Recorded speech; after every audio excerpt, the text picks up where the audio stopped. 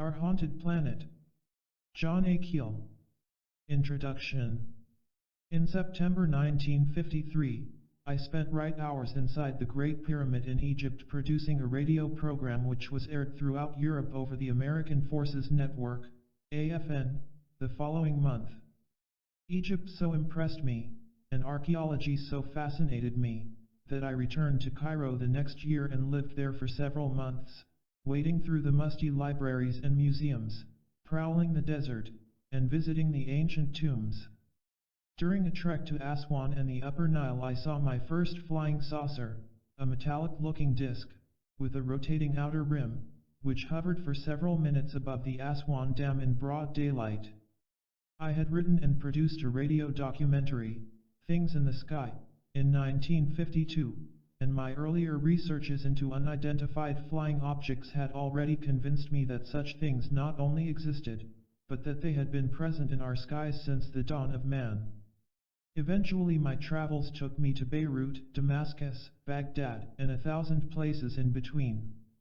I walked among the ancient ruins and puzzled over man's illustrious but forgotten past. In India I wandered alone into the Himalayas and crossed the border of Tibet, which has since been sealed by the Chinese. As I traveled, I interviewed archaeologists, historians, and assorted experts and spent endless hours in remote libraries poring over rare old books. I was puzzled at first to discover that none of the leading authorities seemed to agree on anything. Indeed, a large part of the scientific literature is devoted to the theorization and incredibly vicious attacks on the theories of other theorists. Most perplexing of all was the fact that some of the literature about the ruins I had visited smacked of pure fiction, because the authors had not visited the sites but labored instead to couple fictitious theories with dubious facts. This led, of course, to conclusions that bordered on the imbecilic. An offshoot of this process is, understandably enough, an enormous quantity of crank literature created by unqualified researchers who attempted to interpret the scientific material in their own ways. In many areas of the less popular sciences, the crank material outweighs the scientific because few if any scientists have tackled those subjects. So 98% of all the available literature on Atlantis, flying saucers, Tibet, and prehistoric ruins falls into the crank category. The task of sorting all this out and developing a valid synthesis is a formidable one which I have undertaken with great trepidation. In his book, In the Name of Science, Martin Gardner defines the characteristics of the common crank or pseudoscientist. He lists the 4 chief attributes as being: the crank considers himself a genius, even a towering genius who is years ahead of his time. He considers his colleagues and fellow researchers ignorant blockheads, largely because they fail to recognize his genius. He assaults his opponents by impugnation, questioning their honesty, intelligence, and motives. They respond in kind, naturally, and so great storms are whipped up in the trivial teacups of the scientific and pseudoscientific journals. Controversy is the lifeblood of crankyism. The pseudoscientist is paranoid and feels he is the victim of a vast conspiracy designed to suppress his brilliant work. In many instances, these imagined conspiracies become a vital part of the subject itself, as for example, the endless literature discussing how the U.S. Air Force has been keeping the truth about flying saucers from the public. The crank delights in focusing his attacks on the greatest scientists and the best established theories. He goes after big game. He is wiser than Einstein, knows more about astronomy than Fred Hoyle, and is better informed about the moon than Neil Armstrong. The crank also invents his own terminology, a jabberwocky understood only by him and his closest allies. So, we find the literature filled with confusing and complicated terms which are merely displays of pseudo-erudition, or what psychiatrists call neologisms. Over the years I have met the leaders of many peculiar cults and pseudoscientific factions of belief. With very few exceptions, they have all lived up to the above criteria. Most were friendly and cooperative with me until they realized that I did not share their beliefs in Atlantis or visitors from Andromeda. Then they turned on me with wrathful vengeance and launched such campaigns of unfounded slander that I could only be amazed and amused. I have now been accused of being everything from a communist con man to a secret agent for the Central Intelligence Agency, from a religious fanatic, I'm a lifelong agnostic, to a pawn of the devil. Typographical errors, over which I have no control, in my many articles and books have been lovingly dissected by these groups and prompted countless letters and essays reviewing their sinister implications. After 25 years as a writer and reporter dedicated to collecting the facts as objectively and as honestly as possible, my integrity has been attacked from all angles. For these reasons this book is written in a style which discusses known facts with the popular and unpopular beliefs they have inspired. I am not supporting any of these beliefs, I am merely discussing them. It may be that the great civilizations of Atlantis and Lemuria once actually flourished on this planet. In this book I am only weighing the evidence pro and con. It may be that little green men from Mars really are visiting housewives in Nebraska. I am only reporting the claims of the housewives, not trying to prove that Martians are really dropping in. The believers in Atlantis will undoubtedly hate me. The believers in Martians already despise me. Parts of this book are so obviously tongue-in-cheek that it shouldn't be necessary to mention it. Yet I know from bitter experience that some of my humorous comments will be taken seriously and will prompt new venom. I am not attacking any specific individuals or cults. I am attacking man's abysmal ignorance and his impassioned effort to hide that ignorance from himself. I have seen a large part of this world and its mysteries. Wonder and curiosity have always been an integral part of my life. I am only trying to share that wonder with the reader. This book is based upon countless interviews, endless correspondence, many in-depth personal investigations, and hundreds of books covering everything from alchemy to zoology. Wherever possible, I have tried to include key source references for the benefit of those readers who might be interested in pursuing some of these matters further. It has been impossible, however, to list all my sources. Some of the books used in my research were privately published and are quite rare.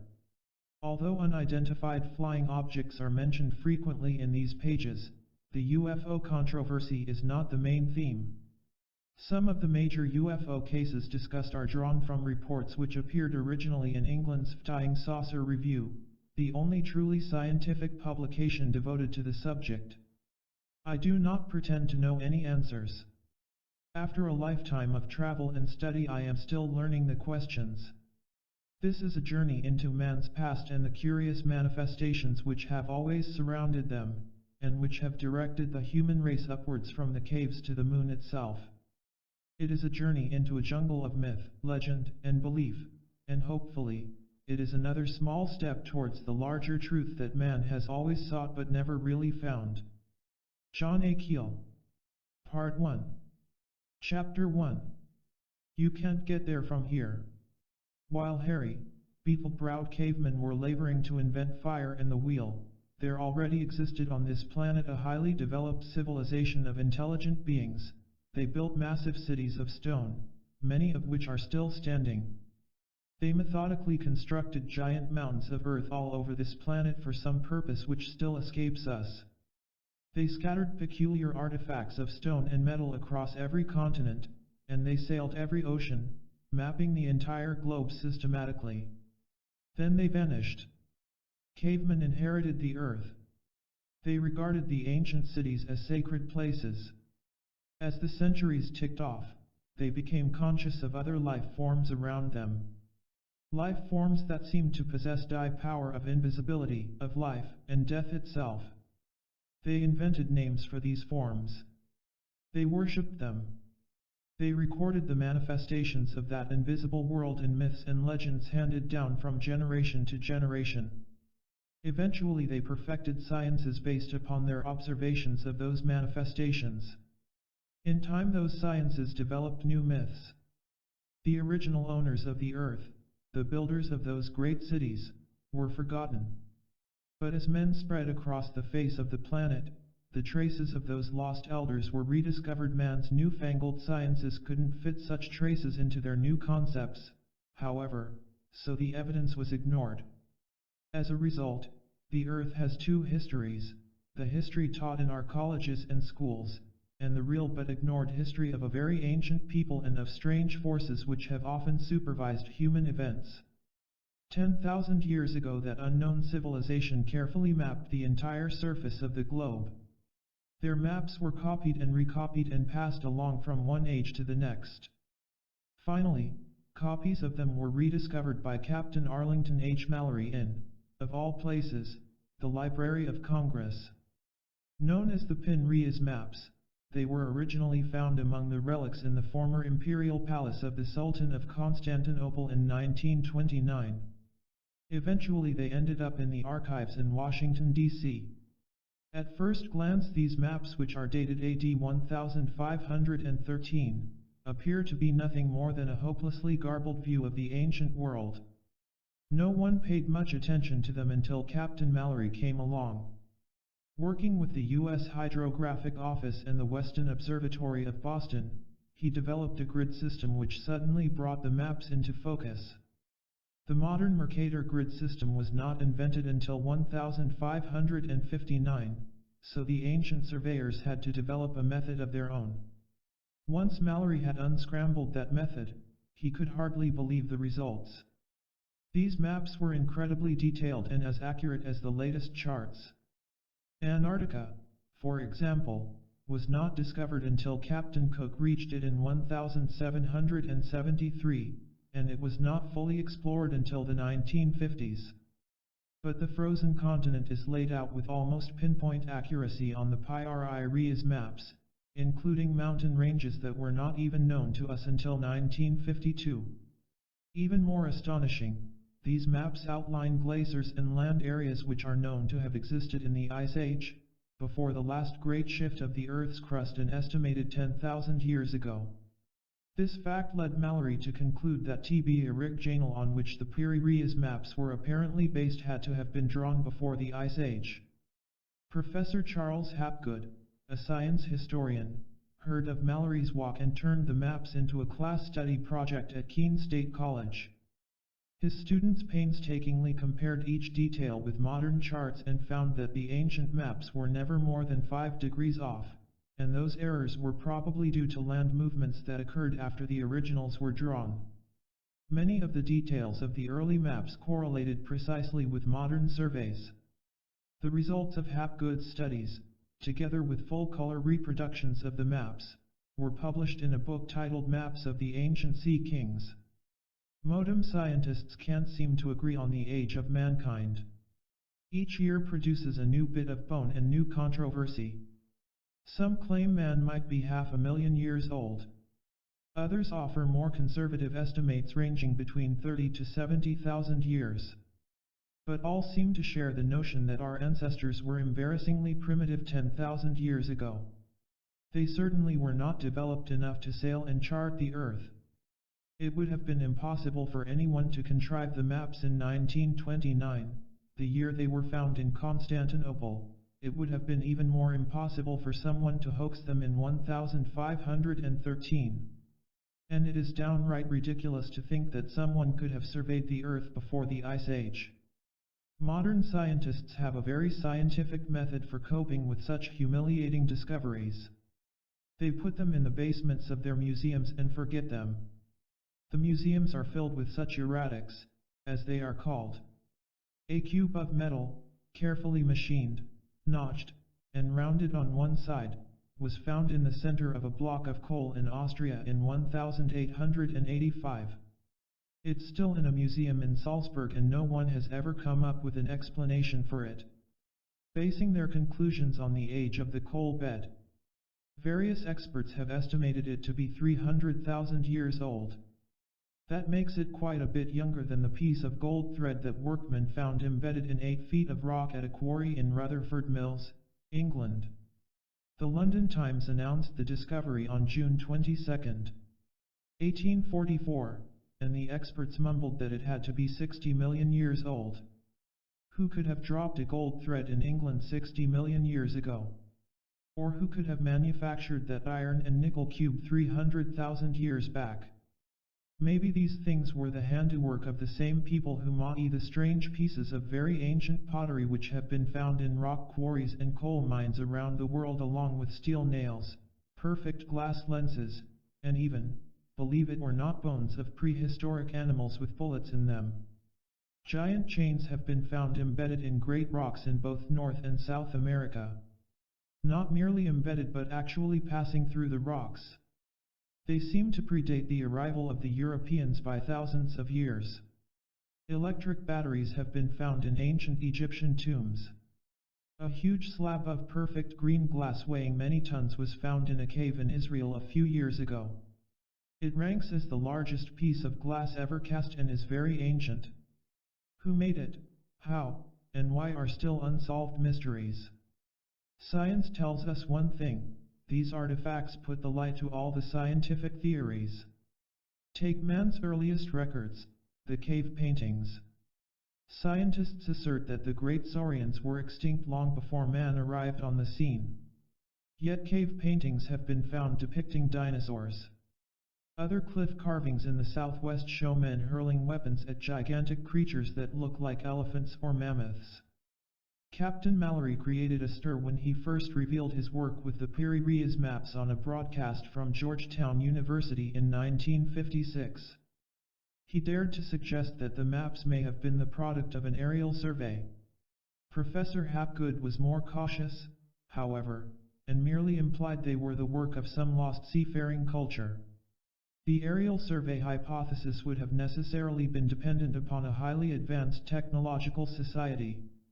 Not only would flying machines have been required, but photography would also be needed for such a survey. Did the elders have cameras, too? A mere 47,000 years ago somebody carved an intriguing picture on the side of the Hunan Mountains in China. A picture of cylinders in the sky with strange beings standing on them. Russian and Chinese archaeologists could date it. But they couldn't explain it, nor could they explain the drawing they found carved in a cliff at Fergana in Central Asia in 1961. A Reuters dispatch described it as resembling a man wearing an airtight helmet with some kind of mechanical contraption on his back. It has been dated at 7000 BC. Other peculiar cave and cliff carvings have been found in South America, Japan, and the Sahara Desert. Some of these pictures show giants with round heads towering over ordinary hunters. Others depict circular objects with odd creatures coming out of them. These drawings were apparent attempts to record highly unusual and significant events, but today they are open to all kinds of interpretation and speculation. Scattered throughout France there are many ancient caverns heavily decorated with carvings and paintings dating back 10 to 30,000 years. More than 2,000 animals are depicted, including 610 horses, 510 bison, 205 mammoths, and 176 ibex, according to a study published by H. Breuil in 1952. Alongside this impressive menagerie there are scores of other designs which are far more mysterious. They show oval and disc-shaped objects, some apparently standing on tripod legs with ladders extending down from them. Archaeologists can't account for them, but they look uneasily like the modern descriptions of flying saucers. The leading French authority, Aimé Michel, goes so far as to suggest that that is exactly what they are. Ancient records in China describe flying saucers and mysterious lights in the sky. They were usually regarded as dragons, and the early Chinese noted that these things flew regular routes year after year, century after century. Other early manuscripts preserved in India mention vimanas, aerial cars, as if they were commonplace. 5,000 years ago a sage named Maharishi Bharadwaj wrote a thorough description of these vimanas, telling how they could move in all directions silently, cover vast distances, and even become invisible. They were supposedly propelled by tunes and rhythms, perhaps a poetic way of describing the humming and whirring of intricate and little understood machinery. In appearance they resembled the flying cones which have been frequently described in the reports of modem UFO witnesses around the globe. Although this sort of evidence is superabundant, it has never been systematically studied by trained scholars. Instead, this material has fallen into the hands of assorted cultists and students of fringe pseudoscience.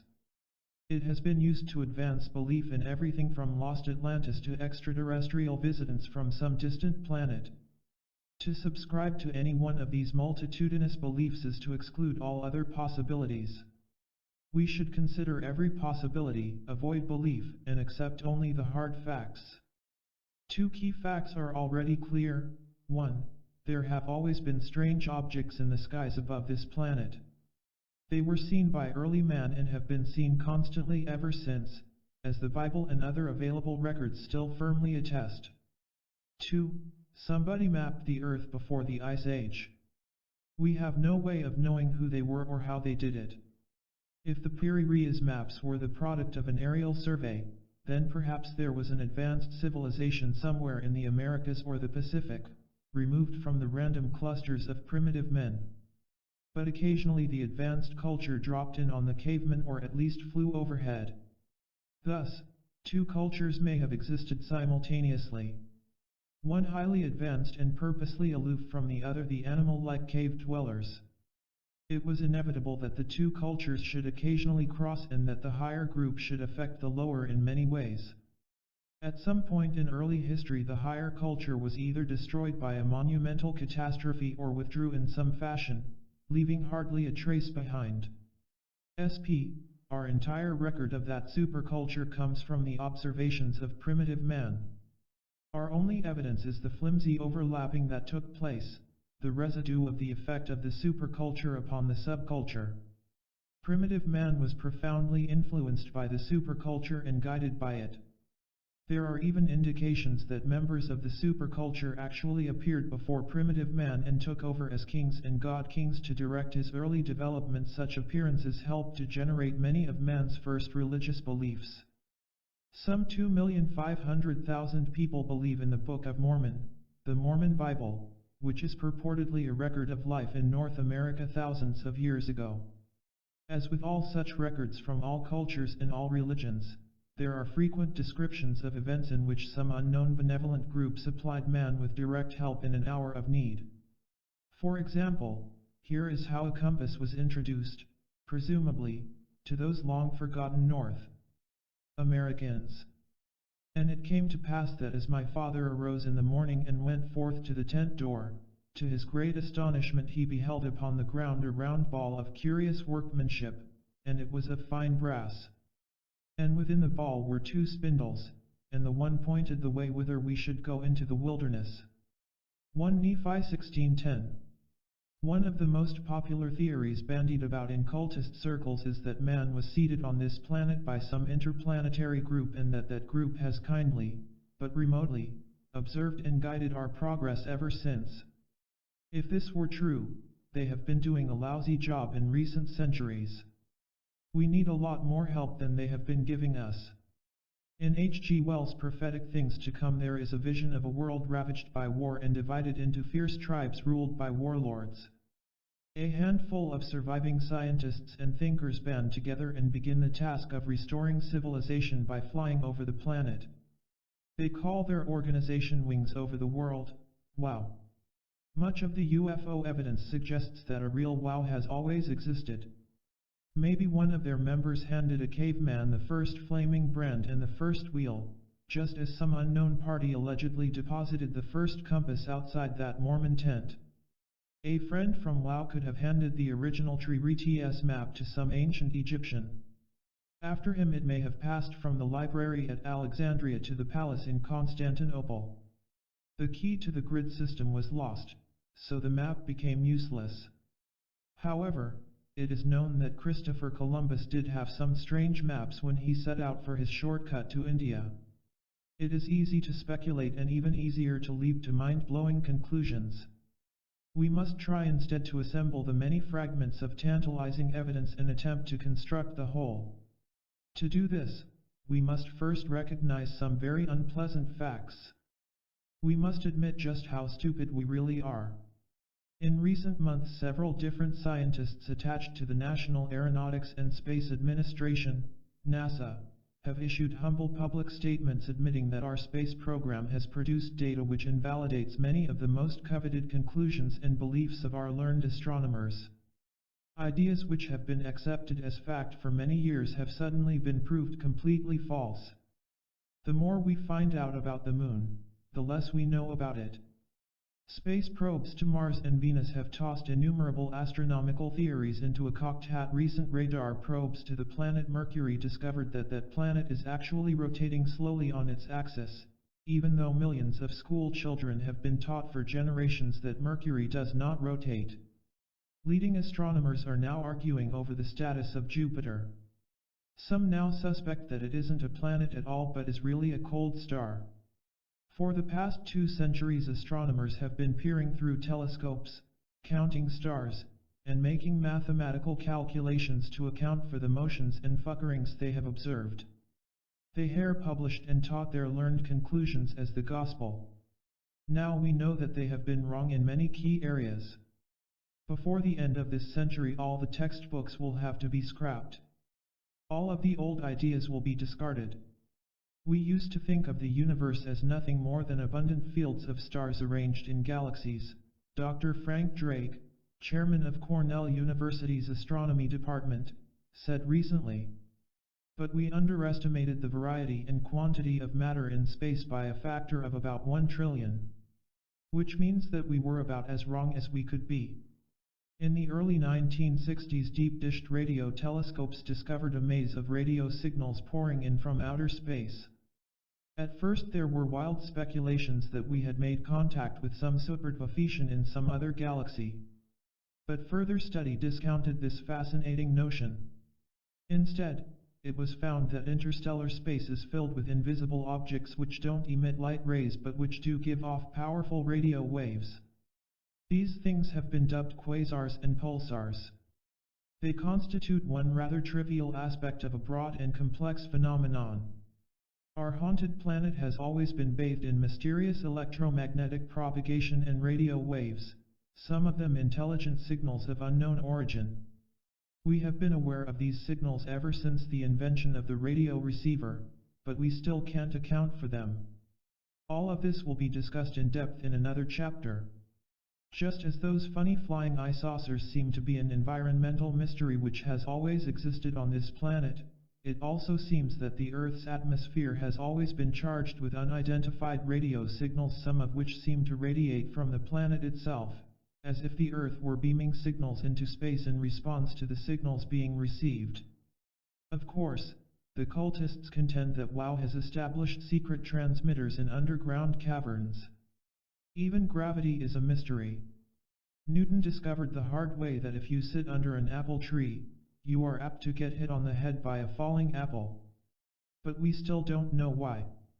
Recent experiments indicate that gravity is really a slowly pulsing wave pouring across space, beating about once per hour. The source of this wave and its true nature are a puzzle. We thought we knew something about IC until our astronauts went into space and fumbled around in weightlessness. They found that even friction disappears in space. R. Buckminster Fuller, the great thinker and designer, has said, "Everything you've learned in school as obvious becomes less and less obvious as you begin to study the universe." For example, there are no solids in the universe. There's not even a suggestion of a solid. There are no absolute continuums. There are no surfaces. There are no straight lines. Everything is up for grabs. We don't know anything about the universe or outer space. We have in all likelihood constructed a totally false history of our own race. And most humiliating of all, although we have lived on this planet for at least 40,000 years, we really don't know much about it. Worse still, we haven't even explored it. Vast sections of this planet encompassing hundreds of thousands of square miles have never been surveyed. There are enormous regions that still have not been visited by a single scientifically trained man. Seasoned travelers are wearily familiar with the problem of locating accurate maps. In many countries in Africa, Asia, and South America, detailed maps are simply unobtainable because no surveys have ever been made. Those maps which are available often have the rivers and mountains in the wrong places. Here in the United States, precisely detailed maps of many areas just don't exist. There are blank spots in Maine and even in New Jersey. The average road map doled out by service stations includes only the major highways and the larger towns. Unincorporated villages, and they number in the thousands, can't be found on any map anywhere. The regional maps distributed by the Geological Survey in Washington are often based upon surveys made in 1880 or 1920, so many of them are virtually useless. New highways are being built so rapidly that the average road map is 2 to 5 years behind. Travelers to inland Brazil find themselves trying to cope with maps based on sketches drawn by missionaries 100 years ago. Visitors to the Himalaya mountains have to deal with maps drawn by amateur cartographers and guesswork. Vast sections of the Earth's oceans have not been adequately charted. There are countless islands everywhere that have never been visited, named, or mapped. If WoW actually exists, they could occupy a large island in the Pacific or Antarctica and nobody would ever be the wiser. We have, of course, flown over a great part of the Earth. Back in the 1930s, Charles Lindbergh flew over Brazil and reported seeing an enormous stone wall deep in the jungle. A wall that stretched for miles. No explorer has ever penetrated to that wall over land. We still don't know anything about it. Other flyers in other parts of the world have reported similar oddities, and most of them remain unexplored mysteries. In 1970, the United Nations issued a report which stated that 4/5 of the Earth's surface was inadequately surveyed and charted, and that tremendous areas remain unexplored altogether. The cartographers who drew up the original Pre-Columbian maps probably knew more about our planet than we do. Despite all these facts, most of us like to pretend that our planet is fully explored and that all of its many mysteries have been adequately solved. We believe our history books. In fact, many millions of people still cling to the thoroughly discredited religious belief that mankind is only 4,000 years old. Science labors to ignore the mounting evidence that we may not be the only intelligent life form on this planet. Yet historians have always carefully recorded the events which indicate that a para-human race does exist alongside us. Millions of people have encountered them, and thousands of books have been written about those encounters. Now that we are zooming headlong into the age of Aquarius, it is time for us to take a new look at the world around us. Time for us to study those despicable erratics of archaeology and history. Time for us to think about the unthinkable. Our much touted technology has led us down the road to ruin, poisoned our environment, and given us the implements for destroying the Earth itself. If there was a great superculture thousands of years ago, perhaps it followed the same tragic course. Perhaps even the abominable snowmen of the Himalayas and their North American counterparts, the Sasquatch of Canada, will inherit the Earth, and 10,000 years from now their descendants will be studying a frayed copy of an old road map and speculating about us. Naturally, there will be scientists among them who will sneer at the whole thing, and they will get back to the business of trying to split the atom. Chapter 2. The Continent That Vanished. Every 2 or 3 years some adventurous scientist or peripatetic deep-sea diver discovers lost Atlantis. He usually announces MS find during the summer silly season when news is slow, and the papers are filled with yarns about the Loch Ness Monster and bathing beauty contests.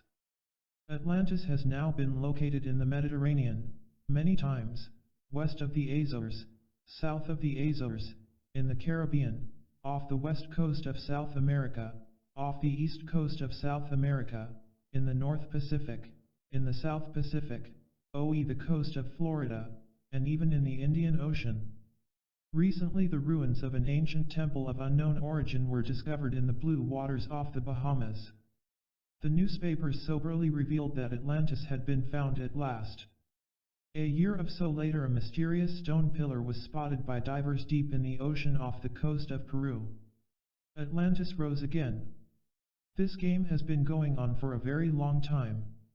Researchers wading through 50-year-old newspapers have found them sprinkled with wondrous tales of Atlantean finds. Professors and PhDs frequently joined the clamor, bidding for publicity, and the often sizable foundation grants that follow such publicity, keeping alive one of the great fantasies of human history. It isn't even a myth or legend, there isn't enough evidence of any kind to give Atlantis such stature. Nevertheless, Atlantis has become an important part of our folklore. Even the famous prophet Edgar Cayce discussed the lost continent with the spirit world and passed along the prediction that it would rise again in the stormy Atlantic in 1965 to 1969. While the reality of Atlantis can be viewed with considerable skepticism, the persistence of the belief in it provides some interesting facts about the weird mechanisms employed by the Earth's phantom inhabitants to generate myths and camouflage their real existence. Atlantis is no more real than visitors from Mars. Yet there are millions of people who have believed wholeheartedly in both. The members of WoW have carefully sowed the seeds of such myths in their wake and have worked across the generations to nurture them. First, how did the story of Atlantis begin? It was launched by a single man named Plato, 427 to 347 BC. In his two dialogues Timaeus and Critias he offers a description of Atlantis and its demise 9,000 years earlier. His source, he states, is a man named Critias, who had heard the story from his great-grandfather Dropides, who had heard it from a sage named Solon, who had heard it from an Egyptian priest. So the whole foundation of the Atlantis fantasy is based upon what a 90-year-old man told a 10-year-old boy. Those are the ages given by Plato, about a tale spun by Solon years before. Rather like having your great-grandfather tell you the plot of a novel that someone else described to him after having heard it from someone else in a far-off land. And that someone else hadn't read the novel but had only heard about it, since the novel was 9,000 years old. Incidentally, the final pages of Plato's discourse are missing, so even his record of this hearsay is incomplete. Scholars have devoted their lives to pondering Plato and searching for archaeological evidence to support the existence of Atlantis. Visit any library and you will find shelves of books on the subject. New pro-Atlantis volumes appear each year. A small, indefatigable cult of Atlantean believers has existed for a century or more, pouncing upon each new archaeological discovery as proof of Atlantis. Ruins throughout Central and South America have been credited to the Atlantis culture. Everything from Stonehenge in England to the Great Pyramid in Egypt to the monasteries in the Himalayas has been accepted by the believers as further evidence of Atlantis. In Chapter 1 the premise was stated that mankind could be an offshoot of some earlier superculture. The Atlantophiles have recognized this partially and think of Atlantis as that superculture. The psychic world has supported this contention for years by passing along endless messages about the past glories of Atlantis through mediums, Ouija boards, and the like. Many of these messages have served as the basis for some of the peculiar books that have appeared.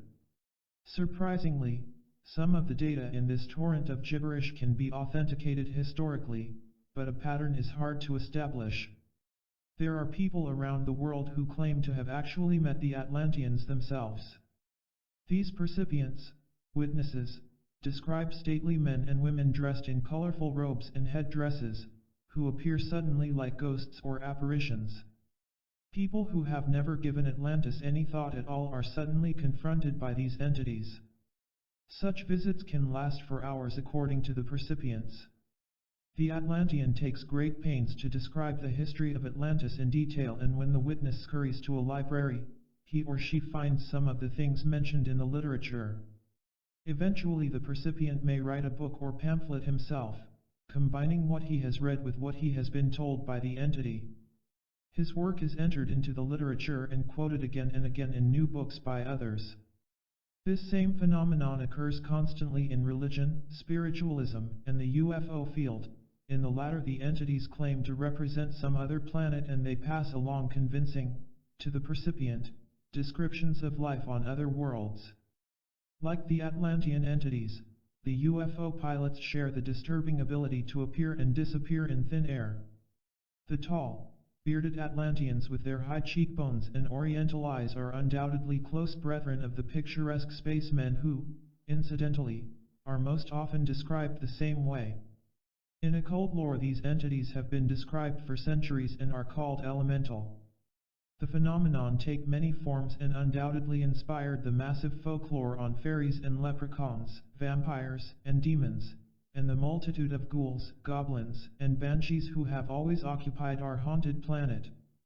They appear to have the ability to assume any shape or disguise.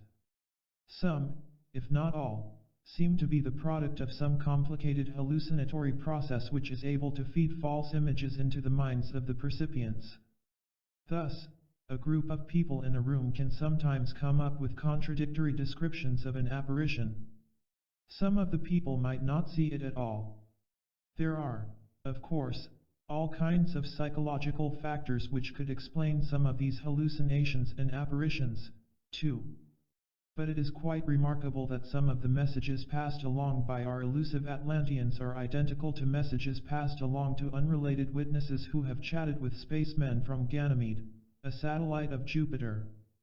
The same mechanism, be it psychic or psychological, is clearly at work in all these cases.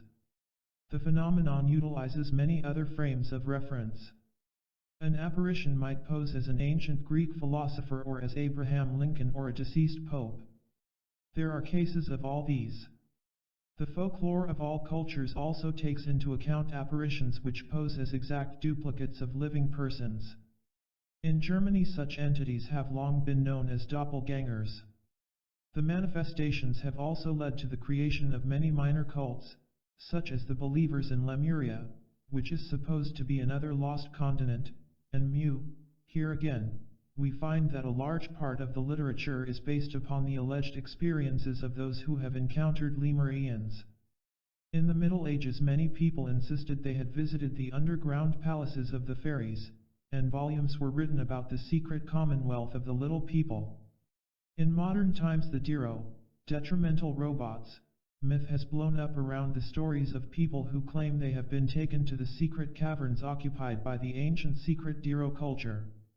In 1944, Amazing Stories, a science fiction magazine, published Richard Shaver's I Remember Lemuria. Editor Ray Palmer was amazed when he was swamped by thousands of letters from people who swore they had experiences with Diros and Lemurians. They often described things identical to the flying saucer phenomenon, which did not explode on the American scene until 1947. The myth-making machinery of WoW has always been in operation, and the earliest thinkers and scientists recognized it. Strange illusions and purposeful distortions of reality have always haunted the human race.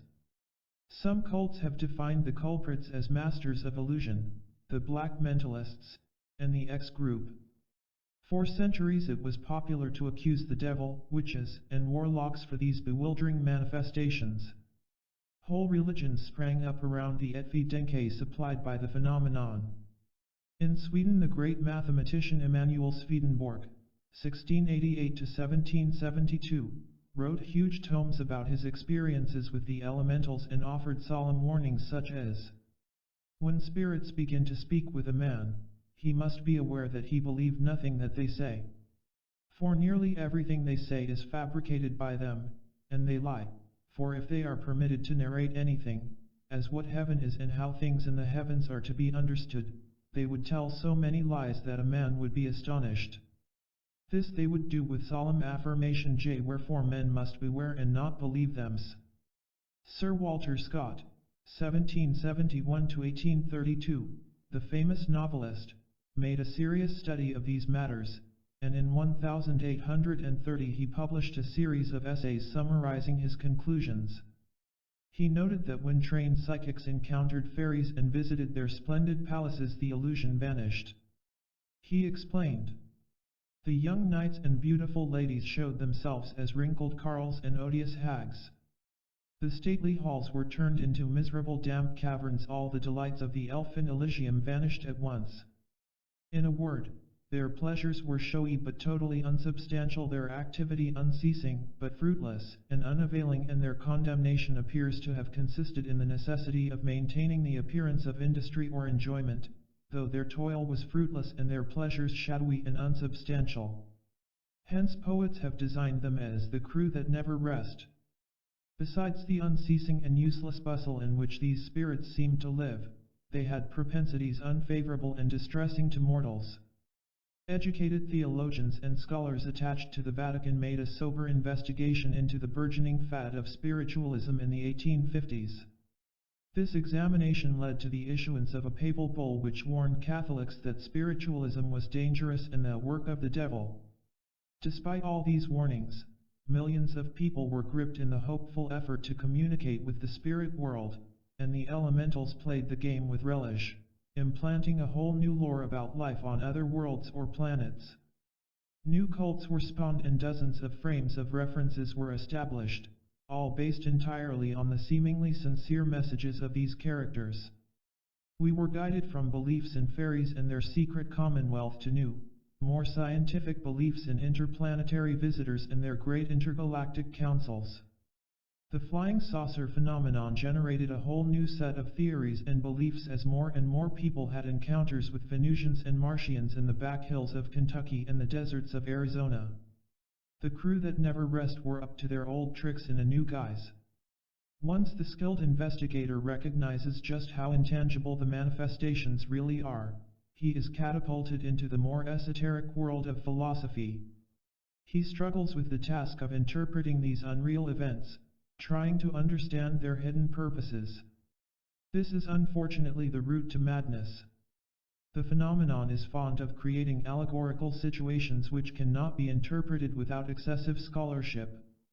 The problem is to sort out the meaningful from the rubbish and to search for the hidden consistencies buried in the mountains of communications from the past and present.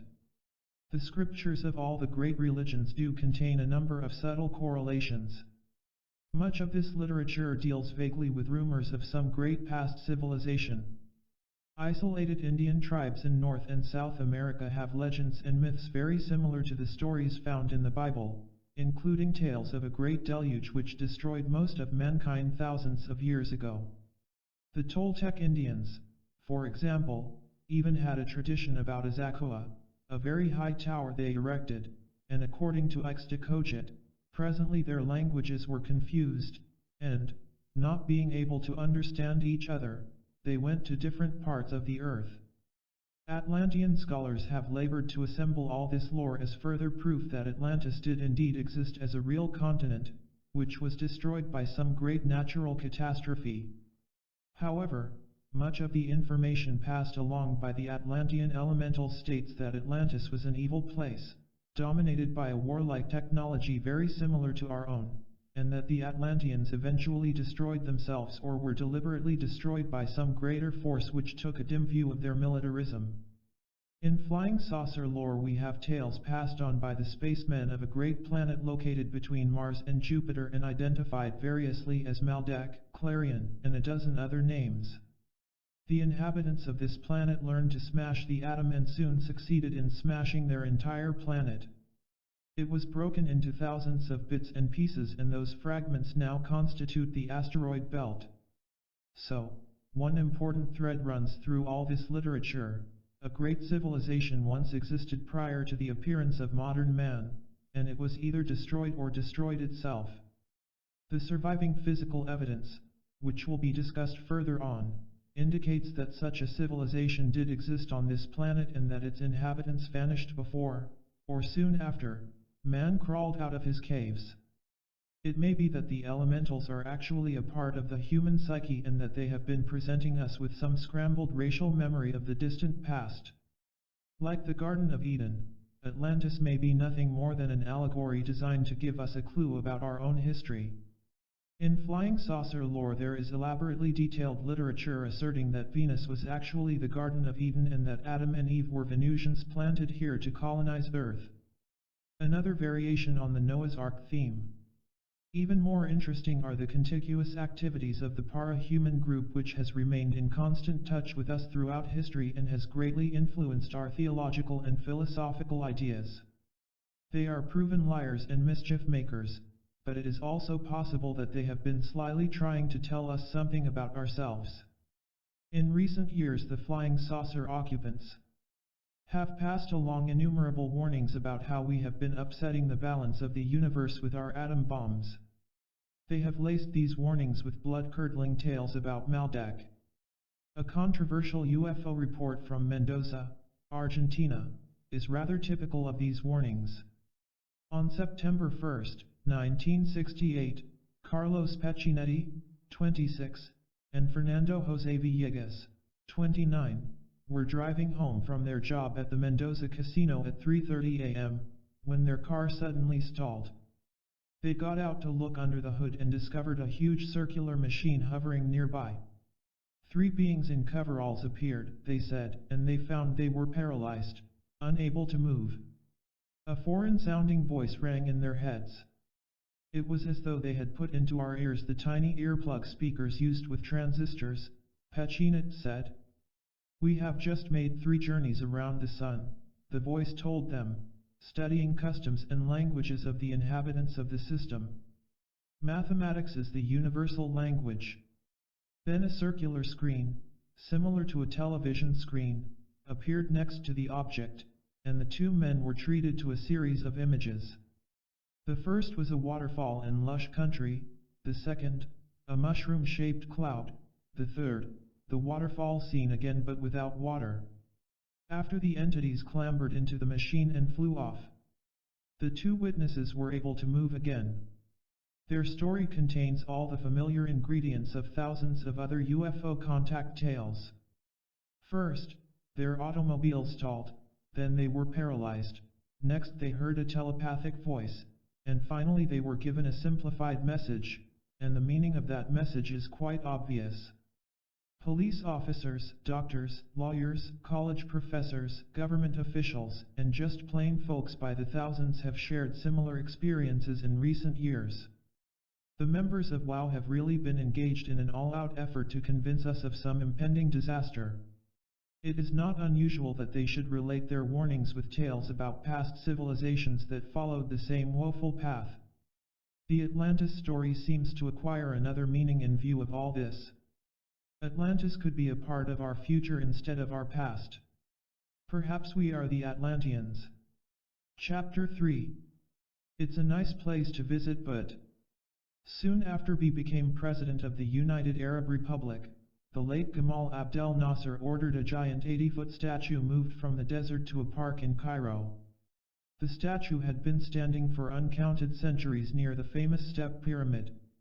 A battery of engineers and workmen descended on it, equipped with build-fares, tractors, and monstrous cranes.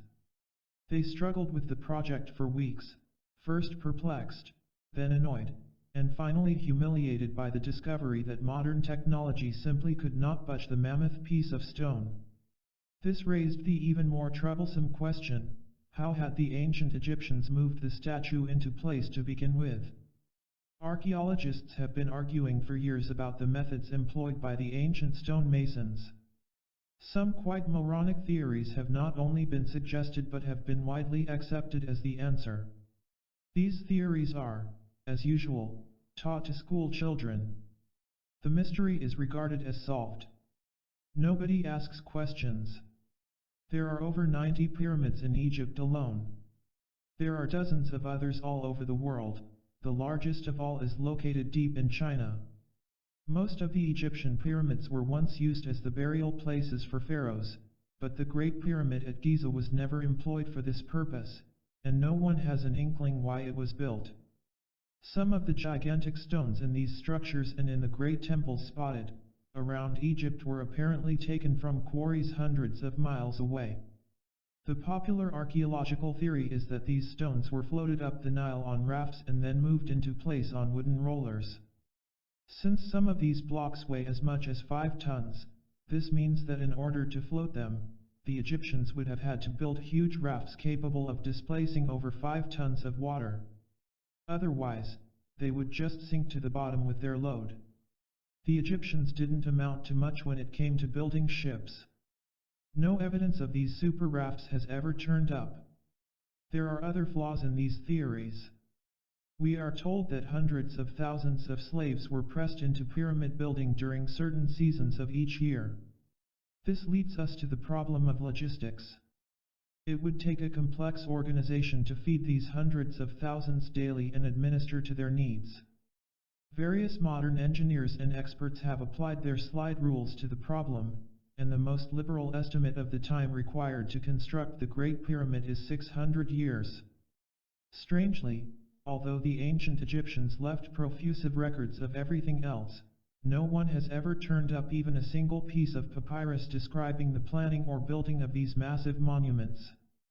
The stones were cut and dressed with such perfection that a piece of paper cannot be inserted between them. Obviously those early stonemasons were superb craftsmen. And obviously there were a lot of them in order to undertake and complete such enormous tasks. When there is a mystery which can't be logically explained by science, cults develop which create explanations of their own. Our Atlantophiles naturally agree that the Egyptians didn't build the pyramids at all. Our UFO buffs claim they were built by the wonderful space people. Morris K. Jessup, an astrophysicist and an early student of urology, reviewed the question and suggested, "Levitation is the only feasible answer. I believe that this lifting machine was a spaceship, probably of vast proportions, that it brought colonists to various parts of the Earth, probably from other terrestrial areas, that it supplied the heavy lift power for erecting great stone works, and that it was suddenly destroyed or taken away." Such a hypothesis would underwrite all of the movements pound stone over which archaeologists and engineers have pondered. This presents us with a splendid contradiction. If some super society in the sky had the technology to build a spaceship of vast proportions and fly it all the way to our humble planet, why would they have the need to play around with stone blocks? If they wanted to leave behind evidence of their visit, they did a poor job of it, for we never have figured out the real meaning of these monoliths. Couldn't they have engraved a nice little message for us inside the Great Pyramid, explaining the whole thing in 75 languages? The only carvings found inside the Great Pyramid are a few little scratchings in the roof of the upper chamber which archaeologists regard as stonemason marks. Similar marks have been found in other structures. Maybe they are just the ancient equivalent of Kilroy was here. For centuries the spirit mediums and the percipients who have chatted with ghostly Atlanteans have told us that the Great Pyramid really contains a hidden chamber which is crammed with goodies that will explain everything to us when the proper time comes. Fiat wishing to be left out, many flying saucer contacts have repeated the same promise. An anthropologist named George Hunt Williamson wrote in the early 1950s. The builders of the Great Pyramid buried one of their great spaceships near the structure. It will be revealed, no doubt within a comparatively short time, that there are many secret chambers within the Great Pyramid and that its true entrance lies under the silent object that is like a lion and yet like a man, the Sphinx. It will not remain silent much longer. On February 9, 1960, a fertilizer salesman named Reinhold Schmidt was picked up by a flying saucer and flown to Egypt, according to his pamphlet, Edge of Tomorrow. The friendly space people conducted him on a tour of those hidden chambers where he saw, among other things, the true cross on which Christ had died. He was also shown 32 tablets of a heavy quality paper, rather dark in color. Imagine my surprise when I found the events of the past, present, and future there described in modern-day English, in black ink, and written in beautiful longhand. These records indicated, Schmidt claimed, the end of this present Earth cycle will be 1998. So after the endless discussions of the hidden chambers in the pyramid, we finally had a genuine eyewitness who had been there and seen them. Unless, of course, Schmidt's adventure was just another variation of the classical visits to the underground fairy palaces of yesteryear. Science took over. In 1969 a group of American scientists speeded by Dr. Luis W. Alvarez traveled to Egypt and set up expensive cosmic ray detectors around the Great Pyramid. Their theory was that any cosmic rays penetrating the pyramid and passing through hidden chambers would be recorded as moving slightly faster than ray particles traveling through solid stone. They fiddled with their gadgets for months and did get some very eccentric readings at first. But finally, in the February 6, 1970 issue of Science, Dr. Alvarez glumly announced that no hidden chambers had been detected with his sophisticated apparatus. The Cutists all nudged each other and winked knowingly. Obviously it was all a cover-up, part of the great conspiracy to keep the truth from the public. Men have been scratching their heads over the Great Pyramid for at least 4,000 years. It has never really been dated, and it could be considerably older. Whoever built it was so clever that countless efforts to find an entrance met with failure for thousands of years. Finally, in AD 820 the Caliph al-Ma'mun launched a full-scale attack on the structure, expecting to find it filled with treasure. His men chipped away at it, heating the stones with fires and then cooling them suddenly by pouring vinegar over them. Slowly the stones cracked and they worked their way into the pyramid until they came upon a passageway. It was completely empty. They found a larger passageway, now known as the Great Gallery, which leads upwards to two small chambers. The lower chamber's entrance is so small a man must enter on his hands and knees. The upper chamber contains nothing but a crude stone tub which really doesn't resemble the elaborately designed sarcophagi used by the ancient Egyptians to entomb deceased royalty. The total absence of artifacts and hieroglyphics has given archaeologists plenty to speculate over. Some have suggested that the pyramid was used as a kind of grain elevator and that wheat was measured out in that tub. Others have tried to find astronomical significance to it. In the mid-19th century the pseudoscience of pyramidology was born. A writer named John Taylor published a book in which he concluded that the whole purpose of the structure was to preserve ancient Egyptian measurements. He was followed by an astronomer, Charles Piazzi Smith, who extended this notion to include prophecies of the past and future. He measured every inch of the pyramid, inside and out, and every angle. In 1864 Smith published a 600-page book expounding his theories, and it caused an uproar in archaeological circles for years afterwards. A small but devoted cult still exists, still trying to validate his now thoroughly discredited concepts. Most of the literature on Lost Atlantis also discusses Smith and pyramidology. The UFO cults also have their pyramidologists. Just as the pyramids are a cornerstone in human history, they also serve as key evidence to many cults with widely diversified causes.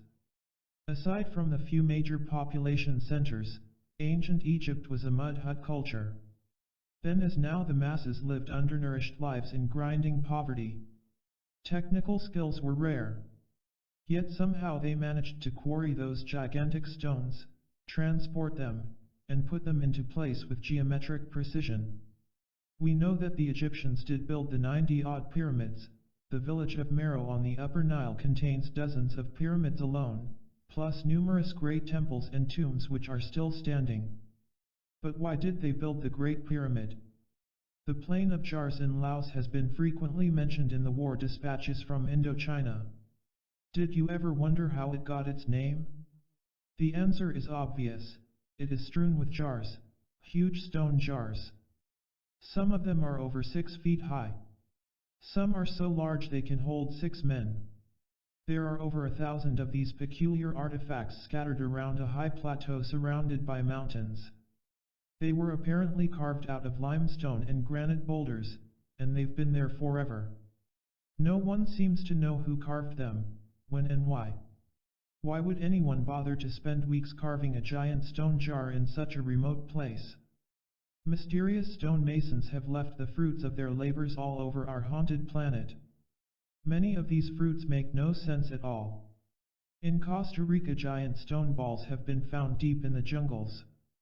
Some of these are as big as 8 feet in diameter and weigh more than 16 tons. They are amazingly round and smooth. Scores of smaller ones, some only a few inches in diameter, have also been found. Scientists have been unable to come up with an explanation for their purpose, although they are obviously man-made. Similar stones have been found in Mexico and Guatemala. One thing the scientists agree on is that the spheres must have been very important to the communities of people that made them.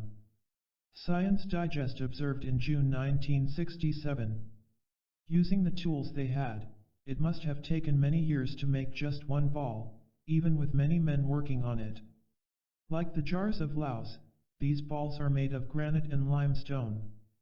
The United States is covered with strange artifacts and stone ruins of unknown origin. Every state boasts of several mysterious sites. In West Virginia there are the remains of huge circular stone structures apparently predating the Indians. In many states there are rumps which archaeologists have muttered about being of Roman origin. Some of these sites have become minor local tourist attractions. Others are marked only by brief highway signs. A random few, such as Mystery Hill in North Salem, New Hampshire, have attained some celebrity. Mystery Hill features several chambers or tombs topped by a gigantic sacrificial table weighing over 4 tons. It is supported on stone legs and is carefully grooved.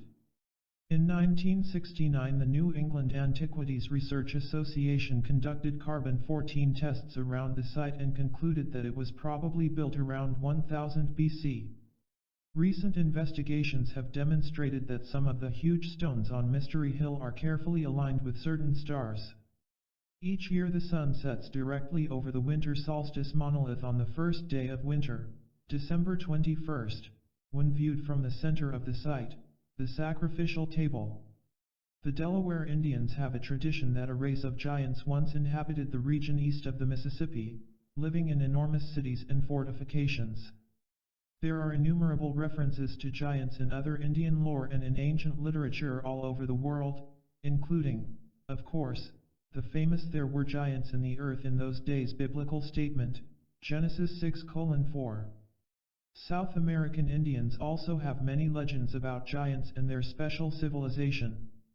Most of the tales, no matter what the source, assert that the giants were unfriendly and even hostile to normal men.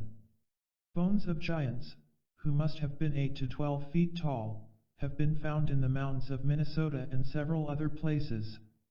So it is entirely possible that a race of giants did exist in earlier times, and some of these huge stone constructions may have been their handiwork.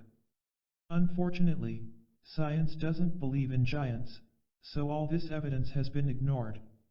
There is also considerable evidence that Christopher Columbus was a rather late arrival to the New World. He was probably preceded by the Vikings and maybe even the ancient Phoenicians. Chinese artifacts have been found in Mexico and California, so perhaps even the Chinese beat Chris by several centuries. A knight from the Orkney Islands left a carving in Massachusetts in the 14th century. Near Heavener, Oklahoma, there is a stone 12 feet high, 10 feet wide, and 16 inches thick, covered with ancient Scandinavian runic symbols. It was discovered by Choctaw Indians in 1830, and archaeologists have been arguing about it ever since. Several other 9 stones have been found, the most famous being the Kensington scone, found by a farmer near Kensington, Minnesota, at the turn of the century. 2 more rune stones have been found in Oklahoma in recent years. The last one was discovered by 2 schoolboys near Poto, Oklahoma, in September of 1967. As usual, the archaeologists are sharply divided over the validity of these discoveries. One group cries hoax, even though it would require an expert archaeologist and linguist to perpetrate such a hoax. Others, such as Frederick Pohl, a noted Norse scholar, seem to think these stones may be authentic. 50 years before Columbus conned Queen Isabella into financing his expedition, someone drew up a rough map of North America. A copy of this map was discovered by Lawrence Whitten, a rare book dealer from New Haven, Connecticut, in 1957. It is now part of the rare document collection in the Beinecke Library of Yale University and is known as the Yale-Vinland map. Scientific investigators have dated it at AD 1440, and as usual, the leading experts have been arguing about it ever since. Some have branded it an out-and-out hoax, while others regarded it as further evidence that the Vikings were frequent visitors to the New World. More substantial evidence has been found in the form of ruins of a Viking longhouse on the Ungava Peninsula in northern Canada. A team from Laval University has dated it between the 11th and 12th centuries. Numerous other ruins and artifacts have been found all over North America. For example, two remarkably similar axes, both apparently of medieval European origin, have been discovered in Beardmore, Ontario, and Rocky Nook Point, Massachusetts. Archaeologists from the Smithsonian Institution uncovered a small slab of stone covered with ciphers in 1885, near Bat Creek, Tennessee. They decided it was probably the work of Cherokee Indians, but modern specialists such as Dr. Joseph B. Mahan of the Museum of Arts and Crafts at Columbus, Georgia, have taken a second look at it and disputed the old Indian theory. Dr. Mahan knows Cherokee and he persuaded the Smithsonian to re-examine the Bat Creek stone. "You simply can't ignore evidence," Dr. Mahan stated, "just because it doesn't fit current theory."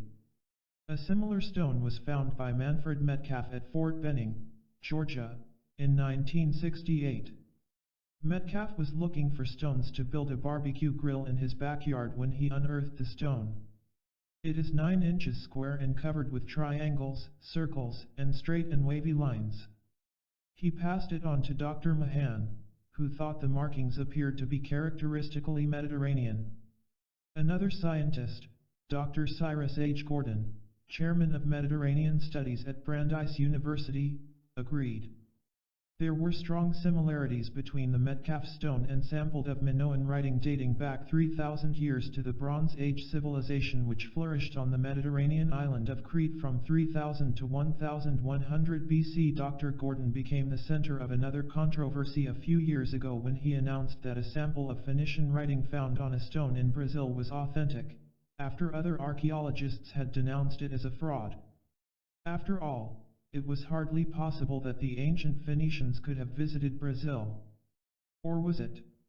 As for the Bat Creek stone, Dr. Gordon thinks it might have been the handiwork of Hebrews from Palestine during the Bronze Age. Both scientists speculate that ancient Semitic tribes from the Middle East may have visited North America thousands of years ago. This, of course, revives memories of the lost tribes of Israel. Could they have somehow found their way to this continent, and become that lost American culture described in the Mormon Bible? Dr. Maulian believes that some Indian tribes can be traced back to seafaring Mediterranean peoples. The Yuchi, he points out, are racially and linguistically different from other North American tribes. Their legends state, "We came as the sun came, and we went as the sun went." Dr. Mahan interprets this to mean that the Yucam came from the east, across the Atlantic Ocean, and then moved northwards from Florida to Georgia. Some archaeologists tend to lump rune stones together with the stones bearing Indian petroglyphs. Petroglyphs are designs carved into rocks as path markers, and thousands have been found all over the Americas. Although innumerable isolated Indian tribes were obviously responsible for them, there are many interesting similarities in the symbols used. Some of these same symbols have been found carved on other ancient rocks in other parts of the world, suggesting that this form of writing was universal at one time, even though the races and tribes responsible could not understand each other's languages and in most cases had little or no contact. Archaeologists studiously try to overlook the fact that some of these pictographs can be traced to ancient Mediterranean cultures. But the runic writing is quite distinct from the Indian petroglyphs. The rune stones carry alphabetic symbols, while petroglyphs bear picture writing loosely related to the Egyptian hieroglyphs. The Kensington stone, as translated by Frederick Pohl, describes how 8 Goths and 22 Norwegians established a camp. One group went fishing, and when they returned, they found the 10 who had remained behind red with blood and dead. The year is given as 1362. Indian petroglyphs. on the other hand, were customarily devoted to true information, where to find water, and the like. One Indian pictograph of particular interest is a complex design which has been found throughout North, Central, and South America. It depicts a series of squares inside one another. The hop. Indians call this the Mother Earth symbol. To the Pimas it is the House of Tuhu, to the Cunas in Panama it is the Tree of Life. Anthropologist Harold Sterling Gladwin saw something else in it when he studied this symbol carved on the wall of Casa Grande, Arizona. In his book, Men Out of Asia, he noted that the Mother Earth symbol is identical with the Minoan labyrinth depicted on coins from Knossos, Crete, circa 200 BC. The famous labyrinth was said to have been built by Daedalus to hide the half-man, half-bull Minotaur. Dr. Gladwin and Dr. Clyde Keeler of Milledgeville, Georgia, both seem to think that the Indians' use of the ancient labyrinth symbol is evidence of the influence of the early Minoan culture. In the eerie 1960s, Angelos Galanopoulos, a Greek scientist, proposed still another theory for Atlantis. He suggested that sunken Minoan cities of Crete might have supplied the basis for the Atlantis legends. According to his theory, Plato got his dates wrong. Atlantis may have disappeared only 1,000 or so years before the historian heard the tale, not 9,000 years before. It may have been one of the Greek islands, possibly Thera. Divers and archaeologists working in the waters there in recent years have uncovered all kinds of evidence indicating that the Minoan culture came to a very abrupt end. So abrupt that craftsmen left their tools next to unfinished works and fled. The explanation currently in vogue is that a sudden volcanic eruption destroyed the islands. Dr. Galanopoulos has been partially successful in matching Plato's description of Atlantis with what is now known about Thera. Dr. Bruce C. Heezen, an oceanographer, believes that the eruption occurred around 1400 BC. Needless to say, other scientists and schools loudly dispute this date. We do know that early Crete was the center of an impressive culture, that great cities and temples were built there, and that it was a major naval power. It is not likely, however, that Crete and Thera could have lived up to Plato's description of the super-civilization of Atlantis. Still, we have all the perplexing evidence of the runestones and other artifacts scattered around this continent. WMCH demonstrate that men from Europe and possibly from Crete and Thera did visit America in pre-Columbian times. It is even possible that groups settled here and built forts and temples, the remnants of which have served to augment the beliefs of dozens of cults and fringe societies. In a learned dissertation on petroglyphs published by the Smithsonian in 1937, Julian H. Stewart frowned on the arguments that attempt to prove that Egyptians, Scythians, Chinese, and a host of other Old World peoples, including the 10 lost tribes of Israel, invaded America in ancient days. He noted that devotees of the subject have written voluminously, argued bitterly, and even fought duels. Now, over 30 years later, the Smithsonian is slowly changing its tune. They have stopped blaming the Indians for all these carved slabs. The Indians have been denying credit all along, of course. When the white men first arrived here in British Columbia, Canada in I-860, the West Coast Indians had already incorporated the carvings in their legends. One Phil Thornburg, a petroglyph expert in Victoria, Canada, said recently. They showed them to white explorers and explained they were left by an ancient civilization and were the hub of creation. Tom Burke points to what appears to be a carving of a Chinese dragon, known in Indian legend as a Sisatl. There does seem to be an oriental background to them, he observes. Being carved in sandstone, it's virtually impossible to say what age they are. I've found some that were buried under more than a foot of topsoil. Now this wasn't the kind of topsoil that would have washed over them. This was formed there, placing the age of the carving around 5,000 to 7,000 years, which is really ancient for this country. Tom Burke found one petroglyph on Vancouver Island that had a hole worn completely through it by dripping water, proof that it had been there for a very long time. At another site he found a carving which had crumbled when a massive tree grew straight up through it. Petroglyphs, which were definitely the work of Indian tribes, often tell interesting stories about hunts and battles, and in several instances, encounters with the little people and other phantom inhabitants. Some contain solemn warnings that the valley or mountain ahead is the abode of these sinister phantoms. The Cherokee Indians have legends about the strange entities who resided around Chimney Rock, North Carolina. White people have also seen them occasionally. In 1806, the Reverend George Newton reported to the Raleigh Register a very extraordinary vision of thousands of beings in the air. They possessed a glittering appearance resembling the human form and were seen on or about Chimney Road on the 31st of July last. Researcher Angelo Caporero found this testimony by a Mrs. Reeves, one of the alleged witnesses. I looked towards the chimney. I was absolutely amazed, for south of Chimney Rock and floating along the side of the mountain was a huge crowd of white, phantom-like beings. Their clothing, and filmy as it looked, I can only call it clothing, was so brilliant a white it almost hurt my eyes to look at them. Although I felt weak, somehow, it left a solemn and pleasing impression on my mind. Chimney Rock is only one of the countless haunted places on this haunted planet. Chapter 4. Towers of Glass and Theories of Putty.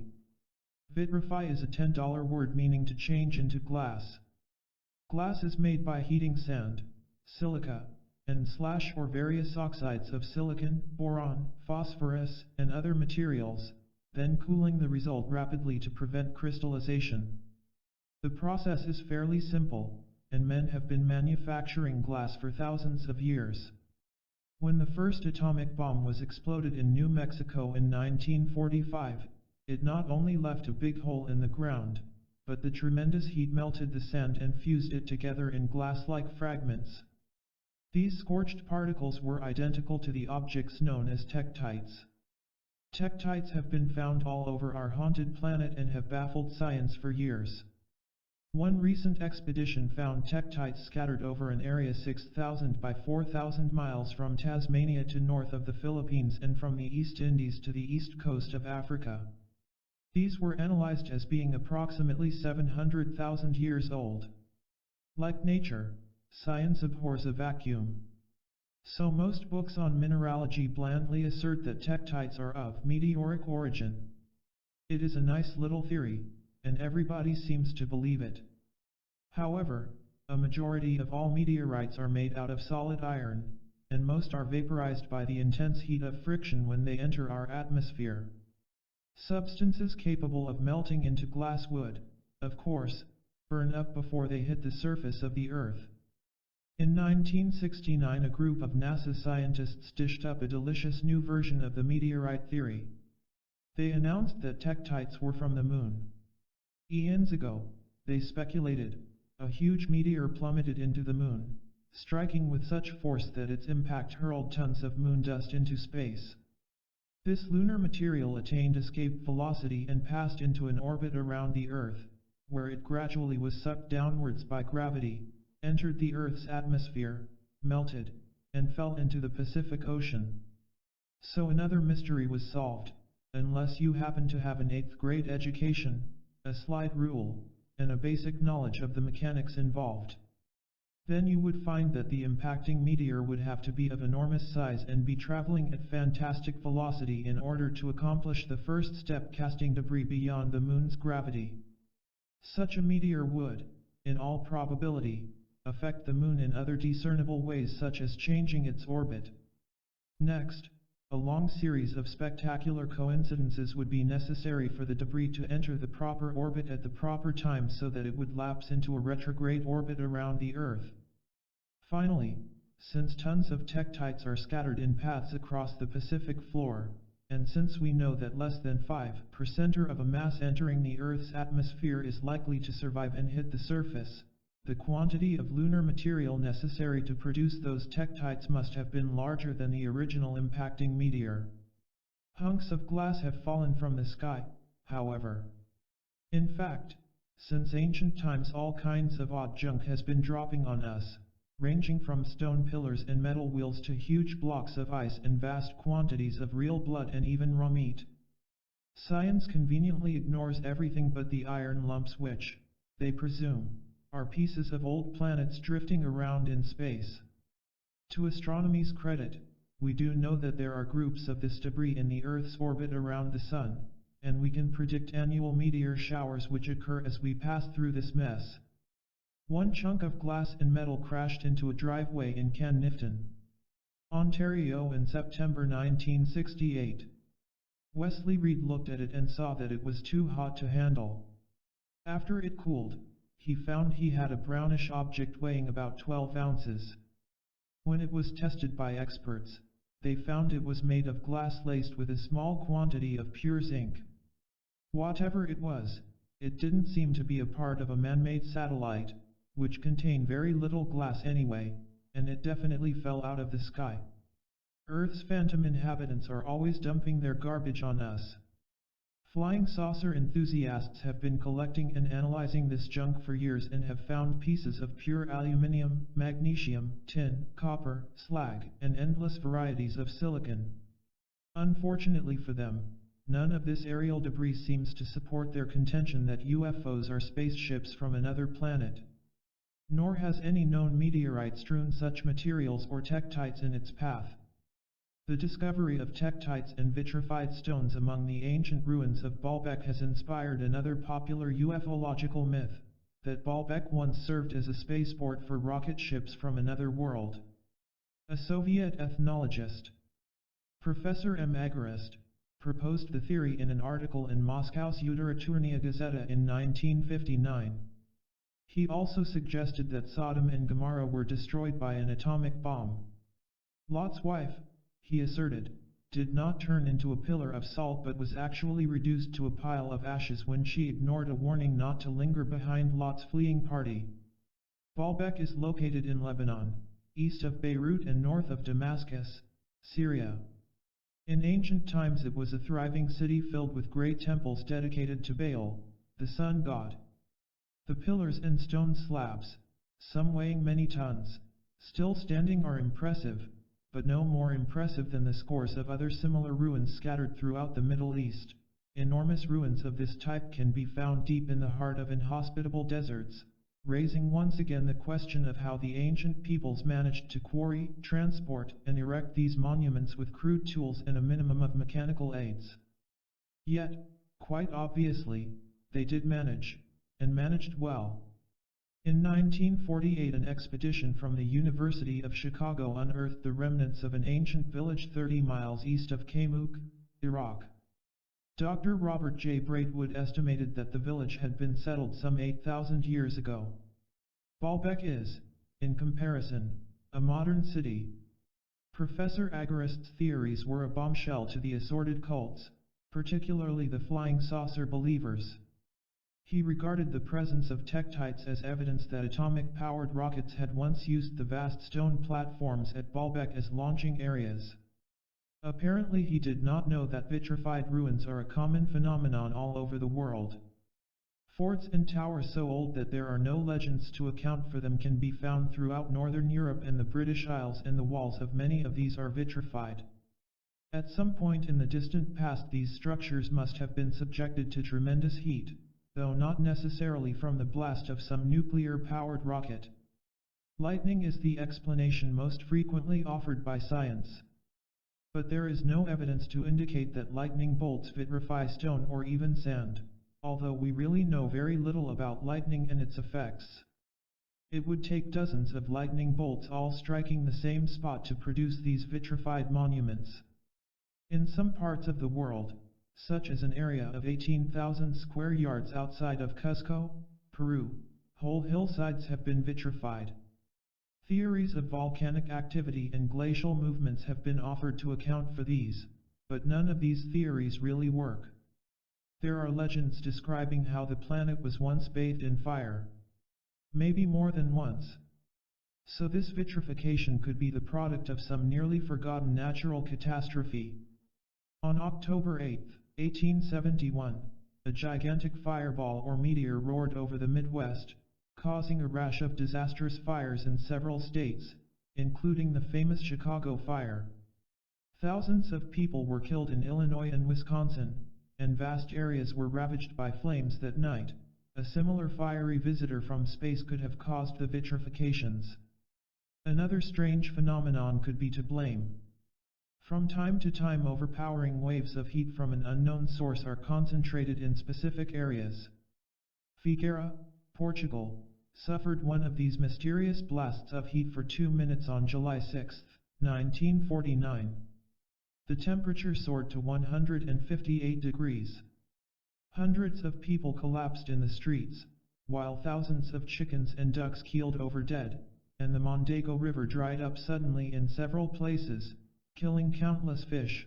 We don't understand this phenomenon at all, and it is possible that even more intense heat waves of this type have occurred in the past. The followers of Agorist were not about to accept such mundane explanations for the vitrification of Baalbek, however. A young astronomer, Dr. Carl Sagan, presented a paper before the American Rocket Society on November 15, 1962, in which he repeated Professor Agorist's speculations and urged that ancient myths and legends be re-examined for possible clues to an early visit by an extraterrestrial civilization. Other researchers scoured the ancient records of India and found things such as the Mahabharata, a document dating back more than 3,000 years, which describes a blazing missile that hurtled out of the sky into the midst of an attacking army, producing a radiance of smokeless fire which flattened chariots, ignited forests, boiled rivers, and produced dark clouds of death. All of this sounded uneasily like an atomic attack. In the Masala Parva, another ancient historical account, there is a vivid description of some kind of death-dealing ray which began as a small, bright glow, grew into a shaft of brilliant light, and then consumed its target. This phenomenon was accompanied by violent whines, peals of thunder in cloudless skies, and earth tremors. Terrible Rakshasas, shaped like huge mounds, attacked another Indian army from the sky and fired weapons winged with gold, thunderbolts, and hundreds of fiery wheels. Even in the Bible we are told how the prophet Elijah was saved by balls of fire which wiped out 100 soldiers and their captains. Kings 2:1. That would have been around 96 BC. There are innumerable stories of this type from all cultures indicating that WoW is armed with spectacularly advanced weapons and doesn't hesitate to use them against mortal men. So, one cultist conclusion about the vitrified forts is that they were attacked by flying saucers which focused deadly heat rays on them and their occupants. However, the entire desert between Damascus and Baghdad is littered with blackened cocks. Thousands of square miles seem to be charred, not by the sun but by some long-forgotten holocaust. Did WoW lay waste to all of Mesopotamia? Or did some horrible natural disaster wipe out the great civilization that once thrived there? Chapter 5. Strong Men and Stupid Enterprises. 4,000 years ago Great Britain was populated by a small group of people barely out of the Stone Age. They had a few primitive tools made of bones, and they probably eked out a living with only the greatest difficulty. Anthropologists estimate that there were probably about 300,000 of them. They were undoubtedly divided into warring clans and factions, since factionalism is a natural state of man. Yet somehow, thousands of these people managed to get together to spend many generations quarrying huge stones, some weighing 30 tons, in the Preseli Mountains of Wales and hauling these enormous blocks 240 miles to Salisbury. There they systematically arranged these stones in a circle, following measurements so precise that they were able to construct a mathematically correct astronomical computer. It's called Stonehenge. Like the Great Pyramid, Stonehenge appears to have been a pointless and impossible exercise. Thousands of workers had to be fed, clothed, and housed for generations as they labored on the profitless project. Top-flight administrative talent must have been necessary to plan and organize the work and supervise its execution. Architects had to design the monument with care before the first block of stone was chipped out of the hillside. Above all, we are asked by the archaeologists to believe that these early primitives had the motivation necessary to dedicate themselves to such an awesome task. We are also asked to believe that they pushed and hauled these monstrous stones up and down hills, across rivers, through forests, and soupy bogs on sledges and wooden rollers. Then somehow, they managed to stand the slabs on end, lifted other stones on top of them, and built the whole thing so securely that it would last for 4,000 years. Plainly, the whole thing is quite absurd. In his definitive book, Stonehenge Decoded, astronomer Gerald S. Hawkins catalogs these absurdities and offers the educated estimate that the construction of Stonehenge required at least 1.5 million man-days of physical labor. He calculates that it took 3 centuries to build. That's 10 generations. 10 generations of primitive people who were somehow convinced that it was worthwhile to arrange a pile of giant stones in a circle on an English plain. 4 generations. The work on Salisbury Plain must have absorbed most of the energies, physical, mental, spiritual, and most of the material resources of a whole people, Hawkins observed. There are others, of course, who prefer to believe that the early Britons didn't build Stonehenge at all. To them, it is obviously the work of the Atlanteans or even the wondrous space people. If Stonehenge were the only existing megalithic monument of this type in Britain, Hawkins' work would be more acceptable. Unfortunately, there are several hundred of these stone circles scattered about the British Isles, many of them just as mysterious as Stonehenge. We must therefore assume that all the Stone Age Britons were frantically engaged in monument building for at least 1,000 years. If the scientists have dated Stonehenge correctly, then its construction occurred around the same time that the Minoan culture blossomed on distant Crete. The Great Pyramid had already been built or was in the final stages. So far as we can tell, the Indians had not yet appeared in North and South America. On Lewis, the northernmost island of the Outer Hebrides, many hundreds of miles north of Stonehenge, there is another group of giant standing stones arranged in a circle. Called Callanish, this ring consists of 13 blocks set around a large central stone.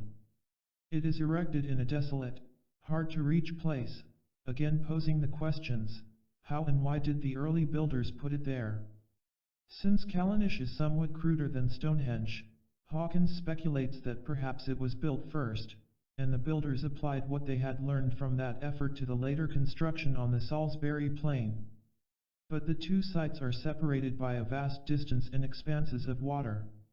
In order for the theory to work, we need evidence that the early Britons were also great travelers and had a society developed enough so that they could travel in large groups. The small, wandering tribes couldn't meet these criteria. Astronomers and scientists have been measuring and studying these sites for centuries, and the general conclusion is that the stones were arranged in such a way that they deliberately aligned with certain stars and phases of the moon to form a crude computer which acted as a calendar. Hawkins fed his own calculations into a modern electronic computer and produced numerous charts and tables demonstrating such correlations.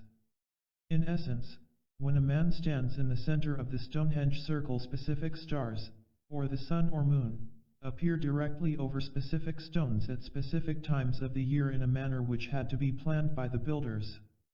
Hawkins noted, some 240 Stonehenge alignments translated into celestial declinations. For whatever reasons those Stonehenge builders built as they did, their final, completed creation was a marvel. As intricately aligned as an interlocking series of astronomical observing instruments, which indeed it was, and yet architecturally perfectly simple, in function subtle and elaborate, in appearance stark, imposing, awesome, Stonehenge was a thing of surpassing ingenuity of design, variety of usefulness, and grandeur in concept and construction, an eighth wonder of the ancient world. Considering the enormous amount of effort that must have gone into its construction, Stonehenge ranks as the costliest calendar in the world.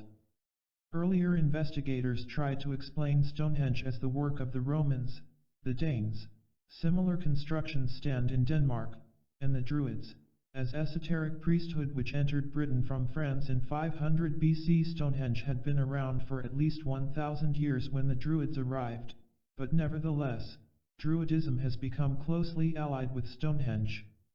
Even today, members of the most ancient order of Druids make an annual pilgrimage to the site to perform their rites which they claim date back to the days of Atlantis. Incidentally, Hawkins discovered that a significant cycle occurs every 18.6 years at Stonehenge. He calls it midwinter moonrise, for the moon rises over one particular stone every 18.6 years.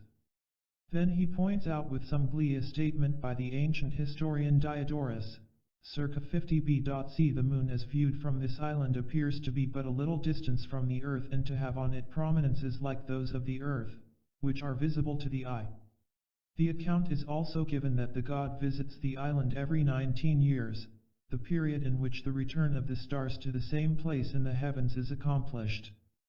What god visited the British Isles every 19 years? Could Stonehenge have been constructed to predict the appearances of some alien being? This would have given those ancient stonemasons a strong religious motive for constructing it. Whoever planned Stonehenge had to have a knowledge of mathematics and astronomy. Did the Stone Age Britons possess such knowledge? Or was the information passed along to them somehow? Were they following orders, just as Moses followed the specifications given to him by Jehovah for the construction of a gold ark, Exodus 25? The gods and demons of all cultures have always had a penchant for ordering men to build huge yet seemingly useless temples, tombs, and artifacts. Soon after Gerald Hawkins published a summary of his findings in Nature, October 26, 1963, he became the center of controversy. Mathematicians, astronomers, and archaeologists who had never been near Stonehenge assaulted his thesis and dissected his semantics. He did leave many unanswered questions, largely because they were unanswerable. 20 miles from Stonehenge there is another ancient wonder. The Mammoth Mound at Silbury. This is a man-made mound of earth 130 feet high, covering over 5 acres. Scientists estimate that it was constructed around 1800 BC, which means that while thousands of early Britons were starting work on Stonehenge, other hundreds or thousands were pointlessly hauling baskets of dirt to Silbury to build one of the largest mounds on Earth. In 1848 a group of investigators burrowed a tunnel into it, going from the top to the bottom in hope of finding some clue. All they discovered were some picks made from red deer antlers. Recently these objects were given the carbon-14 test and were found to be from around 800 BC. This was most upsetting to the theorists who believed the mound was at least 1,000 years older than that.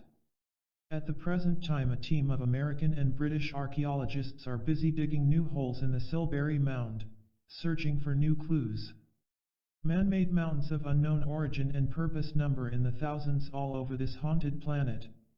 In Ireland they are called Sid, or fairy mounds, and are purportedly the homes of the little people. St. Patrick is supposed to have stood on Croagh Patrick, a mound in County Mayo, when he ordered the snakes out of Ireland. Hundreds of these mounds are scattered throughout the United States, where they are popularly called the Indian Mounds, even though the Indians have no legends to account for them. Some of the mounds in Ohio, Minnesota, and in the Southwest are skillfully laid out in geometric patterns which can be seen only from the air. When viewed from above, they represent elephants, birds, snakes, and other animals. Whoever laid these things out apparently intended them to be seen from the air. From the ground they appear to be nothing more than symmetrical hills with flat tops. Aerial surveys of South America have revealed elaborate, ridged fields and earthwork, some covering 50,000 acres and some as long as 1,000 miles, in at least 5 scattered locations. The ridged field at Lake Titicaca in the Andes covers 200,000 acres and is spread over 160 miles. These man-made ridges and mounds may have been part of a complex agricultural and irrigation system. Other mounds and ridges of this sort are spread throughout Europe and Asia. Stone chests found in mounds in the Mississippi Valley are identical to chests dug up in mounds in Yorkshire, England. But most of the mounds have yielded little or nothing to patient diggers. Yet the presence of these mounds everywhere is an indication of a worldwide culture in prehistoric times which regarded mound building as an important activity. We do know that mound building persisted as part of the burial rites of ancient peoples. Early historians such as Homer and Herodotus describe these rites. Alexander the Great is supposed to have spent a fortune to erect a huge mound over the grave of his friend Hephaestion. The kinds of ancient Scythia on the Black Sea were buried under mounds. Archaeologists assume that this mound-building practice led eventually to the development of the Egyptian pyramids. The desert sand was a poor mound-making material, so the Egyptians switched to stone blocks. But how did mound building spread to the Americas in the pre-Indian epoch? Flying saucer cults read great significance into the fact that many modern UFO sightings seem to congregate around the old Indian one mounds. Strange lights, bobbing and weaving and blinking in intelligent patterns, periodically cavorted above the mounds of the Ohio and Mississippi valleys. Since UFOs have a tendency to appear in the same geographical locations year after year, century after century, it is possible that ancient peoples saw them too and erected the mounds for them. Some flying saucer writers have borrowed a page from Professor Agarist's Baalbek theory and suggested that the flat-topped mounds were intended as UFO airports. If the great mounds were merely monuments to the dead, they were costly ones. Even with modern bulldozers and steam shovels, it would take much time and money to construct a mound 130 feet high and 5 acres square, like the Silbury Mound. It is difficult to visualize tribes of prehistoric people engaging in this activity for months or years. It is even more difficult to think of them planning the mounds so they would present specific symbols when seen from the air. Now, it has been established that while the early Britons were simultaneously erecting Stonehenge and piling dirt for the Silbury Mound, they were also carving giant figures in nearby hillsides. The figure of a great white horse is cut into the summit of a hill in the Berkshire Downs. At Sainabas, a giant caveman is traced upon a hillside. He carries a club, and his male genitalia are prominently displayed. A similar figure, the Long Man at Wilmington, was emasculated by early Christians. There are many others spotted from Australia to Africa to the United States, all obviously meant to serve as landmarks for unknown pilots cruising the virgin skies. The tradition for making these landmarks survived until at least 1500 years ago, for that is the apparent age of the famous nasal lines found in the Peruvian desert. Nobody paid much attention to these lines until the early 1940s. Since then they have become an important facet of Atlantean and flying saucer lore. From ground level, the Nazca lines are merely a jumble of paths made by brushing aside the stones and pebbles of the desert. There is little rain or natural erosion in the area, so the lines have remained intact for at least 700 years and possibly even for 1500, estimates vary. Seen from the air, the clearances form the outlines of spiders, birds, fish, assorted monsters, or unknown animals, and numerous squares and rectangles, some longer than 2 football fields. Dr. Maria Reich, a German astronomer, has lived at Nazca for 20 years, carefully charting all the lines by viewing them atop a high ladder. Daniel Cohen remarked in Science Digest, May 1970. In spite of such devotion to her work, she is regarded by some scientists as a woman obsessed with a theory, rather than a careful scientist. Dr. Reich had produced all sorts of correlations between the lines and the positions of the sun, moon, and stars. She postulates a gigantic desert calendar with which the ancient Peruvians could mark the passing of the years.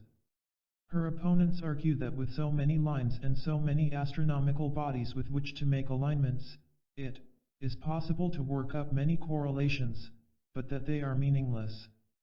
The Inca Nazca people who created these lines were massacred in the wars which followed Francisco Pizarro's invasion of Peru in the 1500s. The Inca civilization destroyed by Pizarro apparently came along centuries after the lines were laid out, and ancient Inca road slices across the desert, ruthlessly severing the lines. It would seem that the Incas regarded the lines as insignificant. Nevertheless, Hundreds of people must have worked for years, if not for generations, in planning these lines and scratching away the topsoil to render them. The Nazca lines remain as another of early man's energetic but seemingly pointless enterprises. On Easter Sunday, 1722, Dutch Admiral Jacob Roggeveen landed on an island in the Pacific some 2,200 miles from the coast of South America. The first things he saw were hundreds of giant statues squatting near the water line, staring out to sea. They were huge, eyeless heads mounted on small stone bodies. Some were as high as 36 feet. Admiral Roggeveen had discovered not Atlantis but Easter Island, a pitifully barren volcanic island with an area of 45 square miles, with almost no trees, and with no wildlife except for hordes of bothersome insects. It was populated by cannibalistic tribes of Polynesian origin who had apparently migrated there centuries before. The current population is 270, but at one time it was considerably larger. Intertribal wars and raids by early slave traders whittled the population down. The Aku statues were quarried from volcanic rock. Some weigh as much as 30 tons. Since wood is practically non-existent on the island, the statues must have been hauled out of the quarries with ropes and sheer muscle power, dragged down to the beaches and raised upright with more muscle power. Many of the monuments were topped with a hat, or pucao, made out of red talc. Some of these pucaos weighed 5 tons. How the natives raised these 5-ton carvings to the tops of the erected statues is another puzzle. Like the builders of Stonehenge, the Easter Islanders had to accomplish their task with the crudest kind of tools. Each statue must represent months or years of labor. There are over 600 on the island. The statue building came to an abrupt end for some reason. So abrupt that the workers dropped their stone chisels on the spot. Their tools have been found in the quarry, next to 200 unfinished statues, some of which measure 66 feet long. Various expeditions have visited Easter Island and tried to piece together the story of the HV builders, but the surviving natives have only the vaguest legends. During the tribal conflicts of the 18th and 19th centuries, many of the statues were overturned and destroyed rather contemptuously. Remnants of the island's culture were erased by the wars, slavers, a smallpox epidemic, and missionaries who ordered the destruction of pagan artifacts. The latter included ancient wooden tablets covered with an unknown form of writing. Only a few samples of these tablets remain in scattered museums. Scientists who have concluded that the Easter Islanders are Polynesians blithely overlook the fact that megalithic structures are virtually unknown in Polynesia and that the Polynesians never developed a form of writing. One Easter Island legend stresses that wars were waged between a tribe of long-eared people and a tribe of short ears. The short ears won and presumably ate all the long ears. Perhaps the long ears were the Ahu builders. Easter Island is so isolated that the early settlers must have been marooned there, and lacking wood. For boat building, remained out of touch with the rest of the world for centuries, while they developed their own peculiar culture. They did have a complicated religion, and it is possible that the statues were some part of it. The red hats could have some meaning, for even the American Indians have legends and prophecies about gods in red hats. But there are also intriguing legends of red-haired beings in such distant and isolated places as Borneo, and the ancient gods of Europe and Asia were often described as having red or blonde hair. Modern UFO contacts claim that the space people who ride around in flying saucers have long red or blonde hair, too. So it is not surprising that some cultists speculate that members from Laos may have visited Easter Island and that the Ahu statues are tributes to them, each statue symbolizing one appearance of a god. Scores of giant red-haired mummies have been found in a cave 22 miles from Lovelock, Nevada, in the UST 60 years. The first ones, discovered in 1912, were between 6.5 and 7 feet tall. Artifacts found in the same cave have been dated by carbon-14 tests. Apparently, the cave had been occupied as far back as 5,000 years. The local Paiute Indians have legends about these giants, describing them as being cannibalistic. In her book, Life Among the Paiutes, 1882, Sarah Winnemucca Hopkins wrote that the last of the red-haired giants were exterminated by the Paiutes in the 19th century. They would dig large holes in our trails at night, Mrs. Hopkins reported. Our people would fall into these holes. That tribe would even eat their own dead. Yes, they would even come and dig up our dead after they were buried and would carry them off and eat them. Atlantis lore also describes giant red-haired cannibals who behaved almost like traditional vampires. Some authors have speculated that the red-haired giants invaded Easter Island from South America, and the cannibalistic rites of the Easter Islanders were inherited from them. There is now an American military base on Easter Island, and recently the workmen and heavy equipment constructing an airfield were diverted to raise one of the flattened statues. It took a heavy crane to do the job that was once done by hundreds of dedicated natives engaged in another of early man's impressive but pointless enterprises. Easter Island has been a favorite of National Geographic for years, and the cultists have had a field day inventing explanations for the mystery. But there are many other Pacific islands even more remote and very rarely visited which pose far more baffling questions. The city of Metalanum on the southeastern shore of Ponape Island in Micronesia is now in ruins, but it once could have housed 2 million people. No one knows who built it or when. Some of the stone blocks in those ruins weigh 15 tons, and the stone used in the city is not from the island. Gigantic waterways or canals intersect the city, some of them large enough to float a battleship. Who built this enormous place? And how did they move those huge stone blocks across the Pacific to the island? Whatever happened to the 2 million residents? 3,000 miles to the southeast of Ponape Island, on tiny Maiden Island in the Line Island chain, there are the ruins of 40 stone temples whose architecture is identical to that of Metalanum. Basalt roads lead from these ruins straight into the Pacific Ocean. The island is uninhabited and covered with guano, bird droppings. But if we draw an imaginary line southwards from Maiden for 1,200 miles, we arrive at Rarotonga in the Cook Islands. Here another ancient road of basalt blocks rises out of the ocean.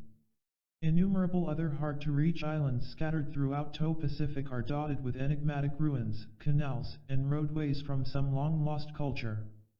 They all seem to be interrelated, as if they were all once part of some great civilization.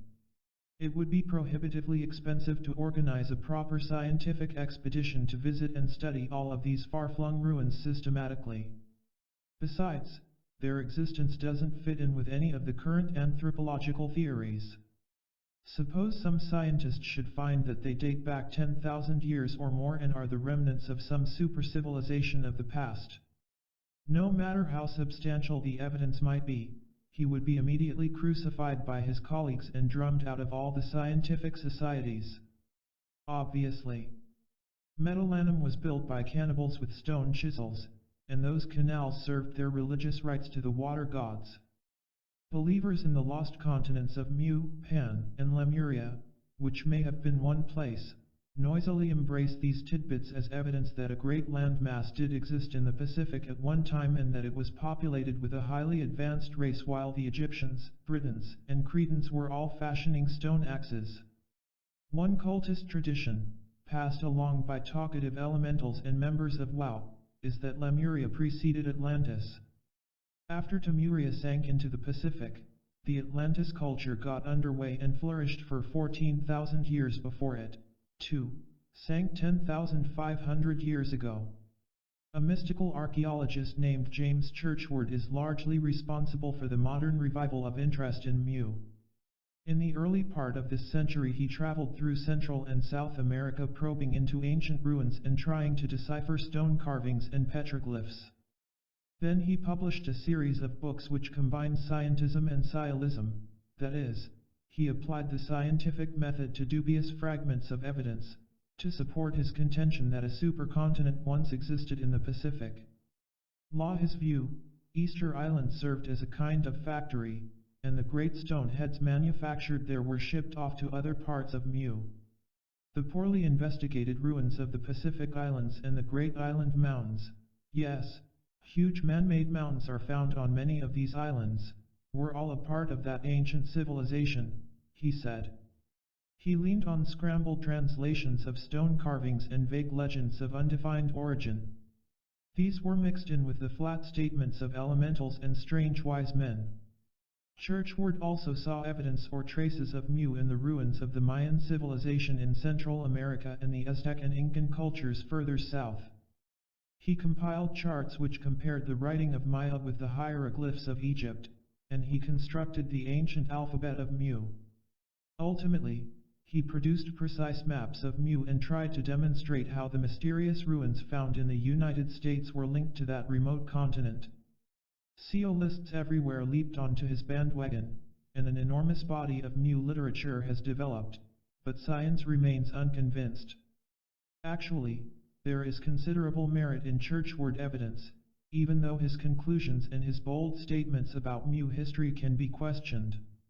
A fantastic culture of stone builders and mound builders, predating modern man by centuries or even thousands of years, obviously did exist all over this planet. The only possible explanation for the many Pacific ruins, such as the huge stone arch found on the coral atoll of Tongatabu, 2 upright columns weighing 70 tons each, topped by a crosspiece weighing 25 tons, is that these islands must have somehow been linked together by a land mass in the distant past.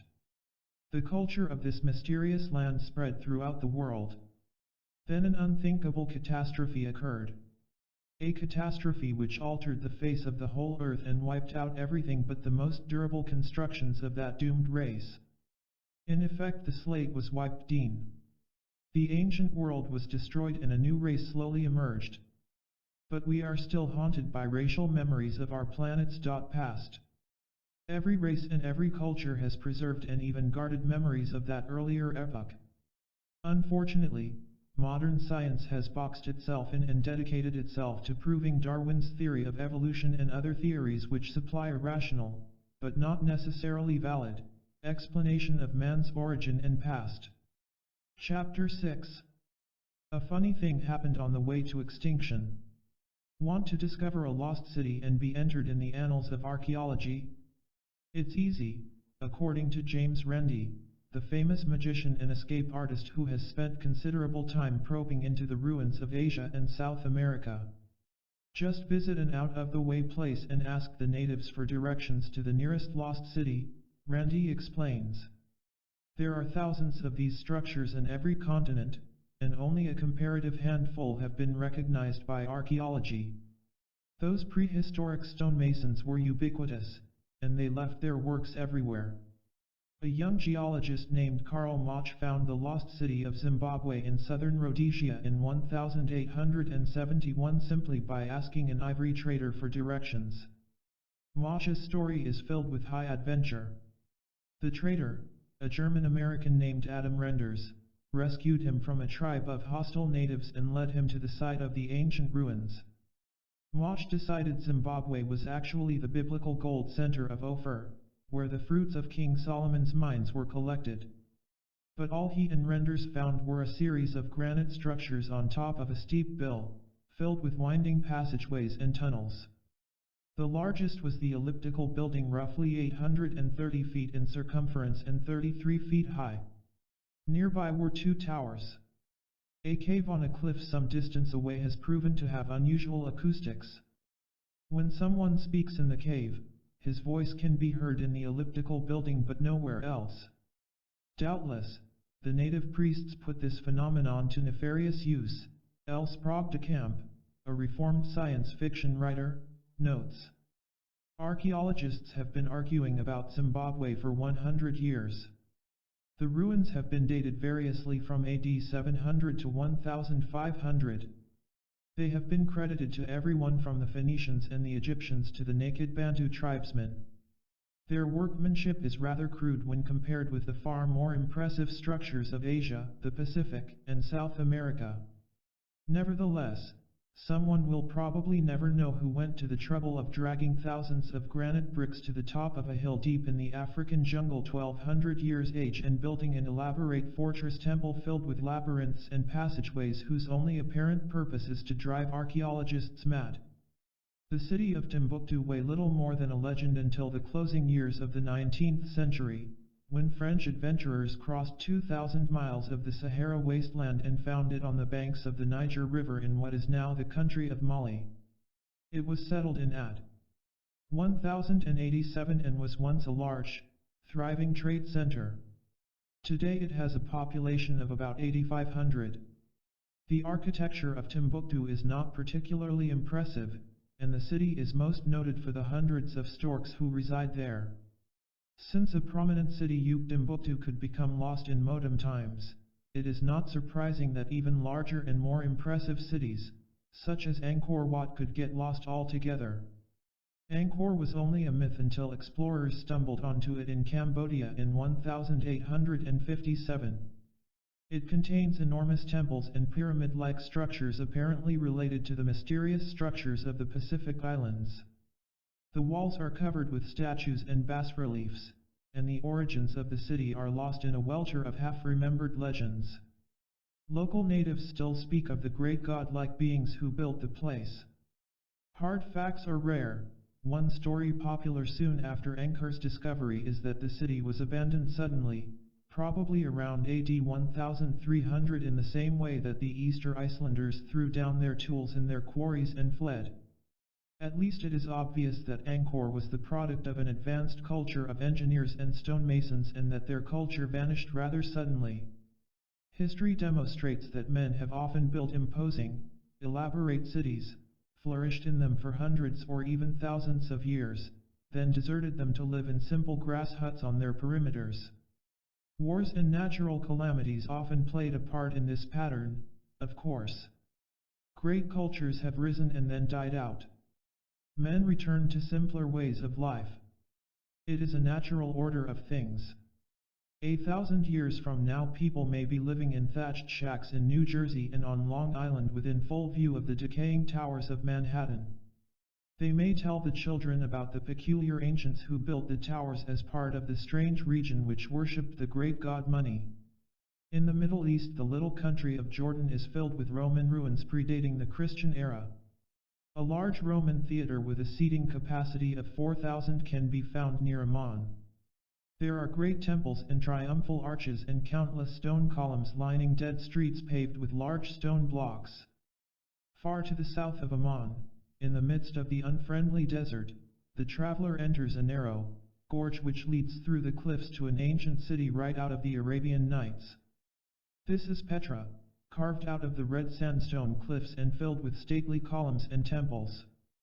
This Arab Shangri-La was constructed around 700 BC and must have housed thousands of people. Food, water, and supplies had to be brought in through the gorge, the only approach from miles away.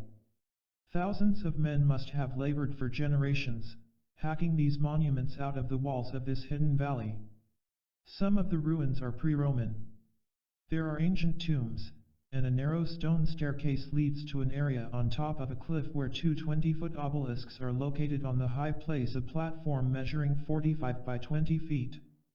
Perhaps Professor Agarist would regard it as another launching platform for nuclear rockets. The culture that built Petra is lost in legend and archaeological confusion, but in the city's final days it was used as a hideout by desert bandits. For the most part, believers in Atlantis, and flying saucers have ignored the ruins of the Middle East and Africa, concentrating instead on the lost cities of Central and South America. The fairly recent Mayan, Inca, and Aztec civilizations cannot account for all these ruins.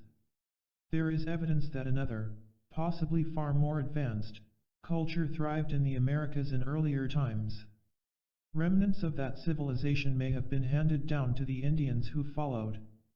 Tiahuanaco, a fabulous stone ruin high in the Andes Mountains, has inspired more curiosity, speculation, and nonsense than any other. It has been the subject of countless books and articles and has been used to support the beliefs of nearly every outlandish cult going. In recent years there have been innumerable flying saucer sightings and appearances of little glowing green men around Lake Titicaca, which is 12,644 feet above sea level. Tiahuanaco is at the southeast end of the lake. Although the ruins cover only about 1/6 of a mile, they feature impressive tumuli, man-made mounds, a 50-foot-high pyramid, and a number of stone platforms and underground chambers. The famous Gateway of the Sun is an arch weighing nearly 10 tons. Archaeologists believe that the Tiahuanacans were part of an empire that preceded the Incas by 2,000 years, but they left no written record, and there are no local legends about them. When the Incas Laytet conquered the Lake Titicaca region, they found Tiahuanaco abandoned. While many of Ti's structures in Petra were carved from the sandstone cliffs in place, some of the walls in Tiahuanaco were whittled out of huge blocks weighing as much as 60 tons and then somehow moved into place. Giant statues also stand around the site. One weighing 20 tons has been moved to a museum in La Paz.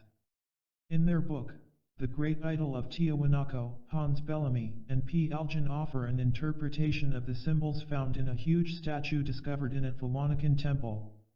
They claimed the symbols recorded astronomical knowledge of a very advanced order.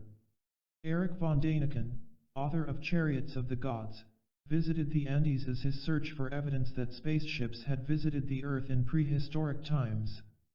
He described seeing a 20,000-ton stone block near the ruins of the Incan fort of Sacsayhuaman. Däniken explains, "It is a single stone block the size of a 4-story house. It has been impeccably dressed in the most craftsmanlike way. It has steps and ramps and is adorned with spirals and holes. The whole monstrous block stands on its head. So the steps run downward from the roof. The holes point in different directions like the indentations of a grenade. Strange depressions, shaped rather like chairs, seem to hang floating in space. Who can imagine that human hands and human endeavor excavated, transported, and dressed this block? What power overturned it? What titanic forces were at work here? And to what end? The fortress of Sacsayhuaman is surrounded by a wall 60 feet high, containing stones weighing as much as 200 tons. 200 tons! Morris K. Jessup, a qualified investigator, viewed the fortress and described these stones. All of them crudely rough quarried and were then ground into their designated niches in the structure by pushing them back and forth in situ, until they fitted so closely, completely, and accurately that a knife blade cannot be inserted between them. This is a logical and practical shortcut to effective stone fitting, which we have not qualified in modern engineering." Science writer Joseph Goodavage questioned Jessup's theory in Flying Saucers UFO Reports, number 4. The stones, he pointed out, had to be lifted into the air, placed roughly into their proper positions, and then by some force inconceivable to us, shoved back and forth, grinding down the roughly hewn surfaces until they fitted smoothly and perfectly into their proper niches. To lift, swing into position, then rub the massive weight back and forth, against enormous friction, without loosening its snugly fitting neighbors was no job for simple aborigines or even for an advanced Inca culture. The fact is that Sacsayhuaman was ancient long before the Incas appeared on the scene. To add to the mystery, some of the larger stones found in the Andes ruins were quarried in a valley 200 toises away. Somehow these enormous blocks of stone had to be transported up and down mountains to their final resting place. Those fond archaeological inventions, wooden rollers and rafts, couldn't have been used. So how did the ancient builders accomplish this task? A possible explanation taken seriously by some scientists, and loudly berated by others, is that these monuments were built in a time when the surface of the earth was actually different from what it is now. A time when the Andes were level with the rest of the land. Hans Schindler Bellamy prowled around Lake Titicaca and claimed that he found traces of marine sediment indicating that the Great Deluge had once engulfed the area. This of course was evidence that the ruins had been built before the deluge and were many thousands of years old. Two Frenchmen, Louis Pauwels, editor of the magazine Planète, and Jacques Berthier, a nuclear physicist, seem to go along with Bellamy in their book, The Morning of the Magicians. They propose that the Earth was once inhabited by a giant race which built the mountains and monoliths and maintained a worldwide civilization with key centers in the Andes, New Guinea, Mexico, Abyssinia, and Tibet. They were the true Atlanteans and were destroyed by some great cosmic disaster. The evidence reviewed thus far does indicate that this planet was once occupied by a single great culture or a series of intertwining cultures which possessed secrets of engineering and stone building beyond anything known by the ancient Minoans, Romans, and Britons. They constructed their monuments in isolated places, such as the islands of northern Scotland, the Pacific, and the Andes Mountains, demonstrating an incredible sense of purpose as well as awesome perseverance. Our anthropologists and archaeologists have been struggling to uncover and understand the history of the past 4,000 years.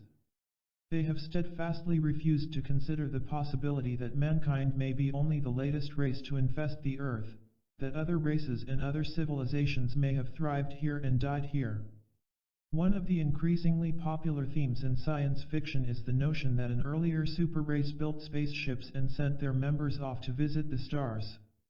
Now those space travelers are returning to home base in their flying saucers, and they're looking around in unhappy confusion, asking, where did everybody go?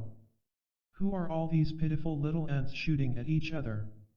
Alfred Wegener, an obscure German meteorologist, died in 1930 after suffering 15 years of ridicule, slander, and contempt at the hands of his peers and colleagues. He was branded a fool because he believed that the Earth once contained two large land masses which had gradually split up and drifted apart to form the 6 continents. Every schoolboy who has ever studied a map of the globe has reached the same tentative conclusion, for the great land masses do seem to conform like the pieces of a massive jigsaw puzzle. Wegener's evidence was a bit more complicated than that, however. He considered fossils from different continents, climatic changes, and specific geological formations, such as mountains which seem to display marked similarities on the different continents. But science was not ready to consider the theory of continental drift in 1915. It was easier to denounce Wegener, dissect his ideas with more popular theories, and consign his books to the scrap heap. When Wegener died in 1930, his theory seemed to die with him. In the late 1950s, the Wegener controversy long forgotten, a new crop of scientists began to explore the oceans, and new data were fed into computers.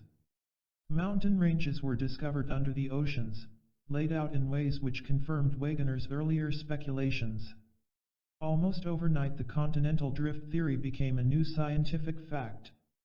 The National Science Foundation has now committed $5.4 million for new tests and studies. Alfred Wegener may soon have the last laugh that 150 to 200 million years ago there were 2 supercontinents. They broke apart and drifted away from each other slowly. They are still moving slowly, almost imperceptibly, and their movements have been measured by satellite photos and other means. North America is moving away from Europe at the rate of an inch per year.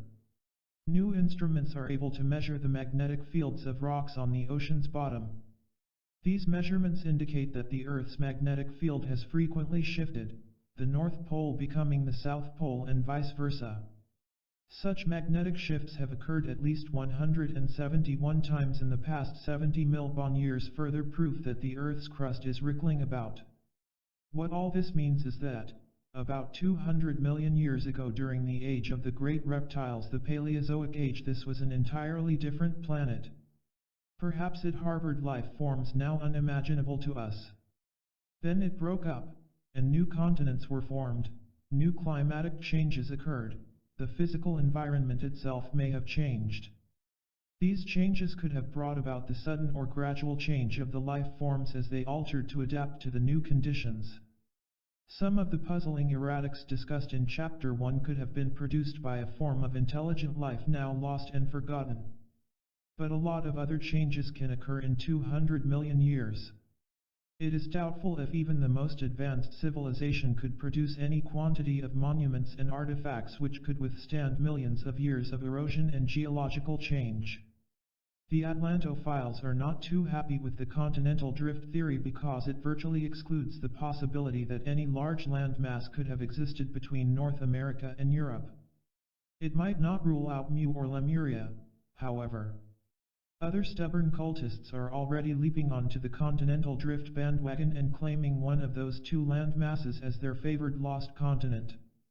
Our flimsy knowledge of the very ancient past is based entirely upon the discovery and interpretation of fossils found in the various lock layers of the Earth's crust. This inexact science called paleontology is only 200 years old. We haven't dug deeply enough or studied things thoroughly enough to reach reliable conclusions about the distant past. So many of the facts commonly accepted today are only educated guesses. If the Earth has suffered truly cataclysmic changes in the past 200 million years, we must first know of and understand those changes completely before we can accurately assess the meanings of rock formations. It seems unlikely that we will ever be able to develop methods for collecting evidence that will give us conclusive truths about the Earth's past. Astronomers and mineralogists were astounded and upset by the rocks our astronauts scooped up off the surface of the Moon, because they indicated that the Moon was 4 billion years old or even older, and it may be even older than the Earth itself. Some astronomers had been pushing the theory that the Moon was really just a chunk of the Earth that had been scooped out of the Pacific Ocean area and tossed into space somehow. That theory and many others went down the drain when our first space module dropped onto the Sea of Tranquility. Geologists and paleontologists have developed reasonable evidence that the Earth has passed through several glacial periods, or ice ages. These seem to be cyclic, with minor ice ages occurring every 12,000 years or so and with major glacial periods taking place over longer periods. These ice ages suggest a really major catastrophe, a sudden shift of the Earth's entire axis. If you lived on the planet Uranus, the seventh planet from the Sun, you would be exposed to a pseudo-ice age every 21.5 Earth years. Our knowledge of Uranus is admittedly flimsy, and when and if we ever manage to visit it, we may find that many of the currently accepted facts about the planet are erroneous, just as our moon landings disproved many of the previously accepted facts about our own satellite. In any case, the best astronomical information indicates that Uranus has a very wobbly axis and that it flips over about 4 times for each of its circuits around the Sunday. A Uranus year is 84 Earth years. A resident living on a fixed point on Uranus would find himself shifting drastically away from or towards the Sun every 21.5 years. If the planet were closer to the Sun, these shifts could produce dramatic changes of climate. It is possible that the Earth's orbital mechanics include similar fluctuations of the axis over longer periods. Scientists have figured out that there are minor climatic changes on Earth every 170 years due to minor axis shifts. The magnetic polarity of our planet is quite unstable. The magnetic South Pole is not a fixed point but moves steadily in a 200-mile circle. As already noted, the poles reverse themselves every few million years. Studies of the rock levels of the last ice age have produced evidence that major shifts of the Earth's crust or the planet's entire axis occur every 12,000 years or so. Such shifts would change the climate completely. Frigid areas would suddenly be in the tropic zones, water would inundate land areas, and of course, all life would be affected. Seashells and fossils have been found in the heart of the Sahara Desert, indicating that it was once covered with water. In a stimulating article in the Saturday Evening Post of January 16, 1960, zoologist Yvonne T. Sanderson documented the amazing results of one of these planetary inversions. Prehistoric mammoths found preserved in the frozen muck of Siberia had mouthfuls of unswallowed plants, as though they had been quick frozen while munching happily on their feeding grounds. Sanderson pointed out that the only way these animals would have been so splendidly preserved was to have been exposed to an incredible drop in temperature. TMs could have occurred in several ways, he pointed out cautiously. The Earth's crust could have shifted very suddenly, carrying the animals farther north very rapidly. The entire axis could have talked over, or some cloud of frigid gases from space could have suddenly engulfed the entire planet. Whatever the case, the discovery of these animal carcasses is solid evidence that some unexplained calamity took place with fierce suddenness thousands of years ago. Decades earlier, an Austrian mining engineer named Hans Horbiger had developed a fanciful theory to explain the Earth's early history. He envisioned huge spheres of ice crashing into the planet and talked of captive moons, which predate our present moon, entering retrograde orbits, their gravity tearing up our seas and reshaping the Earth's surface. His 800-page Glacial Rosmogoniae, published in 1913, enraged the astronomers and scientists of Germany and Austria. The late Willy Ley, the German rocket authority and science writer, summed it up when he said, "To pick flaws in this theory is about as easy and as pleasant as gathering Japanese beetles from an infested flower bed." But Horbiger found a powerful ally, another Austrian named Adolf Hitler. In 1925, Horbiger delivered this ultimatum to the scientific world: "The time has come for you to choose whether to be with us or against us." While Hitler is cleaning up politics, Hans Horbiger will sweep out of the way the bogus sciences. The doctrine of eternal ice will be a sign of the regeneration of the German people. Beware. Come over to our side before it is too late. Powerful backers materialized, and Horbiger set up offices and recruiting campaigns for his doctrine of eternal ice, with Tyler. His scientific critics were soon subjected to horrifying harassment and cringed in terror as we took on all the dimensions and power of a poetical party. Every good Nazi had to declare, "I swear that I believe in the doctrine of the eternal ice." With the disintegration of Nazi Germany, Way also seemed to melt away. But recently Horbiger's concepts were resurrected by Pauwels and Bergier in the dawn of magic. There have been 4 geological epochs, they state flatly, because there have been 4 moons. The earlier epochs were influenced by gravitational changes and factors which produced giant animals and plants, and in a world peopled by monsters there appeared this first man of immense size, bearing also no resemblance to us and possessed of a different kind of intelligence. Cosmic rays became stronger in those days, they tell us, and produced a vulgar mutation.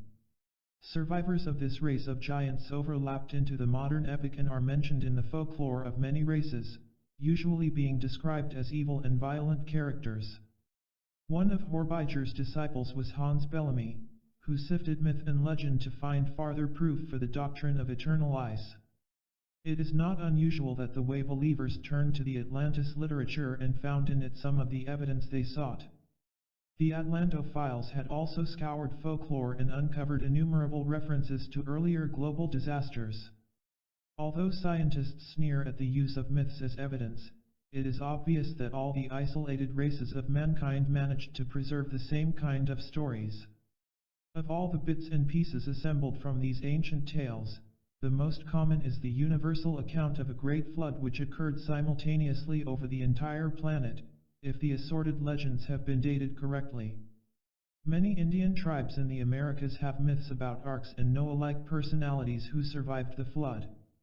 If we take these things at their face value, we can assume that the Earth did experience a phenomenal rising of the waters in fairly recent times, that a large part of the land surfaces were inundated, and that some human beings escaped because they had been warned in advance and had fled to high places or had constructed ships which were sufficiently seaworthy to withstand the torrents.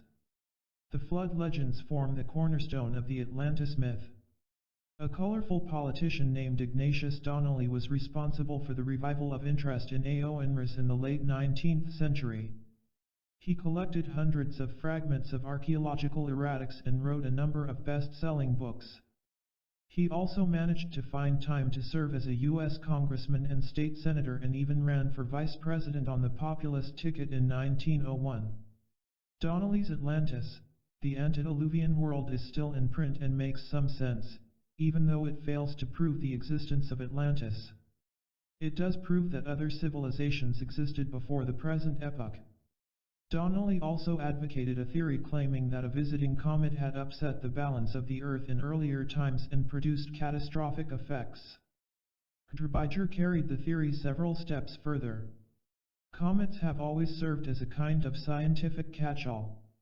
Although we actually know very little about these celestial objects, since we've never managed to catch one, astronomers like to believe that these fireballs are made of ice and that the huge chunks of ice that have crashed out of the sky for centuries were really from the tails of comets. In recent years, many prominent scientists have seriously explained flying saucers as being the debris from comets' tails.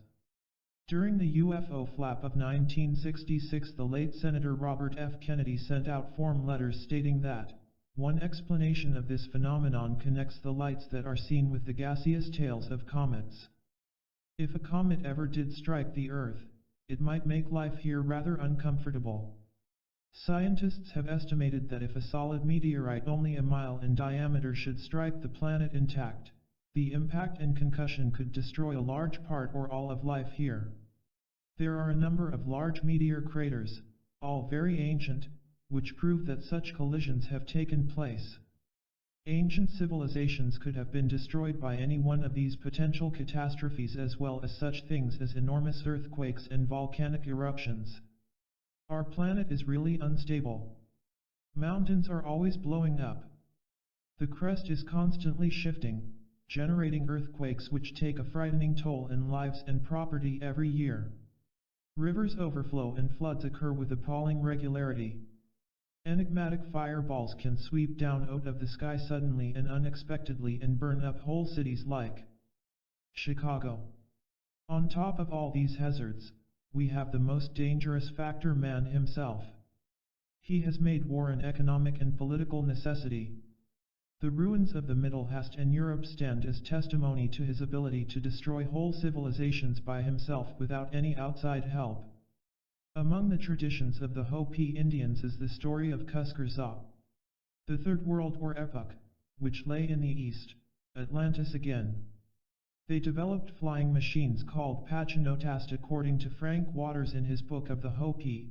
Some of them made a Pachavada, and with their creative power made it fly through the air. On this many of the people flew to a big city, attacked it, and returned so fast no one knew where they came from. Soon the people of many cities and countries were making Pachavadas and flying on them to attack one another. So corruption and war came to the third world as it had to the other. With present-day inflation, theories are the cheapest commodity around, costing less than a penny a gross. It is better to stick with the available facts. Those facts are that one or more civilizations preceded early man and left behind magnificent megaliths as proof of their artistic and engineering abilities. Something destroyed those civilizations, or perhaps they destroyed themselves. Great civilizations have risen and died within the past 2,000 years alone. Our own civilization may be following the same unhappy route, and 2,000 years from now the Earth may again flip over on its axis. Great sheets of ice may bury the rubble of our cities. Silt and stones will wash over our towers and fortresses. And somewhere a handful of beings, reduced to savagery by necessity, will tell tales around their campfires about us and how we even dared to reach for the moon. Thousands of years after that, a new breed of anthropologist will collect those tales and scoff, even though all the tribes from all parts of the planet will have the same tales to tell. It is plainly impossible, those scientists will say, that any super civilization could have existed in prehistoric times. And primitive man could hardly have flown to the moon. It is folly to even listen to such nonsense. It's far more fruitful to measure and study those giant faces carved into Mount Rushmore, faces that are obviously replicas of ancient gods. Probably they were carved by the same primitives who erected that great ring of stones in the British Isles, they will observe sagely. Mankind is like a broken record repeating the same refrain over and over again. Chapter 7. Scientists in Collision. In 1950 a new meteor raced across the horizon, spewing a long trail of crisp ideas that left the scientific establishment sputtering in rage. The Meteor was a book dealing with history, astronomy, and archaeology. It was written by a psychiatrist and published by a major Madison Avenue bouse. Science editors and book reviewers across the country greeted it with awe, comparing its author with Galileo, Newton, Darwin, and Einstein. The public responded by making the book a bestseller. It was titled Worlds in Collision and written by Dr. Immanuel Velikovsky. Dr. Velikovsky tore at the delicate underpinnings of modern science, applying excessive scholarship to the problems of how the planets were formed and what forces may have wrought changes in the Earth. Along the way he was obliged to invent new theories based upon the flimsy, by scientific standards, evidence of mythology. He dared to throw out some of science's most coveted concepts, substituting MS own cosmology. The explosion followed almost immediately. The biggest names in astronomy and physics organized and fulminated. They set out to destroy this upstart by flooding his publisher's office with vicious letters threatening to boycott the firm unless Velikovsky's book was withdrawn. Since the publisher also had a profitable sideline of textbooks and was heavily dependent upon the academic community for support, this ugly campaign had some effect. An assistant editor who had first suggested publishing the book was fired, and publication rights were turned over to another publisher who did not have a textbook business. Leading scientists gave public lectures denouncing Velikovsky. The scientific journals were filled with critical anti-Velikovsky letters and articles. It was modern science's darkest hour. There was a response which for intensity and hostility was unequaled in 20th century scientific history, the Los Angeles Times later noted. What triggered this emotional outburst? Velikovsky's main theme was that the planet Venus was really a comet hurled out of the planet Jupiter. It had brushed past the Earth, he said, on its way into orbit around the Sun and had been observed by all the existing races and recorded in the mythology. Immanuel Velikovsky was born June 10, 1895, in Vitebsk, Russia. He studied medicine and law at some of Europe's best universities. He couldn't go to a Russian college because he was a Jew, received his medical degree in 1921, and settled in Palestine in 1924. He knew Freud personally and corresponded with the great man in the last years of his life. In 1939 Velikovsky and his family moved to New York, intending to stay only 8 months. But he was already toying with his theories, and he spent the next 9 years in libraries conducting the exhaustive research which finally resulted in W0RIDS in collision. Today he lives quietly in Princeton, New Jersey, rarely appearing in public. He has been more fortunate than Wegener and his continental drift theory in that Velikovsky has yet to see his critics silenced and many of his seemingly far-out concepts confirmed. Ever since the invention of the printing press, publishers have been flourishing on best-selling books covering the whole spectrum of pseudoscience. Volumes of profound nonsense, such as the works on pyramidology and Atlantis, have sold in amazing numbers generation after generation. Nearly every major publisher has books of astrology and flying saucers on his lists. A large part of the endless stream of theses, papers, and learned studies by establishment scientists has in time proven invalid and more crackpot than even the cultist literature. It was incredible that Velikovsky's contemporaries singled out his work, a book that had taken 9 years of careful study and research, for their venom. In retrospect, many of the anti-Velikovsky critiques read like the work of deranged lunatics who had not even bothered to read the book they were attempting to criticize. They were against the book simply because it propounded ideas that were contrary to the accepted theories of the day. They resented the fact that a psychiatrist dared to speculate on astronomy and archaeology. He was an intruder. Above all, they resented the fact that his book was very well written. Most scientists are miserable writers.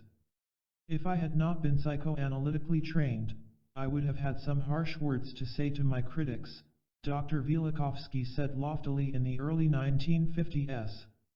Orthodox scientists have always sneered at the works of Charles Fort, an American humorist who published 4 books of oddities and scientific anomalies, primarily because Fort delighted in attacking the scientific establishment. Now they tried to lump Velikovsky together with Fort.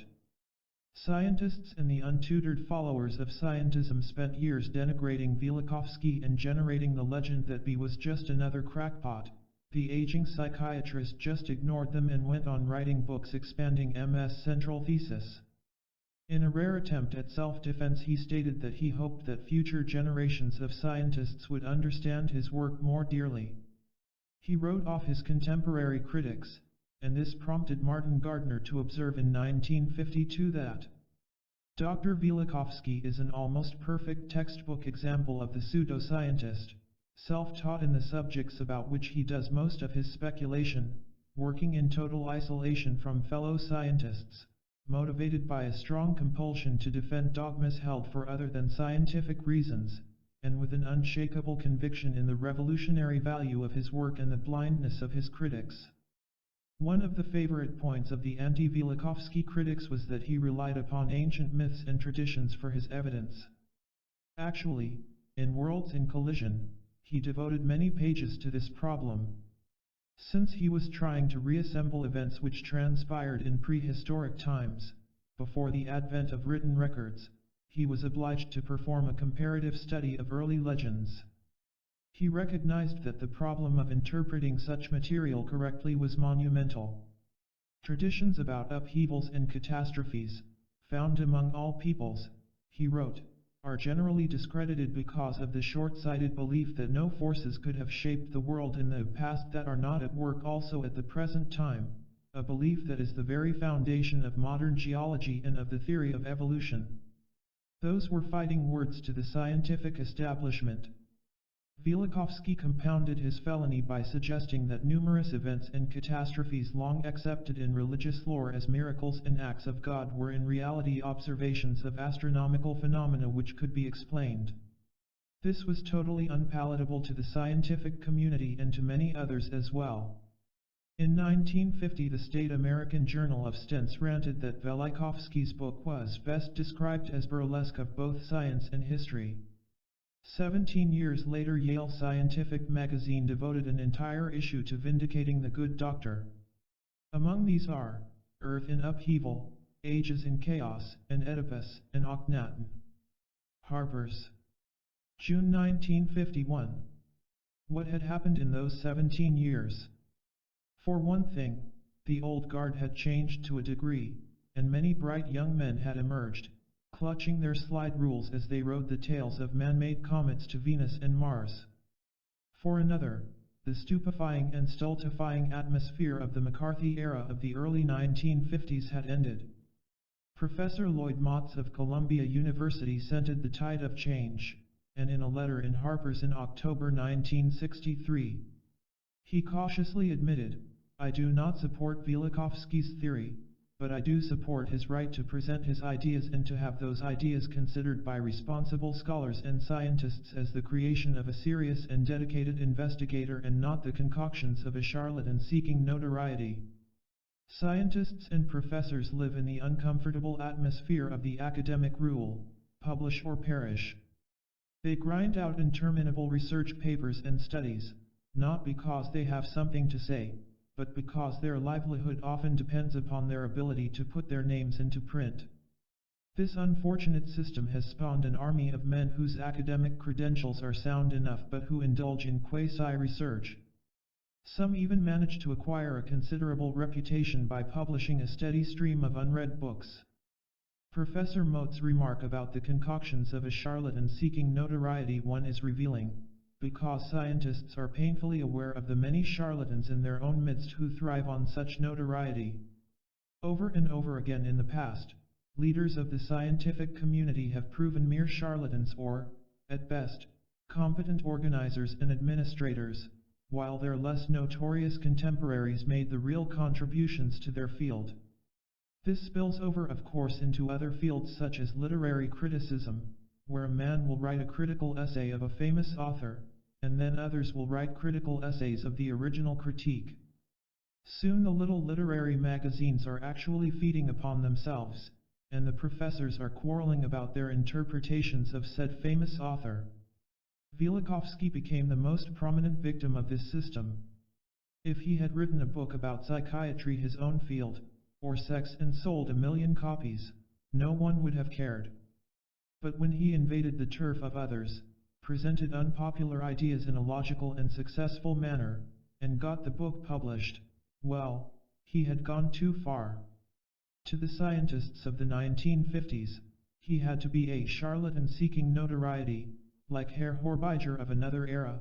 They chanted, "Either you believe in us, or you must be treated as an enemy." A decade later, the main dish served at many a scientist's table was crow. Astronomers were dead certain in 1950 that both Jupiter and Venus were elderly planets, and after much peering through their telescopes, they had constructed some fanciful facts about both bodies. These facts were taught, as usual, to generations of school students as the gospel. Assorted studies had proven that the surface temperature of Venus was somewhere between 25 degrees Celsius and 30 degrees Celsius, making it a relatively cool planet and possibly an inhabitable one. Dr. Velikovsky's theory was that Venus was actually an X-comet and had been in solar orbit for only 34 centuries. If he was right, the surface of Venus would have to be considerably hotter. In 1961, Dr. Frank Drake and other radio astronomers turned their equipment on Venus and discovered that its temperature based upon its radio emissions was at least 600 degrees Fahrenheit, or 315 degrees Celsius. Later, the United States and the Soviet Union sent unmanned space probes to Venus and confirmed that it was a mighty hot place and that there might be some source of surface heat other than solar radiation. Venus is the second planet from the Sun after Mercury. Even the side turned away from the Sun radiates considerable heat. Another interesting discovery was that Venus rotates slowly in a retrograde, that is, clockwise, direction and has movements, which are in sharp contrast to the other planets in the solar system. Maybe Venus was created apart from the other planets, scientists at the Goldstone Tracking Station muttered in 1962. Perhaps as a secondary solar explosion or perhaps in a collision of planets. There were other factors, such as the heavy hydrocarbon atmosphere of the planet, which seemed to confirm Dr. Velikovsky's 1950 speculations. Venus is definitely an oddball among the planets, but the astronomers of 1950 didn't know any of this. Turning to the ancient records for his evidence, Dr. Velikovsky pointed out that early peoples had recorded Venus as an exceptionally bright object trailing smoke. The Chinese, Mayas, Toltecs, and Aztecs also recorded its motion, and the early Venus apparently followed a different orbit, or trajectory, than the diminished orb now visible in our skies. The people of Mesopotamia did not even record Venus in their astronomical records. Later, the Chaldeans described it as a bright torch of heaven that illuminates like the sun and fills the entire heaven.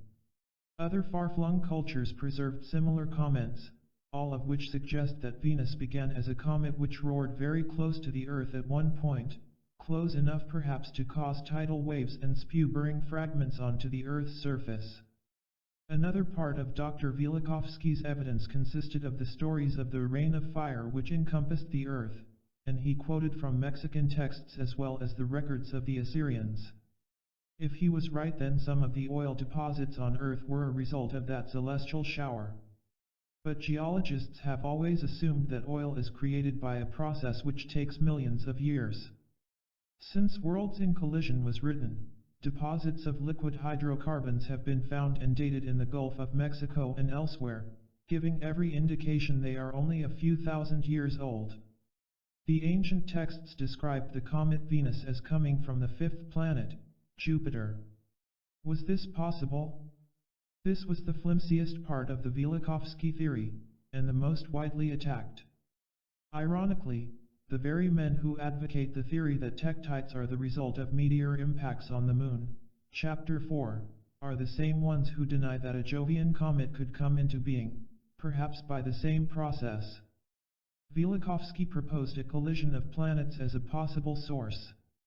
The asteroid belt between Mars and Jupiter could be made up of surviving fragments from that awesome event. Our ideas about Jupiter itself have been revised considerably since 1950. We used to think of it as a gigantic planetary body composed of gases and liquids, but in recent years powerful radio waves have been detected coming from it. Apparently, there are great electrical storms on the surface, and some of these storms affect earthly radio waves as much, or more so, than sunspots. Studies of all this have led to a new theory, now quite popular among astronomers, that Jupiter may not be a planet at all. It may be a cold star. Maybe one planet could not give birth to another, but a star, even a cold star, could. Jupiter's diameter is approximately 11 times the diameter of the Earth, about 86,000 miles. As nearly as we can determine, it revolves very rapidly on its axis. A Jovian day is less than 10 Earth hours long. Through the telescope it appears to be ringed with cloud-like bands, the most interesting feature of which is the famous red spot. This is an elliptical spot some 40,000 kilometers long and 13,000 kilometers wide, roughly equal in area to the entire surface of the Earth. This spot was first observed by Robert Hooke in 1664. Astronomers have been watching it ever since. It also rotates with the planet but at different speeds. And it always remains in approximately the same latitude, wandering only slightly. Morris K. Jessup and other ufologists have advanced the notion that the TED spot is actually a great spaceship, a monumental ark from outer space, which transported the survivors of some dying world into our solar system. Some modern flying saucer contacts even claim that the spacemen have taken them to Jupiter and shown them this ark. Other contacts have been told stories about the ark by the spacemen. It is waiting for the day when the Earth will be evacuated by the kindly space people. Then we will all fly to the stars aboard it. Well, not all of us. Just those lucky humans who have been chosen by the space people. Several dry runs have already been held in recent years with the chosen contacts closing down their homes and businesses to sit on a hill or mountaintop and wait for the evacuation to begin. A number of these dry runs are documented in the author's book, UFOs, Operation Trojan Horse. Jupiter's ark is an integral part of modern flying saucer lore. Stanley Kubrick's epic motion picture, 2001, added to this lore by having astronauts head for Jupiter after a mysterious monolith was discovered on the Moon. The monolith, a faceless gray slab, is used throughout the film as the symbol of some extraterrestrial force guiding man's destiny. In the dosing scenes of 2001, scenes which have thoroughly baffled many moviegoers, an astronaut arrives on Jupiter only to enter into a new phase of evolution, a kind of rebirth. Shorn of its cinematic mysticism, the film is a restatement of what many cultists have been saying all along. The flying saucer buffs have been misled by astronomical terminology. Although the red spot is usually termed an object, it could be almost anything. Bernard M. Peake, an amateur astronomer, called it a raft and suggested it could be some form of water floating like an iceberg in the Jovian atmosphere.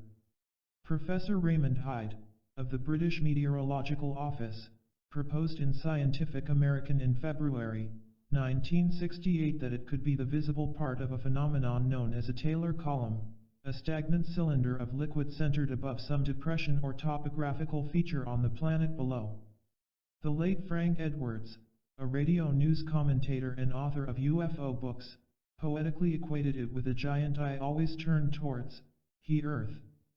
Some followers of Velikovsky have asserted that the red spot is really the hole left behind when Venus was catapulted out into space. In order for a body the size of Venus, which is only slightly smaller than the Earth, to be successfully hurtled out of Jupiter, it would have to attain an incredible escape velocity to overcome the great mass and gravity of the planet. Achieving this velocity would require a tremendous amount of energy, or as Professor Motz put it, to eject a planet like Venus, Jupiter would have had to release in a matter of seconds or minutes as much energy as the Sun emits in more than a year. Jupiter would therefore have appeared as bright as a nova, an exploding star, which is about 1,000,000 times as luminous as the Sun. Dr. Velikovsky attempted to explain this by theorizing that a large mass on a near collision course with Saturn and Jupiter may have set the cosmic machinery in motion. Whatever may have happened, Velikovsky's main premise is that Venus is a young planet. He predicted in 1950 that Venus would prove to be hot and that it would display orbital eccentricities.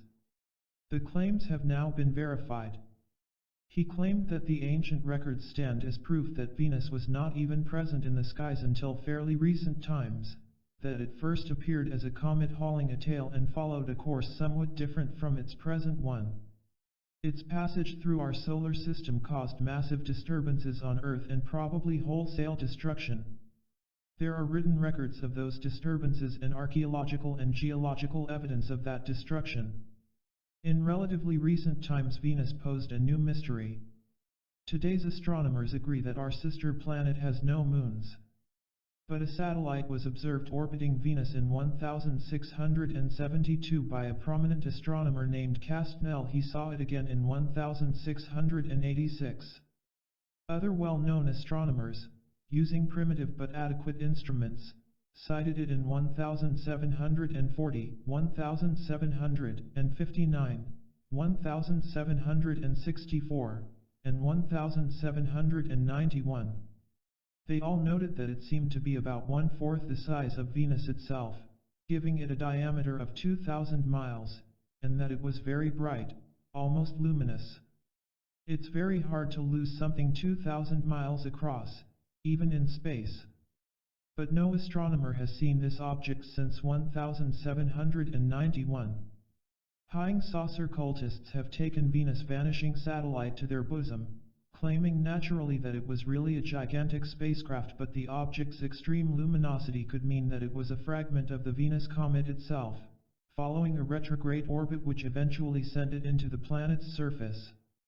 We have followed a long and bizarre trail from the ancient rumors of massive catastrophes to the Atlantis-bound theories of Donnelly to the Ice Age notions of Horbiger's Way, and finally to the carefully researched and thought-out conclusions of Dr. Immanuel Velikovsky and his still controversial concept of colliding worlds. These men and their many followers were probably mostly wrong, but there is always a chance that they might also be partially right. While their peers and colleagues have fumed, fussed, and fought, ridiculed, and attacked their body syntheses, a new generation of scientists has steadily uncovered substantial scientific evidence which seems to support them. New theorists will undoubtedly seize upon this new evidence and construct concepts which will make them seem pikers. We are beginning to realize that the Earth's crust is in constant motion, that the continents are adrift. The whole planet may flip-flop on its axis every few thousand years, causing water to bury land areas, bringing new land areas to the surface, and thrusting temperate zones into the Arctic cold to be smothered by ice. And if we can accept Velikovsky, our little mudball is running the constant hazard of encountering objects and forces in space which can wreak unbelievable havoc in hours or days. The moon could even fall on us one day, or the sun could suddenly explode. Our whole technological civilization could be wiped out in a flash. It would not be too surprising, therefore, if other great civilizations might have flourished on this planet many thousands of years ago. Other great races, not necessarily linked to us biologically, could have existed here. The supergiants of Powell's and Bergier could have been real. All that has survived of that ancient race are the puzzling stone monoliths and the great mounds and ridges. It was a logical step for a super-civilization to move from the construction of mounds and earthworks to the building of the more permanent pyramids of Egypt, China, and South America. Their culture, or remnants of it, survived and were imitated by early man. For thousands of years superb stonemasons labored all over this planet, erecting pyramids, then temples, then great cities. Our sciences have timidly attempted to reconstruct the history of the past 3,000 or 4,000 years, never daring to look beyond. And woe to anyone, such as Velikovsky, who does dare. Chapter 8. Mimics of Man. The animal world is filled with incongruous redundancies. There are insects that resemble twigs and sticks, fish that look like harmless underwater plants, animals that appear to be rocks and ferns. Some non-poisonous snakes imitate the coloring and appearance of their deadlier cousins. Numerous tasty insects discourage their enemies by imitating poisonous centipedes and scorpions. The animal and insect world is thronging with fakers and imitators and cunning masters of camouflage. One insect is so cleverly disguised that it can march along with formations of fierce army ants unnoticed. It even imitates the scent of the many ants. Man, the most vicious and wanton killer of the animal world and the natural enemy of all wild things, has his imitators, too. Overt contacts between man and Paranorman have numbered in the millions throughout history. Legend and lore are rich with such incidents of contact. Our great religions are founded upon encounters with angels and demons. The annals of psychic phenomena are filled with accounts of seemingly chance meetings with these ultra-terrestrials.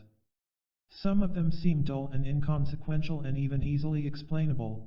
Others are witnessed by groups of reliable people and produce testimony that would have been written by a drunken science fiction author. Living among us undetected may be creatures, not necessarily alien, with all the outward appearances of human beings, urologist Alex Saunders wrote in Quest magazine. October 1969. The mimic would of necessity be a lone wolf, likely living in a large, bustling city where the eccentric and the odd may flourish unhindered. For it is a curious part of nature that which is in plain view is often best hidden. Another famous ufologist, Int Michel, has also commented on these mysterious mimics. Certain cases have been checked and found to be perfectly authentic. But they are so absurd, because they are mimetic, that folk do not dare to talk about them. Useful research can ever be done so long as absurdity produces complexes in us. Early man was very aware of the existence of these mimics and tended to separate them into two groups, gods and demons. All religions have always warned their followers to be cautious of false angels and demigods. The Bible repeatedly discusses these entities and their influence upon man, always describing them as human-like beings usually traveling in threes and possessing remarkable superhuman powers. Be not forgetful to entertain strangers, for thereby some have entertained angels unawares, we are warned in Hebrews 13:2. 3 men, usually of oriental countenance and dressed in somber black clothing, play important roles in both flying saucer and religious lore.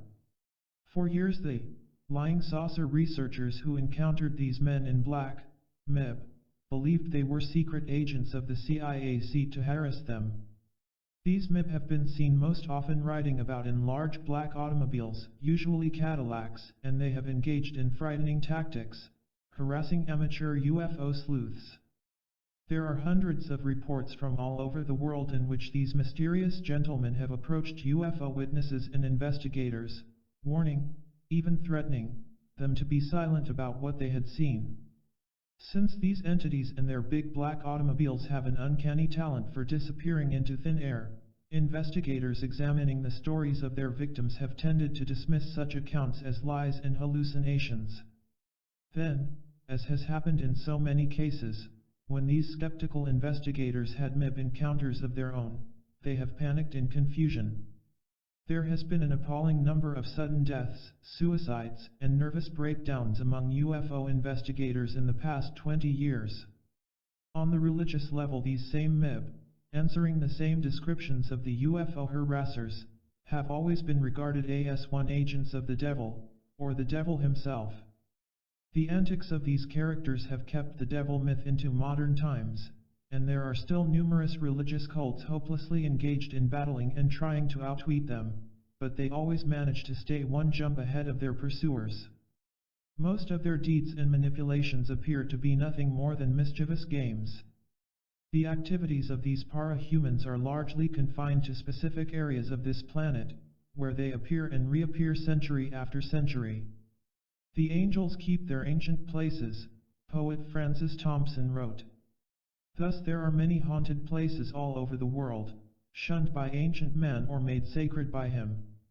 These are precise geographical locations, and anyone digging into the history and lore of such locations will find thousands of accounts of ghosts, demons, monsters, and flying saucers pinpointed within a few square miles and covering 1,000 years or more of time.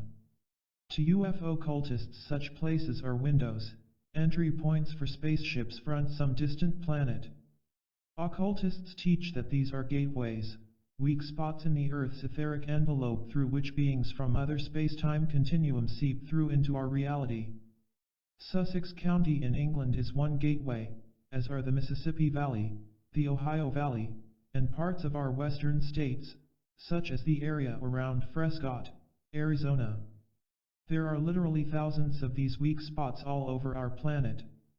Paranormal and supernatural activities in these areas seem to be controlled by complicated cyclic factors. Periodically, all hell breaks loose in all these places simultaneously, and then we have a flap, or wave, of UFO sightings, apparitions, poltergeists, sudden inexplicable disappearances of animals and human beings, mysterious fires, and even a form of mass madness. Researchers are only now beginning to untangle the cycles involved. For some unknown reason, a high proportion of all these activities seems to occur on Wednesday and on the 24th of the month. This has been a stable factor throughout history. The biblical prophet Zechariah reported, Zechariah 1:7, an angelic visitation upon the 24th day of the 11th month, circa 520 BC. The most famous flying saucer sighting of modern times, that of private pilot Kenneth Arnold near Mount Rainier in Washington, occurred on June 24, 1947. Note that many of the events discussed throughout this book took place on the 24th of the month.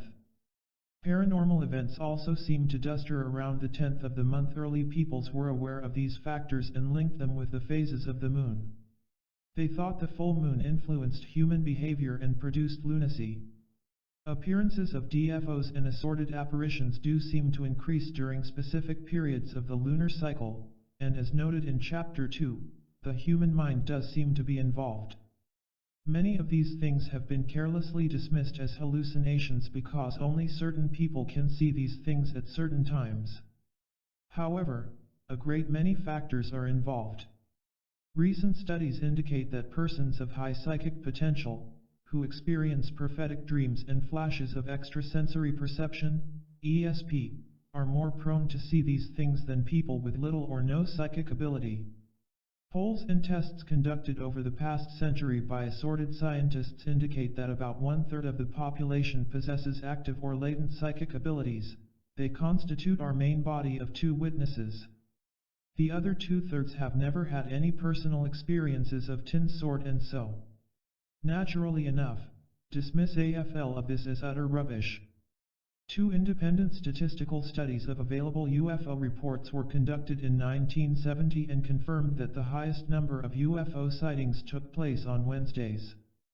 An amateur group, the American Flying Saucer Investigating Committee of Columbus, Ohio, ran a study of 929 UFO reports from the year 1968 and found that Wednesdays produced the greatest number, 152. A more elaborate professional computer study of 7,025 sightings from years 1921 to 1969 was carried out by Dr. David Saunders of Colorado University. He too found that the greatest number of sightings, 1,077, occurred on Wednesdays. The lowest number in the Ohio study was 117 for Sundays. The lowest number in the Saunders study was 903 for Saturdays.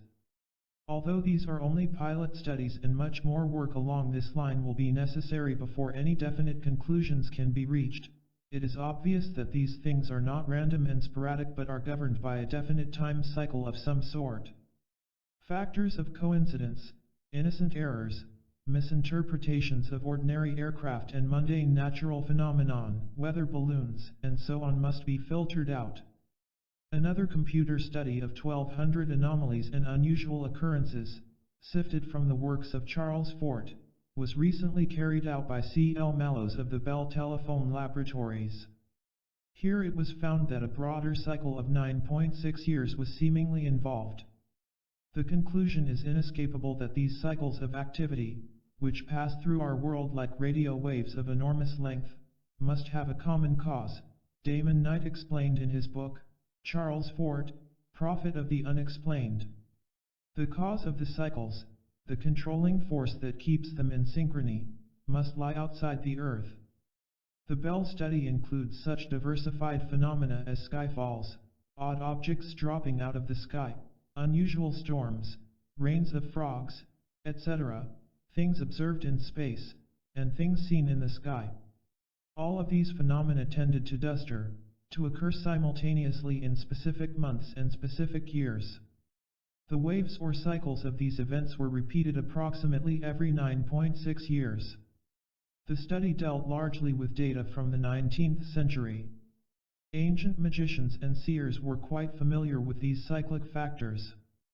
The earnest religious and occult lore discusses rays which periodically sweep our planet from some extraterrestrial source and cause everything from miracles to sadness and catastrophes.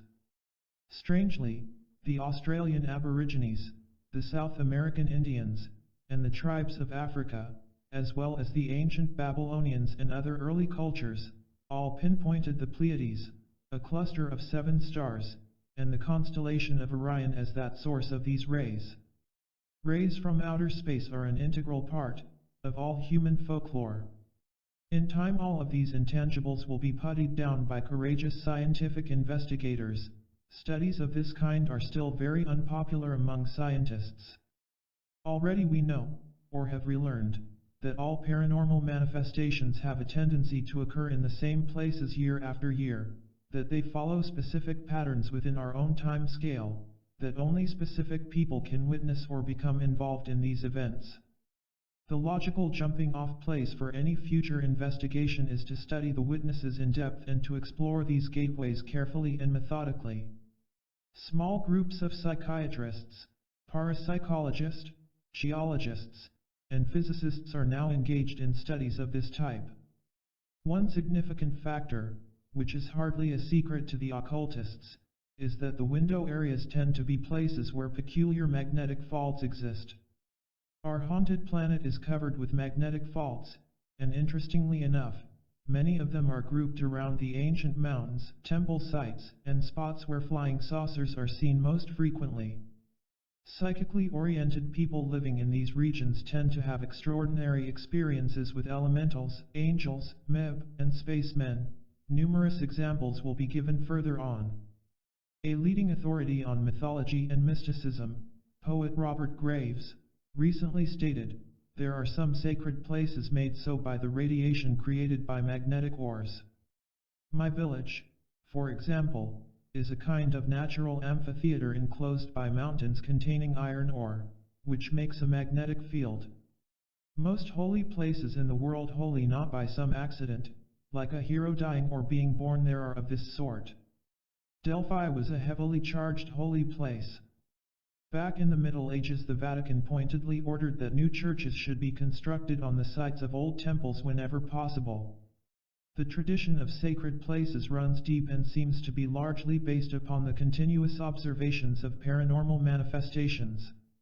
The entities who allegedly approached human beings in miraculous events frequently ordered a church or temple to be built on the spot.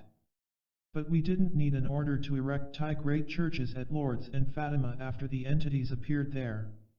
Remember the legendary 19-year cycle of Stonehenge, when the god was supposed to appear. Multiply the Fortean cycle of 9.6 years by 2. A magnetic survey of the United States was carried out by the government in the 1950s. Maps detailing magnetic variations in nearly every state can be obtained from the Office of Geological Survey in Washington. Comparisons of the concentrations of paranormal manifestations with these maps show unique clusters around the magnetic aberrations. Could it be that periodic sweeps of those rays from outer space set up some kind of physical or psychic reactions in these fault areas? This is a question that could be answered scientifically, if only someone would put up the money, equipment, and personnel to make a study. We are only reobserving the things which awed early man and inspired his superstitions and beliefs. Electromagnetic energy plays a key role in these manifestations. We are still learning about it. Our planet may be constantly interchanging energy with some outside force. This exchange of energy is an important part of occult belief. It occurs, we are told, on every level. Chinese philosophers have long ago contended that man was moon food, i.e., the energy of individual souls was drained off and absorbed by some extraterrestrial force which needed such energy to replenish itself. Later, theologians extended this to form the classic explanation that we were the subjects of a war between God and the devil, a war to win the souls of man and thereby control the planet.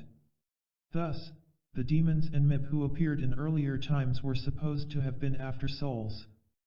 They made lavish promises, according to the records, and offered fanciful philosophies and cosmologies, but as Swedenborg figured out, they always proved to be nothing but splendid liars. Early investigators and thinkers soon realized they were dealing with magical beings who could imitate man and his works. Instead of being solid physically stable assemblages of cells and matter, these entities were apparently temporary manipulations of energy. So the word transmogrification was used to describe them. These transmogrifications, according to the lore, could assume any form, from a wolf or a cat to a house, ship, or iridescent god of awesome proportions. They could appear clothed in rags or in gold crowns and expensive velvet robes. Worst of all, they had a penchant for playing all kinds of games with us, manipulating our fears and beliefs and even conning us into going to war against each other. One alarming facet of their countless messages to recipients and contacts is their preoccupation with spreading racist propaganda. The messages recorded throughout history are filled with such propaganda. If the recipient was an Indian, the propaganda was aimed at a nearby tribe. If he was Hindu, it was directed at the Muslims. The elementals are purveyors of bait, and perhaps much of the racial prejudice blighting the human race was originally the product of their teachings. Even those wonderful space people and brothers from other planets managed to play this game. Long John Neville, a New York radio personality, has spent thousands of hours interviewing contacts and UFO bros on the air over WNBC, and in his book, Way Out World, he offers this comment.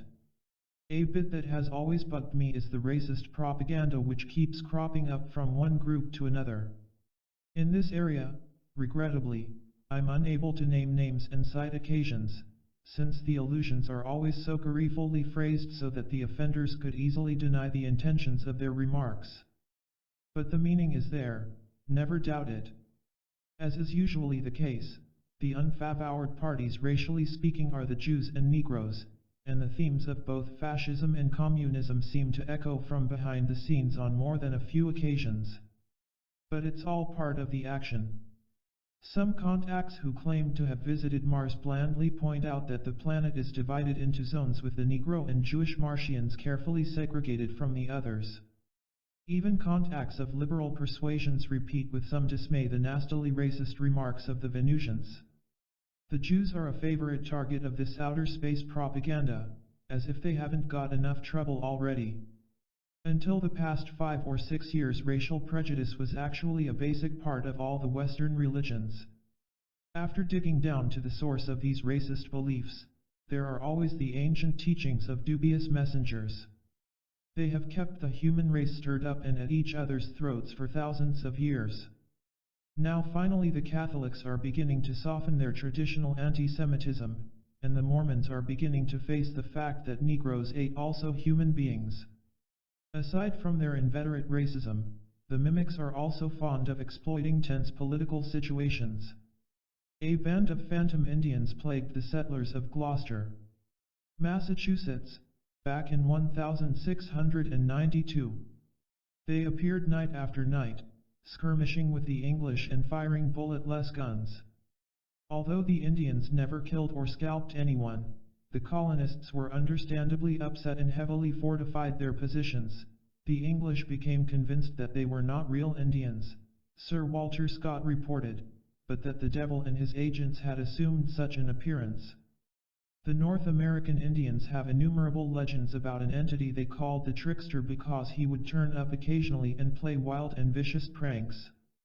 Earth's phantom inhabitants play many other roles, especially in the widely accepted sphere of psychic phenomena.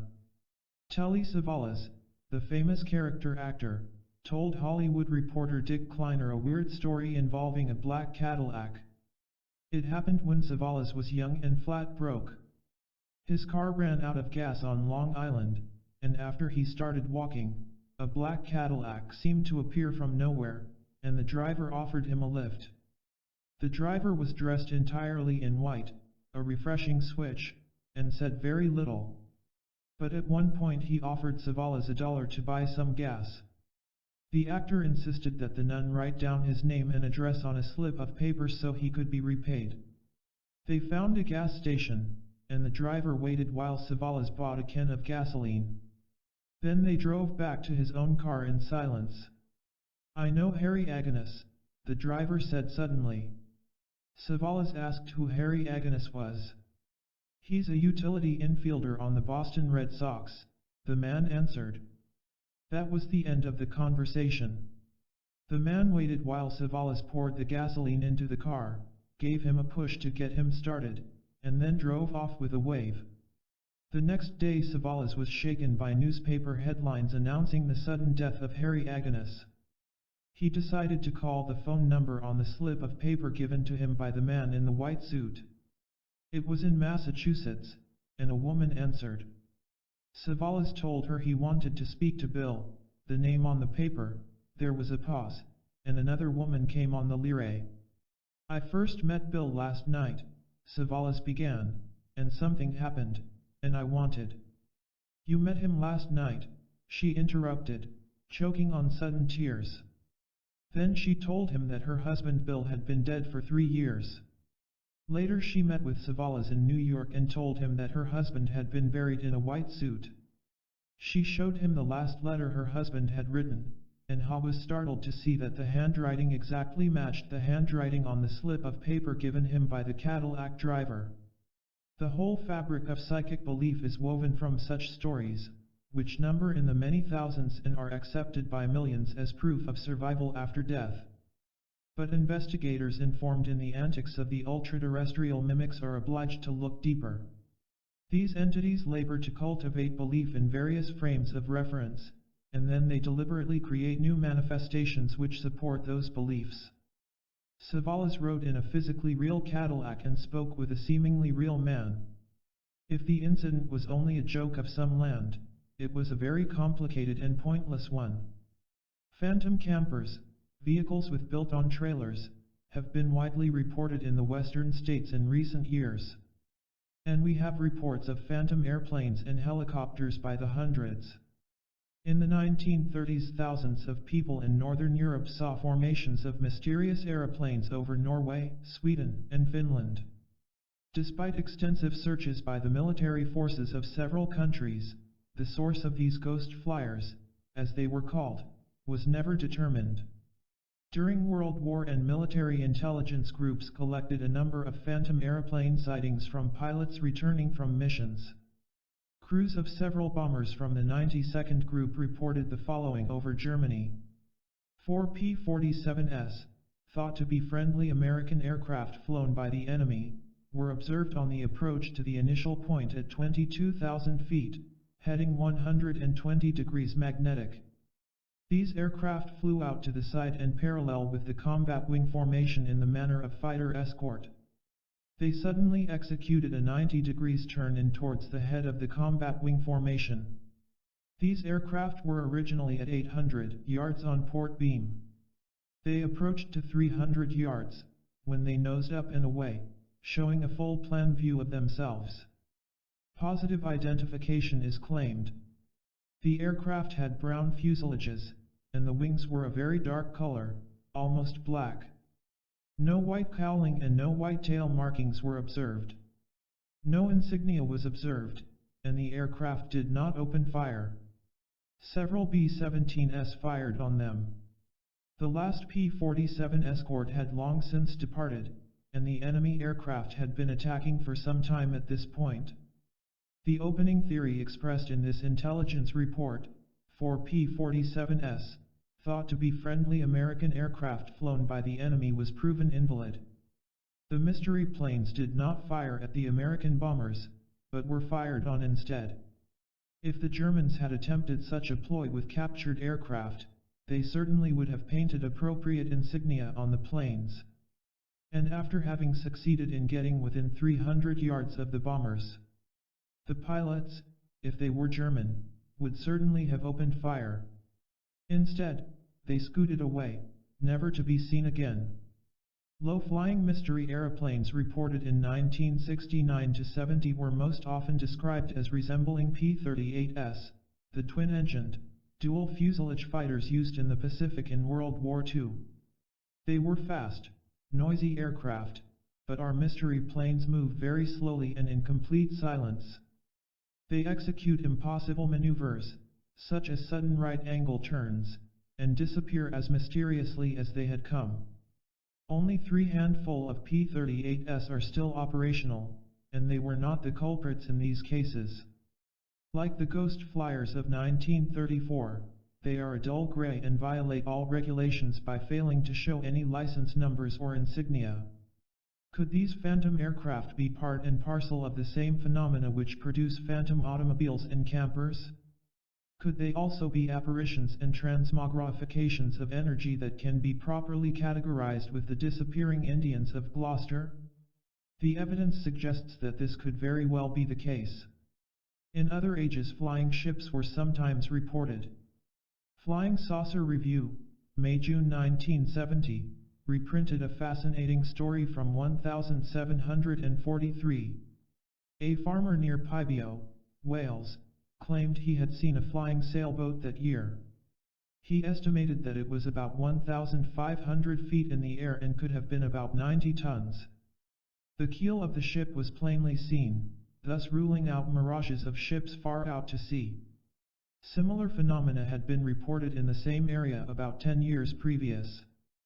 Fairy lore is also filled with alleged sightings of fairy ships complete with billowing sails.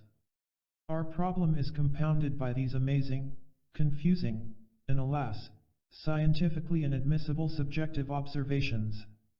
The UFO cults have solved this dilemma by simply throwing out this indent of material and concentrating only on those reports which describe circular of cigar-shaped objects. We must, however, consider all the forms reported with equal care if we are to arrive at any valid conclusions. There is no way to investigate a flying saucer after it has flown. But it is possible to study the people who saw it and the terrain over which it appeared. If we are dealing with clever mimics and transmogrifications of energy, and if man has been observing these things throughout his history, then the real clues may be found in the thousands of volumes in all languages describing those observations and encounters. One basic fact should be obvious from the foregoing: these entities and things are not necessarily from some other planet. They are actually closely tied to the human race, are a part of our immediate environment in some unfathomable fashion, and to a very large extent are primarily concerned with misleading us, misinforming us, and playing games with us. These mysterious members of the Welsh-wings over the world are our benefactors and our enemies. They educate us and they torment us. They have given us hope, guided our religions and philosophies, and watched us crawl out of the cares and build rockets to the moon. They may have watched other civilizations come and go. They may have sincerely helped us to preserve the memories of those lost ages and those past mistakes. Or it all may be rubbish, and we may be nothing more than the pawns with which they play their mischievous games. Theologians and philosophers have always been troubled by the nearly impossible task of sorting the real from the unreal, the truth from the false. Perhaps the only workable criterion is the ancient one of judging them by their works. Chapter 9. Men in Black lore and the CIA. There is no truth to the rumors that the flying saucers are from Spain, or that they are piloted by Spaniards. General Carl Spaatz, Air Force Chief of Staff, told a press conference in 1948. This was an astonishing statement since a review of all the UFO literature and the fan magazines of the period has failed to uncover such a rumor. It suggests that people must have been reporting slight, dark-complexioned pilots to the Air Force back in 1948, long before the UFO buffs started taking flying saucer occupant sightings seriously.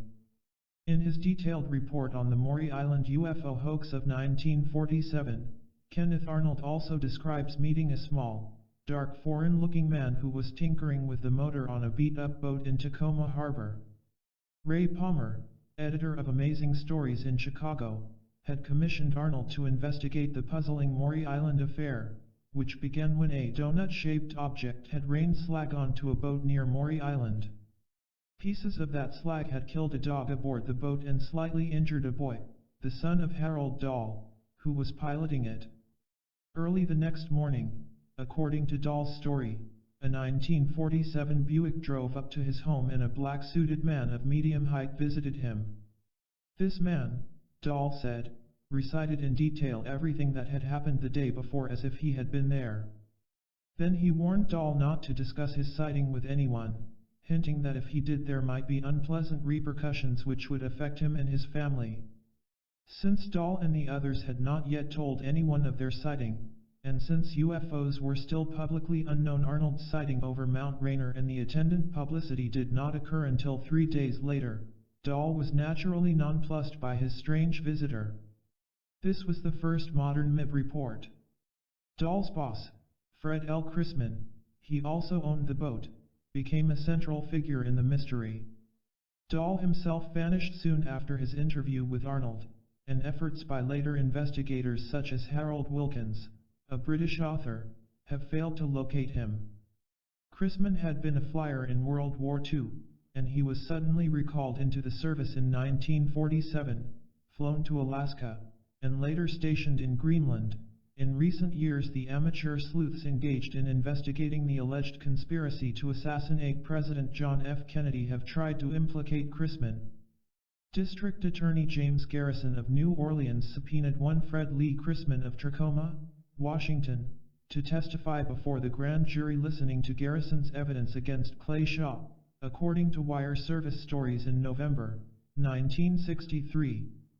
Chrisman was identified as a radio announcer, but Garrison's investigators implied that he was either a member of the CIA or had been engaged in undercover activity for a part of the industrial warfare complex.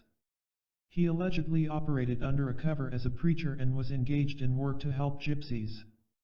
These stories caused a chain reaction in UFO circles, since UFO believers have long accused the CIA of being somehow connected with the flying saucer mystery.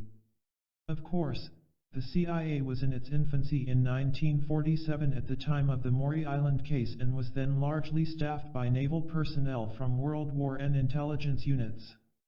Clay Shaw was tried early in 1969, accused by Garrison of having conspired to murder President Kennedy. He was found innocent and freed. The exact nature of Chrisman's testimony before the grand jury is not known. He did not testify at the actual trial. When Ray Palmer, one of the best-informed urologists extant, summarized his own theories about the Maury Island mystery in the book he co-authored with Arnold, The Coming of the Saucers, he asked pointedly, was the Tacoma affair a hoax? Whose? In recent years, many seemingly solid flying saucer cases have dissolved in confusion under close investigation.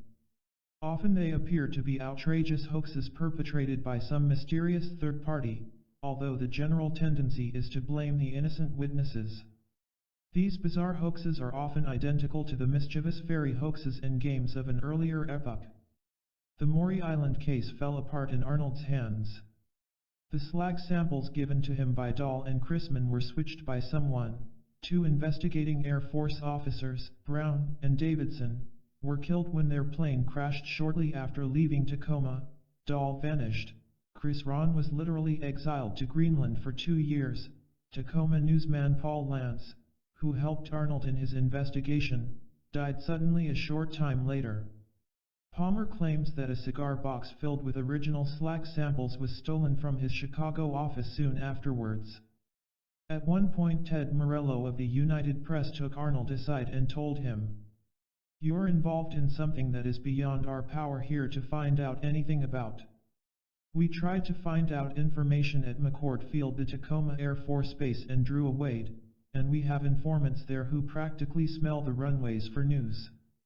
We've exhausted every avenue attempting to piece what has happened together so it makes some sense. I'm just going to give you some sound advice. Get out of this town until whatever it is blows over." Arnold got into his private plane and headed for home. He stopped in Pendleton, Oregon, to refuel, and shortly after he took off again, his engine stopped cold. Only quick thinking and expert flying saved him from a serious crash. Despite the statements of General Spaatz and Kenneth Arnold in 1947–48, slight, dark-skinned men did not really begin to appear in published UFO reports until around 1954. There were, however, descriptions of dark, or heavily suntanned, UFO occupants as far back as 1897. The men in black phenomenon did not really grip the UFO field until the early 1950s. A pioneer ufologist, Albert K. Bender of Bridgeport, Connecticut, gave the MIB mystery new impetus when he suddenly closed down his International Flying Saucer Bureau in 1953, vaguely hinting that 3 men in black suits had terrorized him into abandoning his research. Other UFO researchers studied his guarded remarks and concluded that he had been pressured out of business by sinister agents of the government. 3 years later, Gray Barker, a UFO investigator in West Virginia, published They Knew Too Much About Flying Saucers, a book which dealt with numerous MIB stories from as far away as New Zealand. The Bender case was the cornerstone of Barker's theory that the MIB either represented some governmental authority employing questionable methods to silence UFO researchers, or that a more fantastic sponsorship is responsible for their deeds. Many of these dark-skinned, Oriental-featured gentlemen visited UFO witnesses wearing Air Force uniforms. This fact and the vast quantity of reported visits quickly led the UFO buffs to believe that their enemy was indeed the U.S. Air Force. Soon the UFO believers and their organizations were devoting most of their time, energy, and money to investigating the Air Force and, as the paranoia mounted, to investigating each other. The popular books of Donald E. Keyhoe, a retired Marine Corps pilot, were largely concerned with the alleged Air Force and governmental conspiracy to hide the truth about flying saucers from the public. Other UFO writers of the late 1950s followed Keyhoe's example, and this monumental conspiracy became one of the main facts of ufology. 10 years after he suddenly withdrew from UFO research, albeit K. Bender released his full story, Flying Saucers and the Three Men, which was privately published by Gray Barker. It proved to be far more unbelievable than any of the speculations. He claimed that he had been visited by dark-skinned gentlemen with glowing eyes, who materialized and dematerialized in his apartment. On one occasion, he said, he had been transported to a secret UFO base in Antarctica, where he had been told the secret. The UFOs were here to collect a rare and valuable element from the Earth's oceans.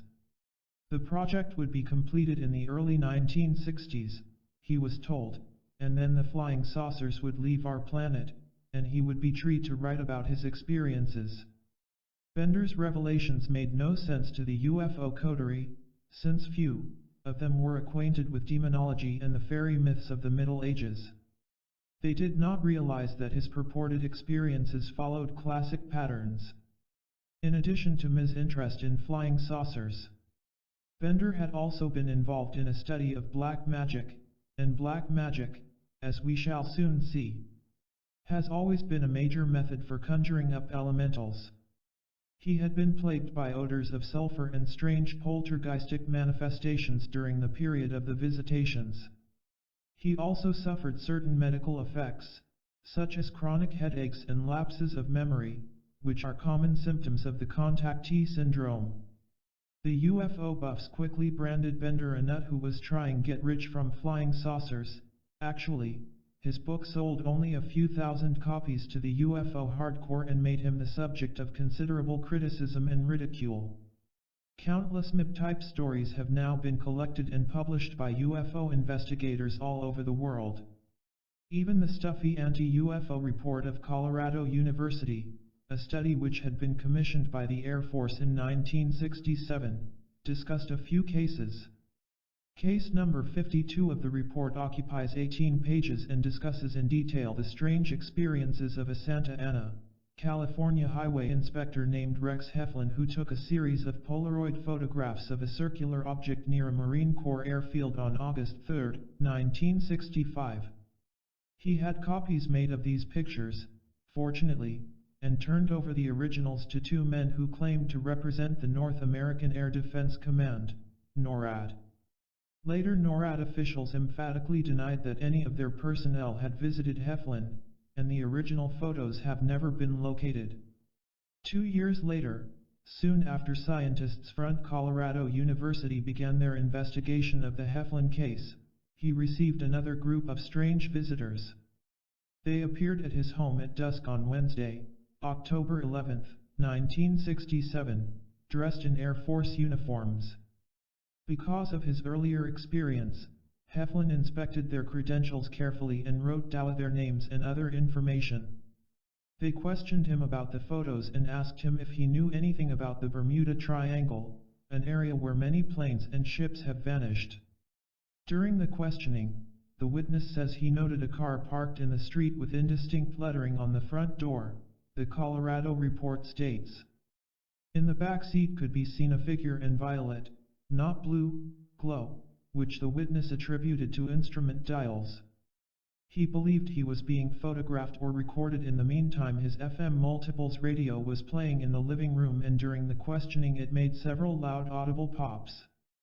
Dr. James E. McDonald, a meteorologist from the University of Arizona, and other investigators later tried to check out the identity of these visitors.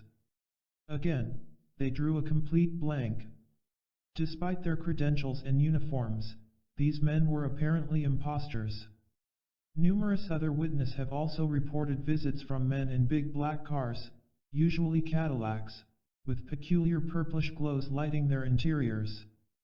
There are even a number of witnesses who claim to have been temporarily kidnapped in such automobiles. They have described strange psychedelic lights on the dashboards which caused them to fall into hypnotic trances. Some of these phantom vehicles have a special insignia printed on their doors, a triangle with a bolt of lightning passing through it.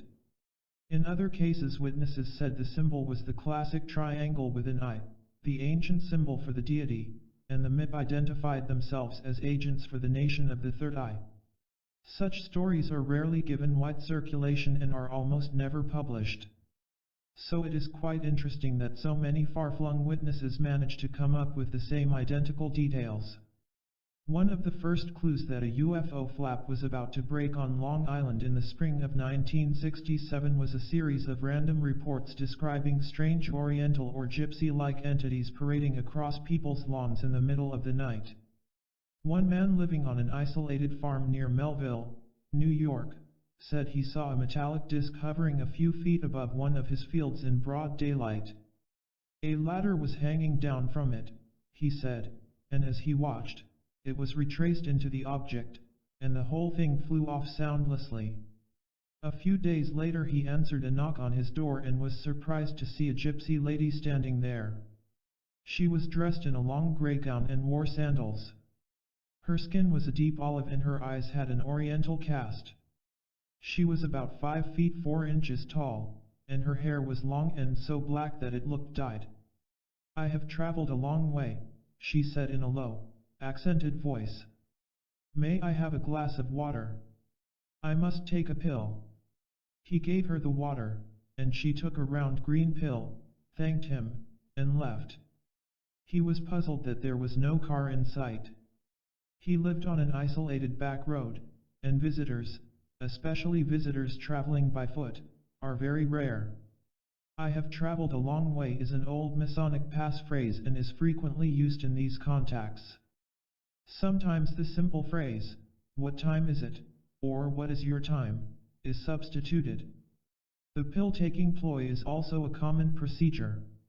When a most peculiar being visited a family on Cape May, New Jersey, early in 1967, B also took a pill.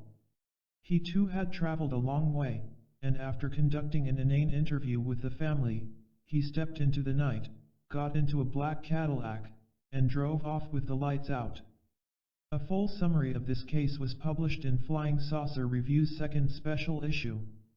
A woman living in an old house on the summit of a high hill in the Melville, New York area had a visit from a strange quartet around the same time that the gypsy lady dropped in on the farmer. 4 Indians appeared on her doorstep after a heavy seasonal rainfall. 3 of them were stately, dark-skinned, with pointed faces and oriental features. They were dressed in expensively cut gray suits. The 4th man looked different, more normal, she said, and was poorly dressed in a frayed black jacket. They told her that their tribe had originally owned her property, and they were going to try to get it back. What frightened the woman most, and she was frightened she admitted later, was that there was no mud on their neatly shined shoes, and they had no car in sight. The road and her lawn were soupy with mud at the time. After they left, she realized they had left no footprints on her lawn. In case after case, amateur UFO investigators have rejected the testimony of sincere witnesses who claim to have seen UFOs land and entities dismount, because no footprints could be found on the site afterwards. At 1:30 a.m. on Wednesday, March 1, 1967, a man named DeWitt Baldwin was hunting near Eden, New York when, according to his story, he heard a funny noise and saw a circular gold-colored object land. I was scared.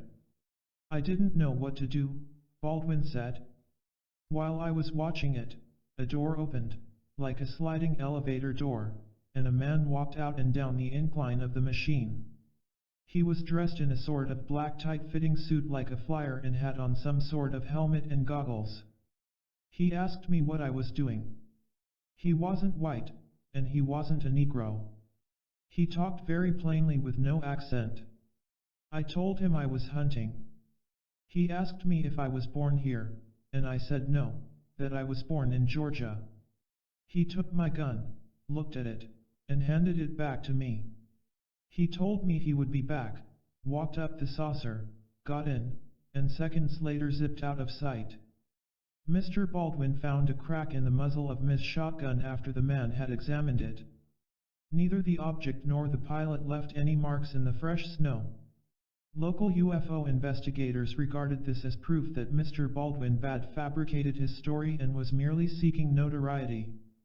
An Iowa College professor who writes popular books under the pseudonym of Brad Steiger has been investigating men in black cases in the Midwest for several years. In his book, Flying Saucer Invasion, he disclosed another common MIB tactic which is being widely employed these days to discredit investigators. Steiger wrote, in the summer of 1968, Brad Steiger received a long-distance telephone call from a journalist friend who was covering a UFO flap for his local newspaper. Steiger wrote in the third person. Blast Brad Steiger and Joan Rittenauer, a Florida researcher who collaborated with Steiger, and down with John Keel, he thundered. Steiger, recognizing his friend's voice, asked him what the trouble was. I'm trying to cover this flap over here, my lordle. Everyone has seen these UFOs low, but every time I try to dig deep, the eyewitness clams up and says, I won't say more. Brad Steiger says awful things will happen to me if I tell too much. One lady said that John Keel had told her that she would be carried off by the saucer people if she talked to anyone about her sighting. Steiger knew that neither he nor Keel were in that particular area at that time, and that neither he nor Keel would say such things in even a jesting manner if they had been in the locale, so he pressed his friend for details. Well, damn near everywhere I go the witness has been given a copy of one of the Steiger-Rittenauer books or a magazine with an article in it by you or Keel. And the books and articles are supposed to frighten them? Steiger questioned. Whoever is delivering these things must be adding their own interpretation. Who are the delivery boys? Have you seen them? Not until this afternoon, the newsman answered. I guess I arrived at this farmhouse just a few minutes after they did. Damn unfriendly little monkeys. I was trying to talk to the farmer's wife, while they were chattering at the and waving a copy of this magazine in their hands and telling the man how Brad Steiger was warning all UFO sighters not to talk. Could you describe them? They were short men in dark suits. All three of them had deep suntans. I can't recall even seeing their eyes. Come to think of it, they all wore dark glasses. Small wonder there's so much paranoia in the UFO field. These mystery men have posed as Air Force officers, well-known investigators, and members of the amateur UFO organizations, deliberately sowing confusion and fear in their wake. There are even reliable reports describing entities who resembled exactly the men they were imitating, doppelgangers. On several occasions these doppelgangers have visited witnesses who had been previously interviewed by the author, creating considerable confusion. The Colorado University study tried to shrug off the Helen photos because of the internal inconsistencies in his story, his visits from non-existent military officers. Similar episodes have led to extended feuds between amateur investigators and groups, each believing that the other has been warning witnesses not to talk to them. In many of these episodes the MIB appear on the scene immediately after the sightings, before the witness has had a chance to report it to anyone. They often flourish an identification card and announce they are from Washington or the CIA. Any real CIA agent who went around openly identifying himself as such would soon be standing in an unemployment line. When they use the Air Force ploy, they have the uncanny ability to use the name of an existing officer, but they change their rank. Thus a Colonel Higgins may turn up in a flap area where an actual sergeant named Higgins is stationed nearby. Adding to the nonsense and confusion, we have the dreary face that ufology has always attracted eccentric personalities, and a few, very few, of these situations have proven to be their doing.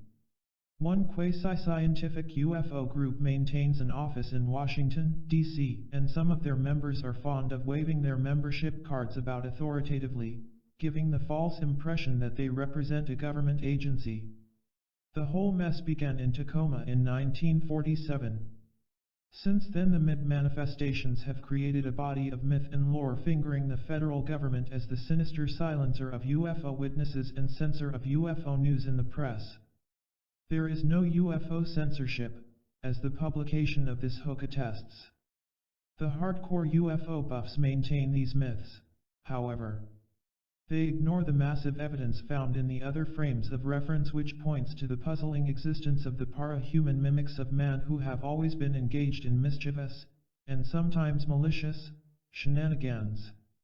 Mrs. Coral Lorenzen, who has been running the Aerial Phenomena Research Organization, APRO, since 1952, devoted a chapter of her book UFOs over the Americas to the CIA's purportedly sinister interest in the subject. Her evidence was a combination of hearsay, speculation, coincidences, classic MIB manipulations, and the uneasy feeling that APRO was being watched. It is caught surprising, of course, that some of the UFO organizations have occasionally been monitored by the FBI and other agencies, since the leading proponents of UFO beliefs have made a habit of publicly attacking the government and the military establishment on radio and television. Some UFO publications do border on the subversive. In the 1950s a strong communist influence was visible, and some major groups collapsed when they turned more political than ufological. In the 1960s ufology swung in the other direction as members of the extreme right wing embraced the flying saucer cause. In 1969 the long-suffering Air Force got out of the UFO business by closing down Project Blue Book, its half-hearted flying saucer agency, thus eliminating the favorite target of the UFO cultists' wrath. Another group of CIA-baiting researchers is now overlapping into ufology. They are the comparatively small teams of amateur sleuths dedicated to investigating the assassination of President Kennedy. Here the black Cadillacs and the slight, dark men in black suits are viewed as Cubans and CIA agents. Paranoia runs high because now over 50 witnesses, reporters, and assassination investigators have met with sudden death, some under the most suspicious circumstances. The full story of Kennedy's murder in Dallas in 1963 is filled with incredible details, many of them similar to things found in the most mysterious of the UFO incidents. Photos and physical evidence have vanished or been tampered with just as in so many UFO cases. A wide assortment of mystery men have been involved, including doppelgangers of the late Lee Harvey Oswald. This other Oswald even turned up at a public rifle range before the assassination. The second Oswald, making a nuisance of himself, so the witnesses would be sure to remember him, as he fired an unusual gun which spat out balls of fire at the target. He also visited an automobile showroom and went for a demonstration ride in a new car. The real Oswald could not drive. His whereabouts at the time of these incidents are known, and he was nowhere near the rifle range and auto agency. The huge Warren report contains numerous pieces of sworn testimony describing MIB-type men in the vicinity of Dealer Plaza and the school book depository building immediately before and after the assassination. Long-haired men were seen. This may not sound extraordinary, but remember that long hair was most unusual in 1963. The Beatles did not begin to make an impression until 1964, and the long hair fad did not get underway until 1965-66. Elemental hairstyles have always been on the longish side, as we have already noted. The UFO lore is filled with accounts of pilots with angular faces and long, shoulder-length hair, usually blonde, just as the gods, demons, and angels of earlier times sported long hair. Another interesting consistency is the unnatural color of their hair, so unnatural that witnesses often comment on it. The late Mrs. Mary Hyre, a newspaper reporter in Point Pleasant, West Virginia, received visits from strange personages soon after she began to write about local UFO sightings. Two of these strangers had long, silver hair, she said. They were young men, and I couldn't understand why they had dyed their hair such a funny color. Mrs. Hyre also claimed encounters with darkly tanned, soberly dressed gentlemen who rode up to her office in black Cadillacs. One of them asked her what she would do if someone ordered her to stop publishing UFO reports. "I'd tell them to go to hell," was her reply. Jerome Clark, one of America's leading ufologists, has his own theory about the present trend towards long hair. For a long time, contacts and their followers talked freely of the New Age, while the rest of us merely sneered. Clark wrote in Flying Saucer Review, September-October, 1970, "Now there is considerable talk, even a popular song, about the coming of the Aquarian Age. One of the features of the New Age, as contacts predicted years ago, is the revival of interest in the occult, astrology, the tarot, palmistry, telepathy, spiritualism, magic, witchcraft, the Ouija board, and so on. Also involved, of course, are such obvious features as changes in clothing and hairstyles. On basic strategic grounds it is easier now for them to walk in our midst unnoticed. A long-haired blonde male, for example, would now attract little if any attention in the streets of most good-sized Western cities, nor would strange behavior patterns be any particular cause for alarm in a culture born of nonconformity. There are millions of people today who do believe that Venusians, Martians, angels, and demons are walking among us unnoticed, their long hair and peculiar dress and manners no longer attracting attention. Strange men in black turtleneck sweaters and wraparound sunglasses, a favorite garb of our MIB, are being reported everywhere the black Cadillacs are on the prowl. Have we been invaded by beings from outer space or from some other space-time continuum as so many now believe, or is it that we are just beginning to notice the funny folk who have been in our midst all along? In any case, it is understandable that so many researchers and investigators double-bolt their doors at night and spend their days peering fearfully over their shoulders. Chapter 10. Rendezvous with the Damned. Sometime around the year AD 421, a group of artisans from a now lost civilization painstakingly engraved a series of gold leaves or plates with cryptic symbols and buried them in a stone box on the west side of a hill near what is now the village of Manchester, New York. They remained there, unknown and untouched, for 1400 years. Then on Friday, September 21, 1821, an 18-year-old farm boy named Joseph Smith awoke to a vision in his bedroom near Palmyra, New York. A personage appeared, he said later, standing in the air, for his feet did not touch the floor. This being was dressed in a long robe of most exquisite whiteness, was surrounded by light, and his countenance was truly like lightning. He identified himself as Moroni, a messenger sent from the presence of God, called the youth by name, and announced that he had been chosen for a special task. In subsequent appearances, Moroni gave Joseph Smith the exact location of the box and told him that he was to dig it up when instructed to do so. 6 years passed before Smith received word to unearth the tablets. The date was September 22, 1827. That night the skies were aflame with a spectacular display of meteors, falling stars, and luminous spheres. One of the many witnesses was another young man who lived in northern New York but was unacquainted with Joseph Smith. His name was Brigham Young. Smith dug into the hillside, found the box exactly as Moroni had said, Pre-Columbian the Ed, and discovered the gold plates along with crystalline devices which became known as the Urim and Thummim. He spent the next 3 years translating the strange writing, although he had little formal education, purportedly with the aid of the lens-like objects. 11 of his friends and neighbors signed formal affidavits swearing they had viewed the plates. But once they had been translated, the gold plates vanished. The messenger called for them, Smith explained. In March 1830 the translation was published by a local printer. It was the Book of Mormon, a history of ancient North America. The following month the Mormon Church was officially organized with 6 members in Fayette, New York. Today it has over 2.5 million followers. Joseph Smith was murdered by a hostile mob in Carthage, Illinois, in June 1844. Brigham Young became the leader of the harassed band of Mormons who worked their way across the country until they arrived at the rather inhospitable wasteland around the Great Salt Lake in Utah. In 1848, many of the Mormons were dismayed by Young's choice for the site of their future city.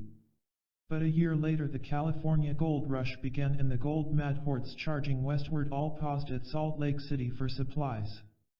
Within a short time the city was prospering, and many of the Mormons became rich overnight. This is essentially the history, and the legend, opound the Mormons. The controversy which raged around the authenticity of the Book of Mormon and its teachings is too complicated to discuss here. The point is this: there is enough evidence to believe that a specter, a vision, or an angel visited Joseph Smith, or else he ascertained the location of those plates by some psychic ability, or by pure accident. And wouldn't it be interesting if the story were entirely true? If the elementals, ultraterrestrials, or some other force did select Joseph Smith, passed along the information about the plates and engineered the formation of the Mormon religion? All of our great religions were founded in almost the same way. Muhammad, AD 570 to 632, was just an Arab tradesman until at the age of 40 he began to have visions and conversations with messengers, which led him to organize the Muslim religion and write the Quran. More recent religions, such as the Seventh-day Adventists and Jehovah's Witnesses, were established by men who claimed communication with supernatural beings and often issued amazing prophecies which came true. Throughout history common men have had uncommon experiences which have changed them instantly and in many cases even changed the whole fabric of the period in which they lived. A Jewish tent maker named Saul was once on the road to Damascus to help suppress the rise of Christianity when, according to tradition, a blinding light appeared in the sky, and a voice converted him on the spot. He became Saint Paul. 2 groups or forces have always been involved in this cosmic charade. Early man quickly learned to separate them into the good, pre-human, and evil, anti-human, and gave each new god and demon a name. In the interests of clarity, we shall label the good guys the Alpha group and the bad guys the Omega group. The Alpha group gave man a set of ethics and moral principles, while the Omega group fostered racism, greed, and violence. As time passed, the two groups began imitating each other's tactics, and the task of discriminating between them became impossibly difficult. In his confusion, man soon began to associate everything that happened around him to one of the groups. Natural catastrophes and accidents were automatically blamed on the Omega group. This led to the development of pure superstition and the awesome, irrational fear of all ultra-terrestrials. Things reached a peak in the Middle Ages.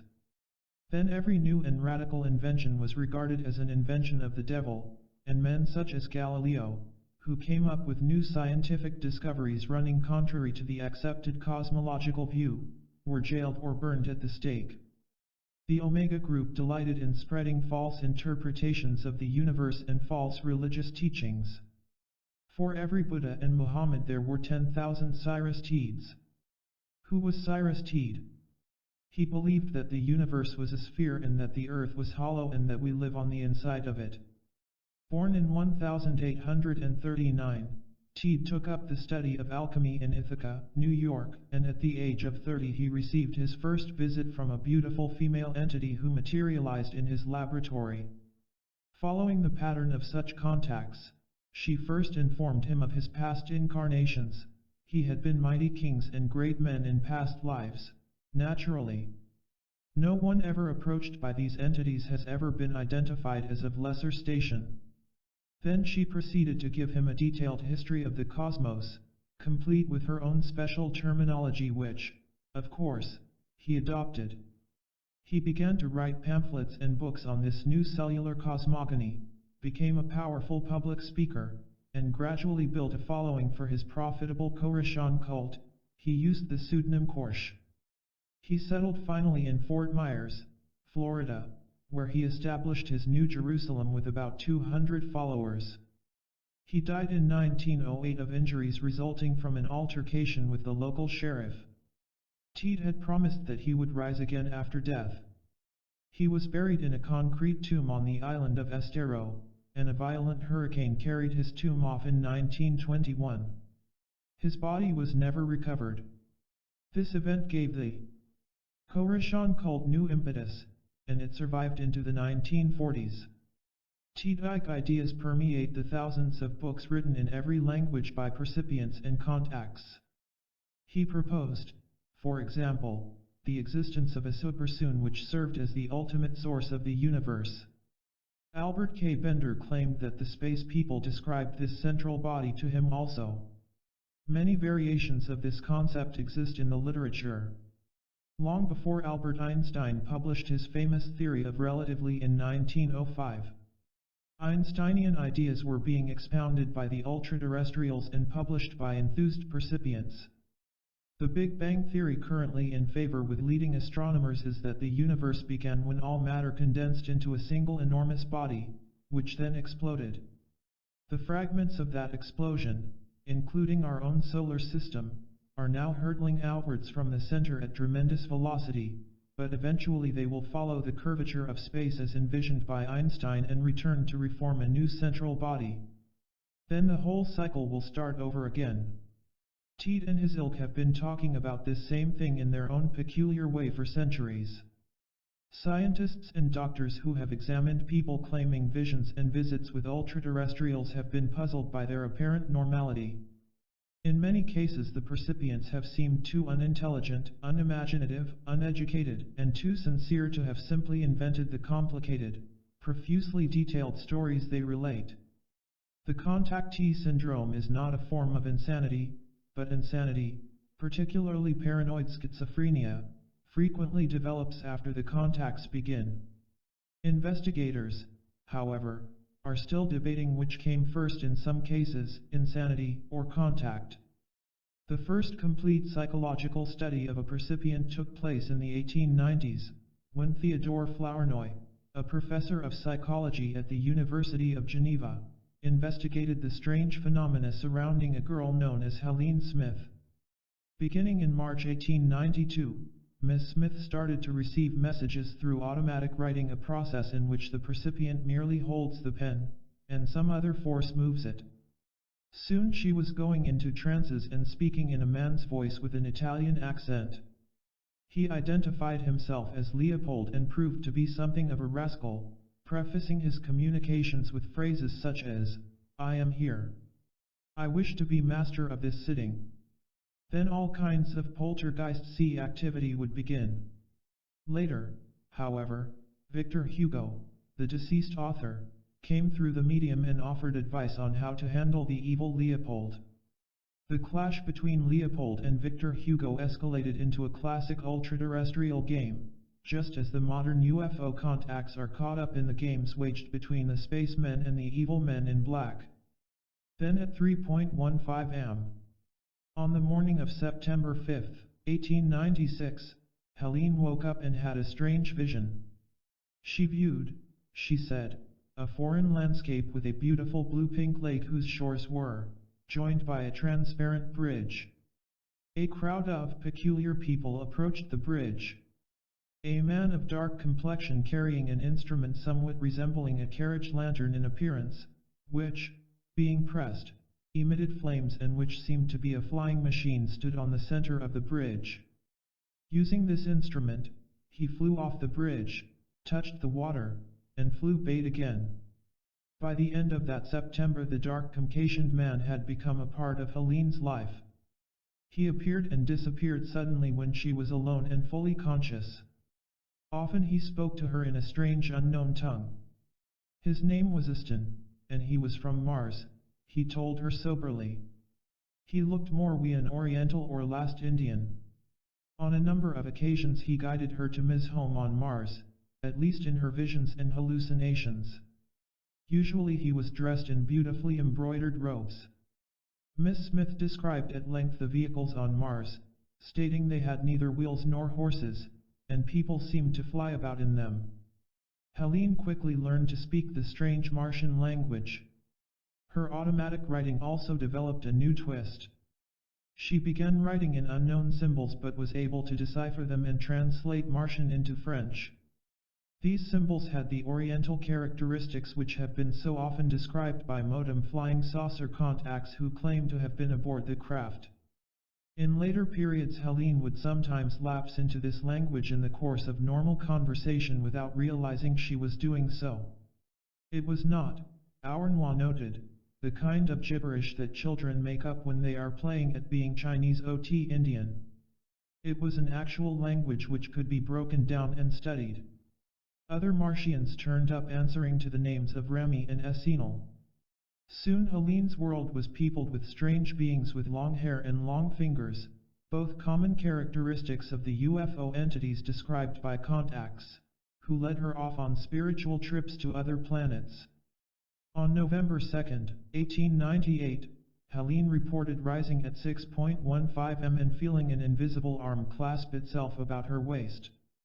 I then saw myself surrounded by a rose-colored light which generally shows itself when a Martian vision is coming, she said. She found herself suddenly in a section of country peopled by men altogether different from those who inhabit our globe. The tallest of all were 3 feet high, and the majority were an inch or 2 shorter. Their hands were immense, about 10 inches long by 8 inches broad.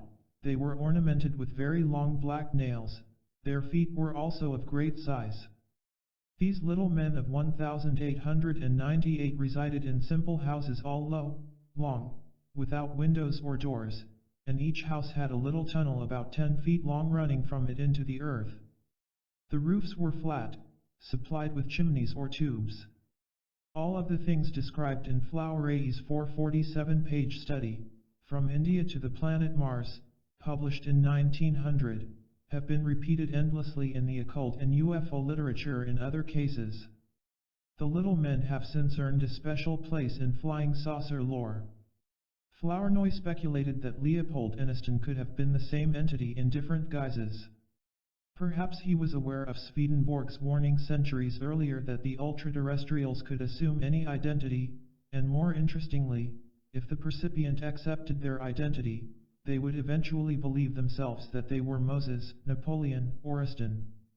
Joseph Smith and his friends were treated with visits not only from Moroni but also from entities claiming to be John the Baptist and the apostles Peter, James, and John. Our ultra-terrestrials are ham actors who delight in assuming roles and adopting names from ancient mythology. Early theologians were kept busy recording the endless names of angels and demons. Numbers are also flourished indiscriminately in both religious and contactee literature.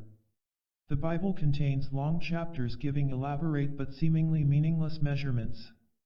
In OSP, a book produced by Automatic Writing in 1880, we learn that Egypt had a population of 13 million at the tune of Moses' birth. 4 million of these were enslaved Hebrews. Today Egypt's population is about 40 million, not much of an increase in 2,000 years. Page after page in OSP lists the total number of spirits and angels and druids, the OSP word for the Auriga group. This numbers game has been extended to the modern UFO phenomena.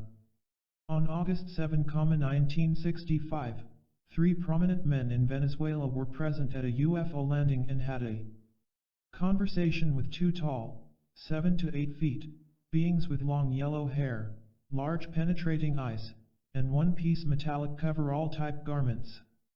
The witnesses, who included a well-known Venezuelan doctor, claimed they communicated through telepathy, and among the questions they asked was, "Are there any beings like you living among us?"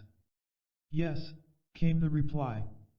2,417,805. That's a very précis answer. But many other contacts have thought to ask the same question, and the answers are wildly variable, from 75 to 10,000, in the city of Los Angeles alone, to up in the millions. Our long-haired friends also indulge in nonsensical prophecy on a grand scale. Asked when the world is going to end, they are apt to give a precise date in the near future. Some people have actually started building arks on their say-so. One group in Denmark erected a hasty atom bomb shelter in 1967 and settled down to await Armageddon that December. Who is going to be elected president in the next election? The Elemental announce with grave authority that Frank Sinatra or Mae West is in line for the job. The study of glossolalia has had a small group of scholarly followers for years. This is the attempted translation of the mysterious language, spoken by the ultra-terrestrials, mediums, and church groups who indulge in speaking in tongues. It seems to be a conglomerate of many languages, both ancient and modern, and Flournoy wasn't the first to try to unravel it. There are books filled with symbols and translations similar to, but never exactly like, Helene Smith's Martian language. Dozens of these phony alphabets have been published in Dead Seriousness. A retired teacher named John W. Dean collected the testimony of flying saucer contacts and the elaborate information passed along by the space people for his book, Flying Saucers Close Up. The project must have taken years. He devotes many pages to listing unknown planets far out in the cosmos as described by the ultra-terrestrials, and giving encyclopedic data about each one. But anyone with a basic knowledge of orbital mechanics and a slide rule can check the mass of figures and discover that many of these alleged planetary systems are quite impossible. The cosmos of the ultra-terrestrials must be filled with colliding planets weaving and spinning in defiance of all the known laws of motion. In Flying Saucers Close Up, Mr. Dean also presents a complete vocabulary and the written language of the folks from the planet called Corendor. Some of the symbols bear a striking resemblance to runic ciphers. His book is only a minor example of the privately published material circulated to about 2,000 hardcore flying saucer believers. Over the past 20 years the ultra-terrestrials have constructed a whole fantasy world through the contacts, a cosmos which includes great intergalactic councils. As soon as we grow up, we may be permitted to join. On other levels, in different frames of reference, believers speak in terms of other planes. The most common belief shared by every culture on this planet is that there are 7 distinct worlds or realities. We live on the lowest rung of the ladder. If there is a hell, we must be living in it. Numerous religious sects are concerned with Holy Ghost apparitions and the speaking in tongues phenomenon, which they accept as verification of their beliefs. The United Pentecostal Church, for example, finds great meaning in such manifestations, and they occur constantly within the church. Church bulletins and publications are filled with accounts of these events. The newsletter, Global Witness, June-July 1970, described the following, as reported by a group in Peru. On April 28, as they were praying, the 10-year-old daughter suddenly went into what they thought was a fit of convulsions. She began to jerk and shake all over. Her terrified mother rushed to her side to attempt to help her daughter, but an unseen hand restrained her, and a voice urged her to leave the girl alone. In just a few moments this little girl, who did not know what the Holy Ghost was, began to speak in a strange but lovely new language. The following Tuesday night the oldest boy was marvelously filled with the Holy Ghost. He rejoiced in the Spirit and spoke with tongues for over an hour. Convulsive seizures are common to all the frames of reference. Many UFO contacts suffer chronic headaches, muscular soreness, and other symptoms of such seizures after their experiences. These fits could be caused by some disorder of the frontal lobe. Primitive peoples usually regarded such fits as demonic possessions. One of the world's foremost psychologists, the late Dr. Carl G. Jung, examined the pseudo-religious aspects of the UFO rumors and published a shrewd analysis. Flying Saucers, a modern myth of things seen in the sky in 1959. He correlated the UFO reports with psychic manifestations and suggested that the phenomena were products of the collective consciousness of mankind. The psychic aspect plays so great a role that it cannot be left out of account, Dr. Jung stated. One discussion of it leads to psychological problems which involve just as fantastic possibilities or impossibilities as the approach from the physical side. Another scientist, Dr. Jacques Vallée, an astronomer and computer specialist, spent several years sifting UFO accounts and comparing them with the earlier fairy lore of Europe. He felt that the two phenomena shared a single cause.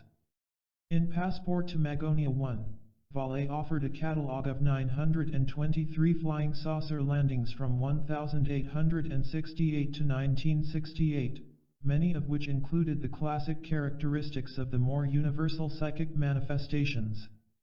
Is it reasonable to draw a parallel between religious apparitions, the fairy faith, the reports of dwarf-like beings with supernatural powers, the airship tales in the United States in the last century, and the present stories of UFO landings? He asks. I would strongly argue that it is, for one simple reason: the mechanisms that have generated these various beliefs are identical. The crux of the problem is to reach beyond the endless reports of varied manifestations and seek out the source, the physical, psychic, of psychological mechanism which has inspired these beliefs.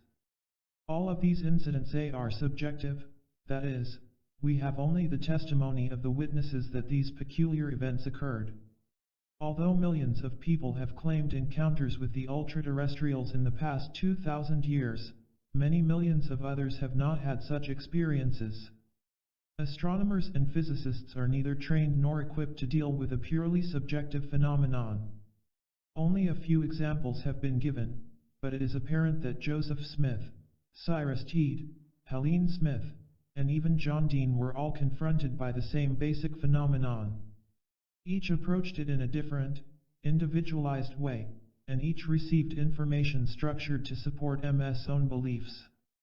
Albert K. Bender and Teed both explored black magic and alchemy. Both claimed they received complex cosmic theories from para-human entities. Dean asked for and received elaborate facts and figures about extraterrestrial beings and the planets they supposedly inhabited. Like Swedenborg and the biblical prophet Enoch, Helene Smith was shown other worlds and led to believe that she was visiting other planets. Reinhold Schmidt was transported to the center of the pyramid, Bender was taken to underground bases in Antarctica. Others have visited the underground palaces of the fairies and the subterranean cities of the Diros. It is not likely that any of these places exist in reality. It is more likely that these people made hallucinogenic excursions, or mind trips, guided by some force which is capable of manipulating the electrical circuits of the brain.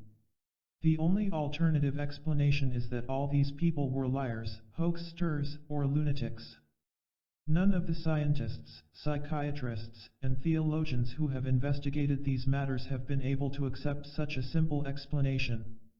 A remarkable man named Aleister Crowley, born in 1875, became known as the wickedest man in the world through his work in black magic. He too claimed to receive visits from an angel, and he was the center of a large cult around the turn of the century. He was noted for sexually liberating MS female followers, and he published a number of books expounding on his personal cosmology. Those books are currently enjoying a revival of popularity among the youth subculture. In 1939, a young rocket fuel scientist, John Whiteside Parsons, joined the Crowley cult and burrowed into the dark world of magic and the occult. Another practitioner of the mysteries crossed Parsons' path in 1946, and the two became close friends, combining their efforts to conjure up demons and elementals. The newcomer, Lafayette Ronald Hubbard, claimed he had a personal angel, a beautiful red-haired entity whom he called the Empress. The two men donned robes and engaged in secret mystical rites. According to Parsons, they had some success. On the night of January 14, 1946, the electric power failed as they were mumbling incantations, and Hubbard was struck by something on the right shoulder, knocking a candle from his hand. "He called me," Parsons wrote, "and we observed a brownish-yellow light about 7 feet high. I brandished a magical sword, and it disappeared." Ron's right arm was paralyzed for the rest of the night. During one of their rites, Parsons was given this prophecy: "Babylon, the whore of Babylon, is incarnate upon the earth today, awaiting the proper hour of her manifestation. And in that day my work will be accomplished, and I shall be blown away upon the breath of the Father." A rocket fuel explosion at a laboratory in Pasadena in 1952 did blow away the ill-fated Parsons. Lafayette Ronald Hubbard went on to bigger and better things. Born in Tilden, Nebraska in 1911, he served in the Marines, studied engineering, and became a prolific science fiction writer. Sometime around 1948 he began to develop a form of pseudo-psychiatry which he labeled Dianetics. John Campbell, Jr., editor of Astounding Science Fiction, served as one of his first patients and was so impressed by Hubbard's concept that he persuaded him to write an article about it for Ms. Magazine. The article caused such a stir among the science fiction fans that Hubbard quickly churned out a full-length book, Dianetics, The Modern Science of Mental Healing. It became an instant bestseller, and a new movement was born. Teed's neologisms, such as planets are spheres of substance aggregated through the impact of afferent and efferent flux ions of essence, were nothing compared to Hubbard's new vision of the human mind and soul. All our troubles, he decided, were caused by engrams, traumas stored in the unconscious or reactive mind. Patients were guided by auditors, people who have already undergone the process, unearthed their own engrams, and reached the exalted state of clear. The American Medical Association, the U.S. Food and Drug Administration and other authorities took a dim view of Dianetics, and Hubbard's career had many ups and downs throughout the 1950s. At one point he publicly claimed that he had even visited Venus. Apparently the friendly Venusians were 100% behind Dianetics. But even with their support, Mr. Hubbard suffered many setbacks and his movement went into limbo for a few years, reappearing in the late 1950s as the Church of Scientology. Inside newsletters and publications distributed to the operators of the Scientology offices or org, short for organization, are written in Hubbard's own unique jargon with emphasis on the magic word cell. In 1962, the Food and Drug Administration raided the founding Church of Scientology in Washington, D.C., and seized literature and a number of emitters. The e-meters are a simple electrical device similar to a lie detector and are used by auditors in counseling sessions. On August 30, 1971, Federal District Court Judge Gerhard A. Gesell in Washington ruled in favor of Scientology and ordered the return of the confiscated materials because the FDA failed to prove that the e-meters were being sold as healing devices. In the 1960s, Hubbard's movement spread throughout the world despite the opposition of medical societies and legal authorities from Great Britain to Greece. Hubbard now spends most of his time cruising outside the 12-mile limit aboard his magnificently appointed yacht. The Church of Scientology is now a franchise operation with Hubbard receiving a small percentage of the take. He has come a long way since those days when he and Parsons were drawing circles on the floor and praying to unseen demons. The games of the ultra-terrestrials never end. The latest entry is an outfit called Coast Guard Interplanetary, Inc. of Orlando, Florida, who have had difficulties with law enforcement agencies in several states, according to the Better Business Bureau. Coast Guard has been pushing Dare to be Great, a motivational course consisting of a series of 4 tapes which will tell you how to get rich. The 4 tapes cost only $7,700, but the investment can be quickly recouped by selling the course to others. The whole scheme is based upon a pyramid plan with each student peddling the course to new seekers of truth. Unfortunately, the population of a state cannot support an indefinite selling plan that depends upon recruiting other sellers and students, and the Better Business Bureau has labeled the whole enterprise doubtful and unrealistic. The tapes deal largely with the same philosophy and cosmology found in all the occult lore. Chapter 11. Not one of them who took up in his youth with this opinion that there are no gods ever continued until old age faithful to his conviction. Plato. A New Jersey sign painter named Howard Menger experienced a most revealing flying saucer vision in August 1956, when he came face to face with a godlike being. But according to his book From Outer Space to You, Menger's story began years earlier. As a boy he had encountered a beautiful female entity in a wood and was told that he would one day serve the illustrious space people.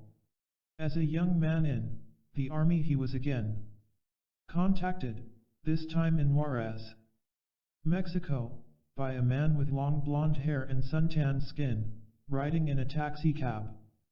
Then in the mid-1950s, Menger's real adventures began. Strange aerial objects haunted the area around his home near High Bridge, New Jersey. There were innumerable witnesses, including lawyers, physicists, and reporters. The space people began to drop in on him for coffee and friendly chats about the state of the universe. They asked him to buy dark sunglasses with red lenses, and on several occasions they even pressed him into service as a barber, inviting him to chop off their long blonde tresses so they would look even more human. He was rewarded with a flight to the moon. He brought back some strange rocks which were, he said, moon potatoes. Finally, in August 1956, he met the boss spaceman. A saucer landed in a field near Menger's home, and 2 men stepped out of it. Then a magnificent sight appeared in the doorway, Menger wrote. A Talai, handsome man with long blonde hair over his shoulders stood towering at the entrance. Then he came toward me. But he seemed to float or glide rather than walk. This being was dressed in a radiant white ski-type uniform. The sleeves were full and loose, the neckline was high, similar to that of a turtleneck sweater. He wore a light blue, fluorescent-like cape fastened to his shoulder with a gold pin in the shape of a wheel. His skin was white, and his eyes were the color of goldenrod when it is ripe. His fingers were long and tapering. This super being gave Menger a message of love and truth in the grand tradition of the elementals, then returned to his flying saucer, and so oil to the stars.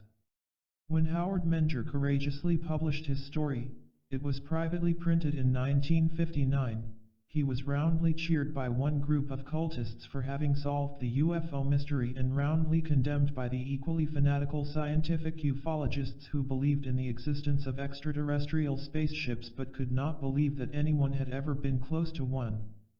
His business collapsed as he gained a reputation for being a crackpot, and his family fell apart. If Howard Menger had lived in another age, he might have been looked upon as great prophet and visionary, one of those privileged individuals who consorted with the gods.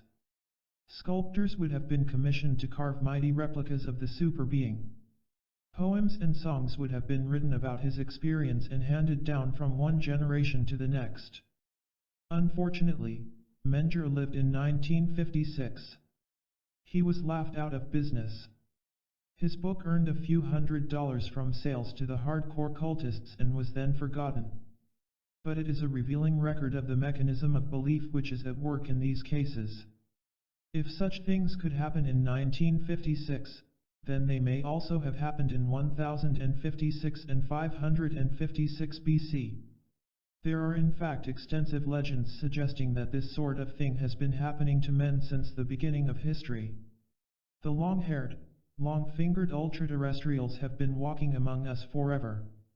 Before we can understand this tangled maze, we must attempt to understand something of the origins and complexities of human history. We must try to ascertain how it all began, how the ultraterrestrials have influenced our course, and where it is all leading us. Our scientists can only guess at how the universe itself came into being. The two most popular theories are the Big Bang concept, already discussed, and the steady-state theory that matter is constantly replenishing itself and that the cosmos really has no beginning or end. The beginning of the solar system and the birth of the planets are a little easier to deal with. The commonly accepted theory is that the planets are cooling masses of material ejaculated from the sun. Two independent scientists, Dr. C.J. Hyman and C. William Kinsman, have developed a new geocosmic theory based upon the new discoveries outlined in earlier chapters, coupled with Velikovsky-like evidence and speculations. They suggest that Earth once pursued the orbit now occupied by Venus and that Mars was in the present Earth orbit. This would explain the legends of early man, which claimed that Earth days and years were once shorter than they are now and that the human lifespan was once considerably longer. Ancient calendars carved in stone also indicate important differences in the early Earth years. If the Earth began as a lump of matter cast off by the Sun, it may have first passed along the orbit of Mercury before spiraling outward and settling into the orbit of Venus. This could have happened 5 billion years ago. The cooling planet Earth could have reached the life support stage hundreds of millions of years ago. And it could have been inhabited while it was in the Venus orbit. If Mars was then in the Earth orbit, it too could have supported life. But as it was pushed further into space by the approach of Earth, the Martians either died out or were forced to make radical biological adjustments to their new environment. In a recent letter, Kinsman also proposes that there was some efforts to crossbreed Martians with Earthlings. He states, "If Mars was pushed out there in our Permian times to make way for Earth in our present orbits, its environmental change in climate in this some 300 million years would surely modify its humanoids, because of the scarcity of air, water, and warmth, into presumably a more scrawny physique no longer adapted to normal life on Earth. Presumably for millions of years they have been trying to hybridize their fauna and flora with ours and to develop some sort of humanoid to whom they could bequeath the advances which their dying civilization had long since acquired. Success in this seems to have finally come with the sudden hybrid appearance of Cro-Magnon man some 50,000 years ago. They may have visited us frequently and openly for such time as they could stand it, until a few millennia ago, when men were still few and fearful.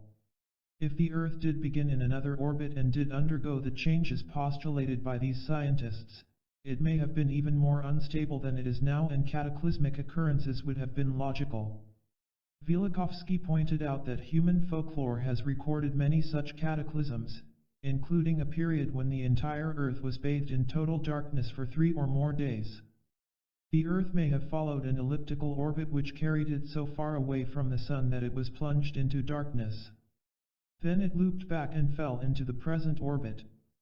Elementals have constantly TTID occultists and UFO contacts that mankind began on Ventis and that orbital changes have taken place in the past and will recur in the future.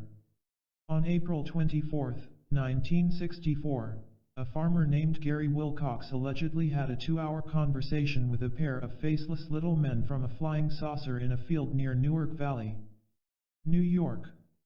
Among other things, he said, they told him that the Earth would soon be where Mars is now. Many flying saucer books have followed the premise that the Earth was originally seeded by beings from outer space. Man has always assumed that the frequently observed parahumans had to originate from beyond our planet or even from beyond our solar system or space-time continuum. Science writer Otto Binder's flying saucers are watching vs dealt at length with the theories of an engineer named Max H. Flint. Flint proposed that man is a hybrid from the union of ancient spacemen and some earthly species of man-ape who existed, according to recent anthropological finds, as long as 2 million years ago. More orthodox scientists have struggled for the past 100 years to find a provable system of evolution to account for man's appearance. The commonly accepted view is that man was a mere animal for thousands of years, and he somehow suddenly developed intelligence and consciousness and quickly evolved from a low hairy animal to his present exalted status of low hairless animal. The mythical missing link of the Sunday supplements is supposed to be the animal that bridged the two orders of life. Is the movie, 2001, Arthur C. Clarke solved the problem by having a sudden outside influence, the slab-like monolith, appear in the midst of a group of apes. It led them to discover tools, namely clubs, and they began bashing in each other's heads. There are really only 3 primary theories for the origin of man. The religious theory, man was created by some greater intelligence through the manipulation of physical matter and energy. The cultist theory, man migrated to Earth from some other planet, or he was seeded here by some other race, or he was produced when some other race crossbred with earthly animals and produced the present strain of Homo sapiens. The theory of evolution, a series of random chemical and bio-1C Dr. Bertold Schwartz's psychiatric study of Mr. Wilk in UFO percipients. Logical accidents took place over a period of millions of years, and man slowly evolved from lower life forms. Billions of people have believed and still believe in supernatural creation. A few million accept Darwin's theory of evolution, and only a few thousand are even willing to consider the seeded idea. The real truth may be a combination of all 3. Of the 3, evolution is actually the weakest and the most difficult to support. Evolution adequately explains the development of living species, the process of natural selection, and the other things, but it fails to provide a rational and provable explanation for the process of creation itself. Scientists shrug this off with limp statements about how bolts of lightning struck puddles of chemicals and induced life. But if such a lightning process were true, it should be still continuing, and it should be easy to duplicate in our laboratories. The fact that it is not a discernible continuing process, new species are not constantly appearing, and that we have not managed to duplicate it weakens the concept. The Japanese have myths and legends which claim that their islands were first settled by beings who descended from the sky. These stories are a part of the Japanese culture. The Eskimos believe they were somehow flown to the Arctic Circle in ancient times. The natives of the Sahara Desert have folklore about blue-skinned people from the sky who had such impact that certain tribes still dye their skins blue in emulation of these ancient cosmic beings. Deep in the Biancara Yula Mountains of China there is a tribe of diminutive people about 4 feet high.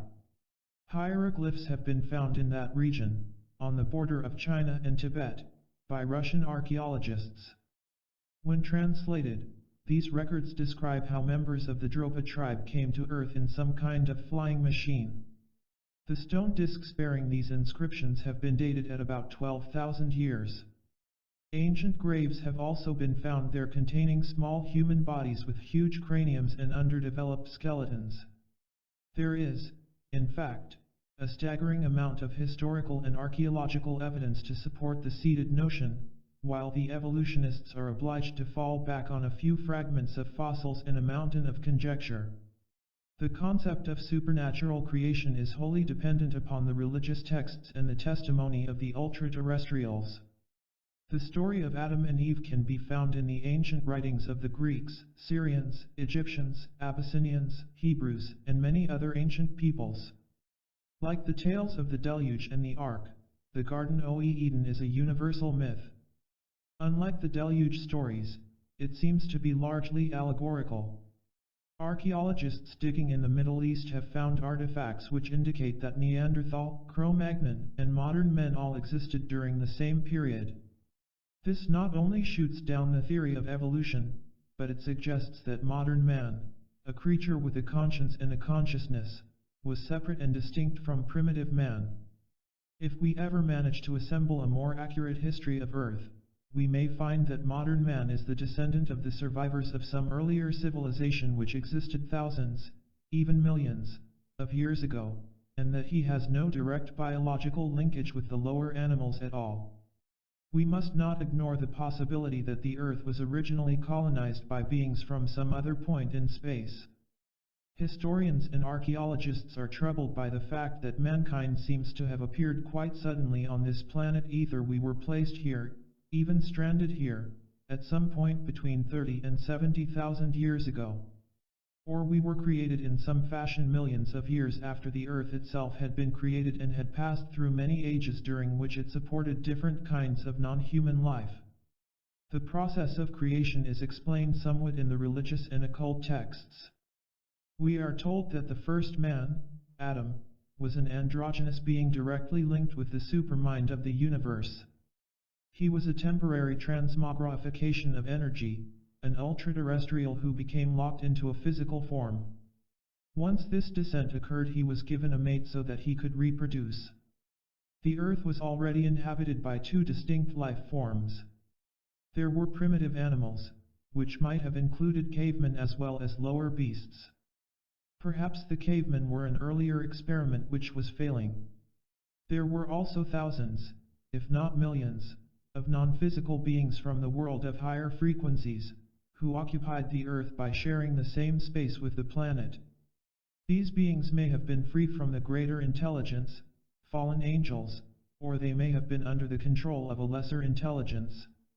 In any cases, the Earth was their personal playground. They owned it.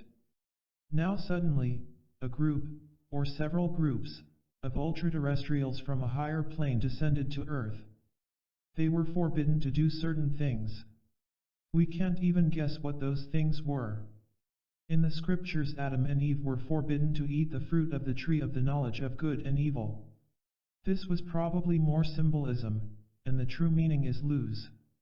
A British scholar, Brinsley Le Poer Trench, has studied the ancient scriptures carefully and produced two important books, The Sky People and Men Among Mankind, to explain his theories. He describes and defines the people of the serpent. These people may have been the fallen angels or devils who later plagued Adam and Eve. If they felt they were owners of the earth, they may have greatly resented this huge flock of ultra-terrestrials, and they may have conspired to lead the Adam and Eve group to destruction by getting them to violate the orders of their overlord. A battle now takes shape. A lesser group of ultra-terrestrials, UTs, is in possession of the earth. A bunch of newcomers invades the planet, and perhaps their ruling intelligence has a plan, a very long-range plan, to wrest the earth from the owners. Masses of energy cannot fight with bombs, bullets, and arrows. They need a physical battlefield and physical armies. The whole thing must be played out like some gigantic chess game. The first step is to create the necessary physical army. Tactics must be invented so that the physical army can overthrow the non-physical owners. The game becomes incredibly complex. If several different super-intelligences were involved, then one group of ultra-terrestrials would descend or be materialized in Japan and China, bearing the specific racial characteristics imposed upon them by their overlord. Another overlord would plant his soldiers in Africa, another would create Indians in North and South America, and so on. In the beginning, one superintelligence may have tried to utilize the Neanderthal men as his physical army. Ultraterrestrials were sent down the frequency scale to help guide the cavemen. To facilitate communication between the Uts and the Neanderthal men, the tall, blonde, normally sexless Uts were made to more closely resemble their primitive contacts. They were given sexes but were forbidden to participate in the pleasurable rites of sex, the tree of the knowledge.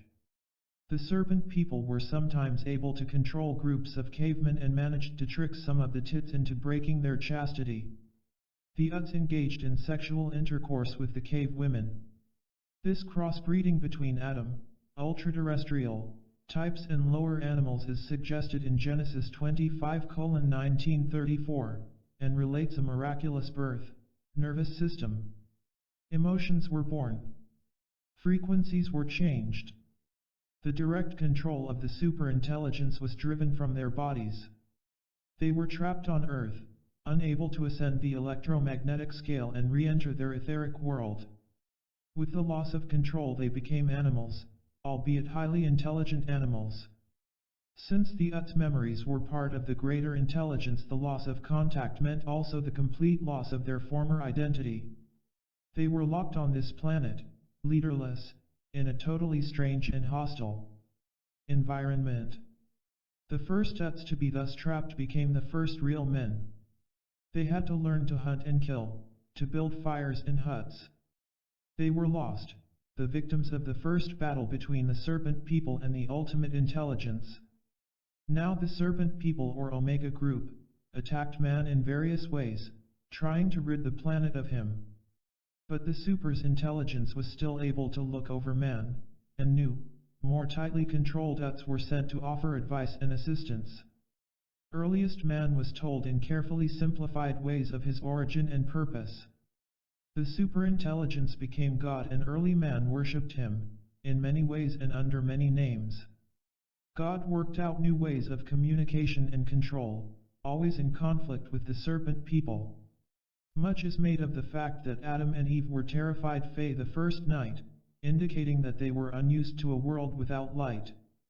Perhaps as ultraterrestrials they were accustomed to total vision or perception of all the frequencies. Life on those higher planes would be bathed in continuous radiation, and there would be no night or day. No time. Now Adam and Eve were not only trapped on this miserable little planet, but they were also caught up in a world that moved in a single direction through the field of time. This would take some getting used to, even if they couldn't remember their previous existence as Uts. Through intercourse with the existing cave people, the fallen Uts produced the new races of man. They were the missing link. And in Isaac's barren wife Rebekah suddenly conceived, and the Lord said to her, 2 nations are in thy womb, and 2 manner of people shall be separated from thy bowels, and the one people shall be stronger than the other people, and the elder shall serve the younger. Rebekah gave birth to twins, and one, Esau, came out red all over like an garment. Later Esau sold his birthright to Jacob. Many ways all 3 of our hypotheses for the origin of man became correct. Evolution is involved. Extraterrestrial descent is involved. Creation is involved. In some parts of the world the serpent people successfully posed as gods and imitated the techniques of the superintelligence. This led to the formation of pagan religions centered around human sacrifices. The conflicts, so far as man himself was concerned, became one of religions and races. Whole civilizations based upon the worship of these false gods rose and fell in Asia, Africa, and South America. The battleground had been chosen, and the mode of conflict had been decided upon. The human race would supply the pawns. The mode of control was complicated as usual. Human beings were largely free of direct control. Each individual had to consciously commit himself to one of the opposing forces. After that commitment was made voluntarily, the chosen force could possess the individual to some degree. The Uts very carefully explained this process to the early priests who interpreted it and tried to pass it on to their followers. The rites of baptism were born. The main battle was for what was to become known as the human soul. Once an individual had committed himself, he opened a door so that an indefinable something, probably an undetectable mass of intelligent energy, could actually enter his body and exercise some control over his subconscious mind.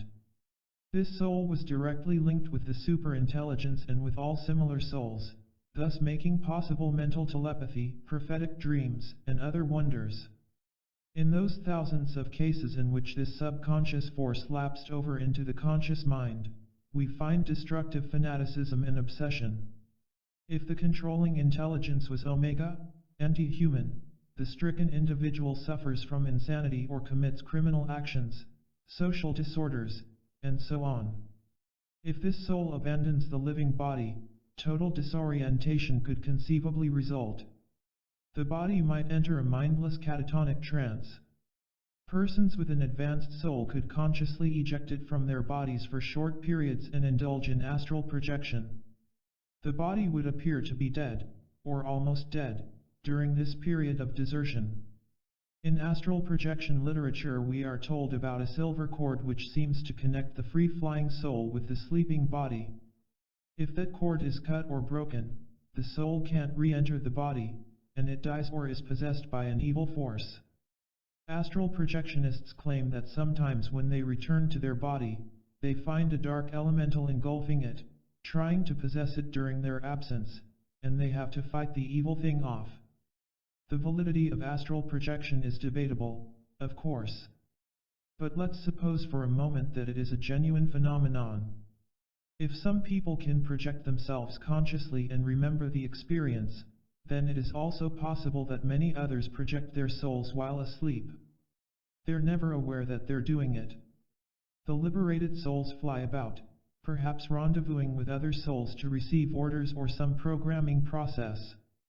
If the soul is some kind of ultra-high frequency energy, then it could be visible to some sensitive people as a blob of faint light in the night sky.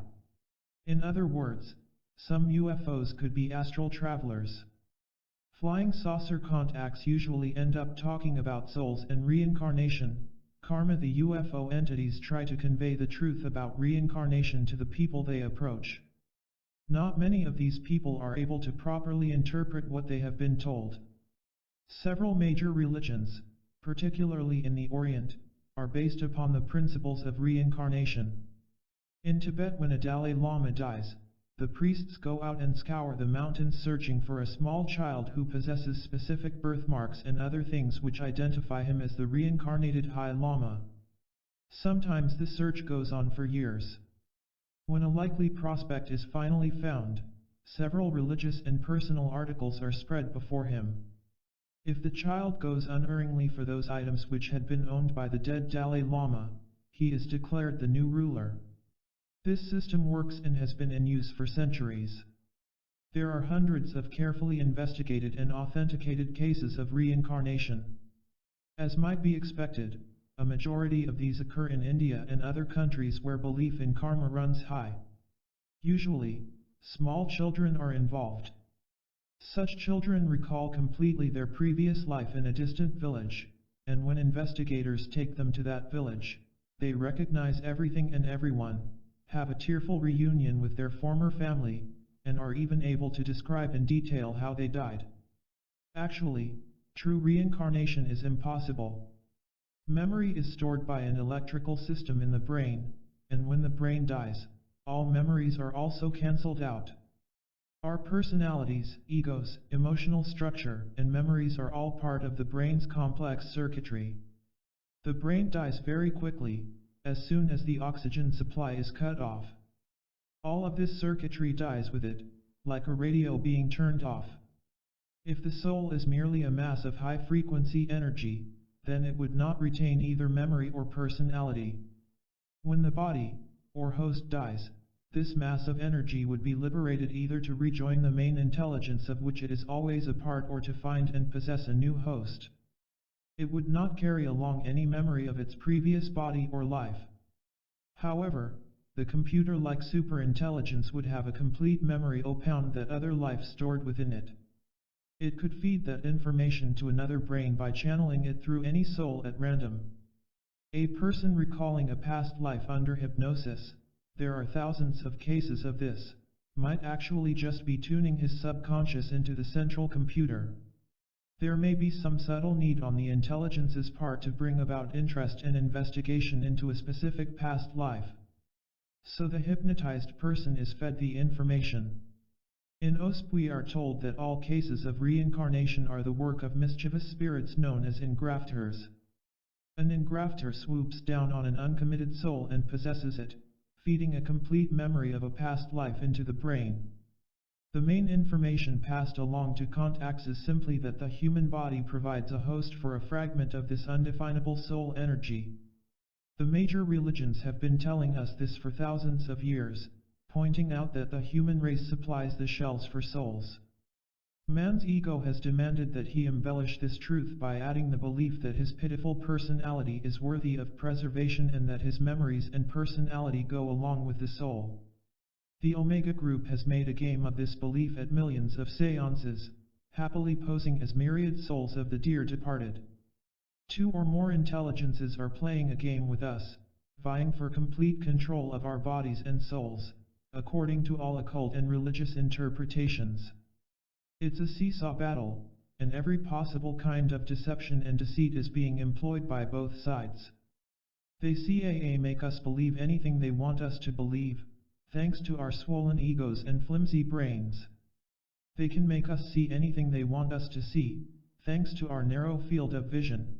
We can only see a dot fragment of the electromagnetic spectrum, and their apparent ability to manipulate energy and physical matter. The para-human serpent people of the past are still among us.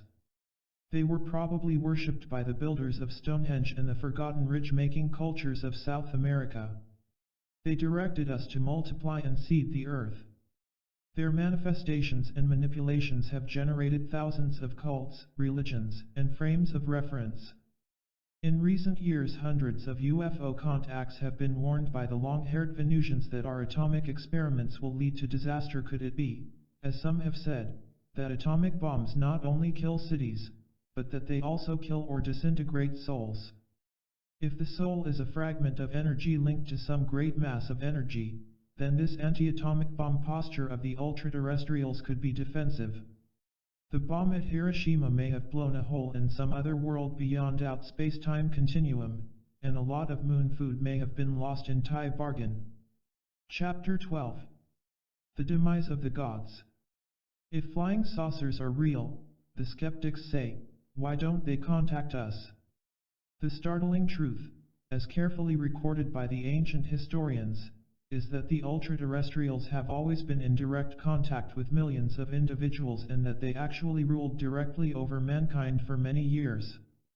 In recent centuries their influence has become more subtle, but it is always there. According to the traditions of many isolated peoples, the first great emperors in Asia were god-kings who came down from the sky, displayed amazing superhuman abilities, and took over. There was a veritable worldwide epidemic of these god-kings between 5000 and 1000 BC. The mighty Osiris and Isis walked into the Egyptian valley out of nowhere and assumed command. The myths and legends of Greece, India, and South America describe their rule. They were taller and more imposing than the men of the time, with long blonde hair, marble-like white skin, and remarkable powers which enabled them to perform miracles. They displayed brilliant judgment and wisdom and exercised remarkable organizational abilities. In most cases they chose to reside on the highest mountains and hills available, commanding balls of fire and bolts of lightning and traveling about the skies in wonderful chariots. In southern Europe Zeus and his court of phantom cohorts held forth for centuries. In India a multitude of gods and demons appeared and reappeared generation after generation. Others arrived on the scene and made lasting contributions to folklore from Iceland to Scandinavia. In Central America the legendary Quetzalcoatl appeared among the Toltecs. Me was a white man dressed in a long white robe covered with tiny red crosses.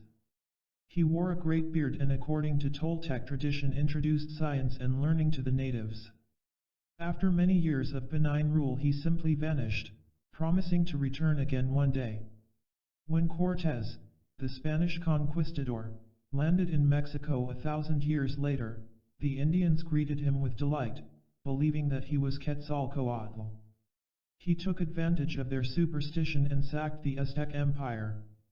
Deep in the wasteland of Western Australia, the Aborigines still cling to the ancient myths of the Wanajina and regard as sacred the petroglyphs carved into rocks depicting tall, robed figures. The Vifonjina are supposedly a para-human group who resided in Australia thousands of years ago. Beresis, an ancient Babylonian priest, recorded the fascinating legend of Khan, a remarkable creature who came up out of the waters of the Persian Gulf to educate early man. This legend more nearly fulfills some of our criteria for a genuine contact myth, Dr. Carl Sagan states in his Intelligent Life in the Universe. Beresis presumably had access to cuneiform and pictographic records dating back several thousand years before his time. His work was translated into Greek and Latin and found its way into English in 1876. He quoted from Apollodorus, describing Oannes as a fish-like animal capable of speaking to men. The account explains, "This being in the daytime used to converse with men but took no food at that season, and he gave them an insight into letters and sciences and every kind of art. He taught them to construct houses, to found temples, to compile laws, and explain to them the principles of geometrical knowledge. He made them distinguish the seeds of the earth and showed them how to collect fruits. When the sun set, it was the custom of this being to plunge again into the sea and abide all night in the deep, for he was amphibious." Moses, of course, had another kind of encounter when he climbed to the summit of Mount Sinai and received orders and toss from the entity who settled there in a glowing cloud. A central legend of the Hopi Indians concerns the Kachina clan, a group of beings who were not people but spirits sent to give help and guidance, taking the forms of ordinary people, according to Indian historian Frank Waters. The Hopi believe they came originally from a red city in the south and that their tribe was guided into what is now the southwestern United States by the Kachina clan. These spirit beings taught the Hopis occult wisdom very similar to the occult beliefs of the Europeans and Africans. Finally they departed, saying, "The time for us to go to our far-off planets and stars has not come yet. But it is time for us to leave you. We will go by our powers to a certain high mountain, which you will know, where we will await your messages of need. We are a spirit people, and we will not be seen again by you or your people. But you must remember us by wearing our masks and our costumes at the proper ceremonial times. Those who do so must be only those persons who have acquired the knowledge and the wisdom we have taught you." The indigenous natives of the Americas, Africa, and the Pacific all adopted ceremonial dress patterned after the garb of the ultra-terrestrials, just as the robes and trappings of the early churches opound the white man were patterned after the dress of the angels and gods who allegedly visited them. Traditionally, only the witch doctors and students of the arcane wisdom of the elementals were permitted to wear these garments and masks. The carefully laid out procedures for the ceremonies and rites of these early peoples were all dictated by these para-human spirits. For thousands of years they quite literally had the entire human race dancing to their tunes. The impact of these beings upon the human race is indisputable. All human art began as part of our urge to pay tribute to them. The arts of painting and sculpture, the arts of drama and dance, and of course, the art of storytelling, were all products of that urge. It has been impossible to adequately summarize even a fragment of this land of material here. Perhaps someday some scholar will systematically assemble all of these records and establish some order out of the chaos. The evidence is not as flimsy as this kind of summary might make it seem. Statues of strange, Oriental-looking figures bearing a striking similarity to the appearance of our contemporary men in black have been found in the ruins of the Olmec civilization in Mexico. We really don't know very much about the Olmecs. The first traces of their Ayast culture were uncovered in 1939, when archaeologist Matthew Sterling found 5 gigantic basalt heads on the island of La Venta. These heads weigh from 20 to 30 tons each and are up to 9 feet high. Each is wearing what looks like a football helmet. Since then, cities and irrigation systems dating back to at least 1200 BC have been discovered. An Olmec calendar carved into the stomach of an 8-inch jade statue begins with the year 3113 BC. It is a masterpiece of mathematical and astronomical knowledge, and it was the Olmecs, not the Maya, who developed it, Jean Reinhardt noted in Science Digest in September 1967. Archaeologists have come up with an interesting theory for the sexless Oriental Eek statues. They suggest that the Olmecs worshipped deformed children and that the statues represent Mongolian idiots. But would a people capable of creating a masterpiece of a calendar worship abnormal babies? The statues also feature a distinctive cleft in their foreheads, and this falls in line with the third eye lore of European occultism, Tibetan beliefs, and even the mysticism of the Indians. The third eye is supposedly the part of the brain which is linked to ESP and cosmic consciousness or direct communication with God.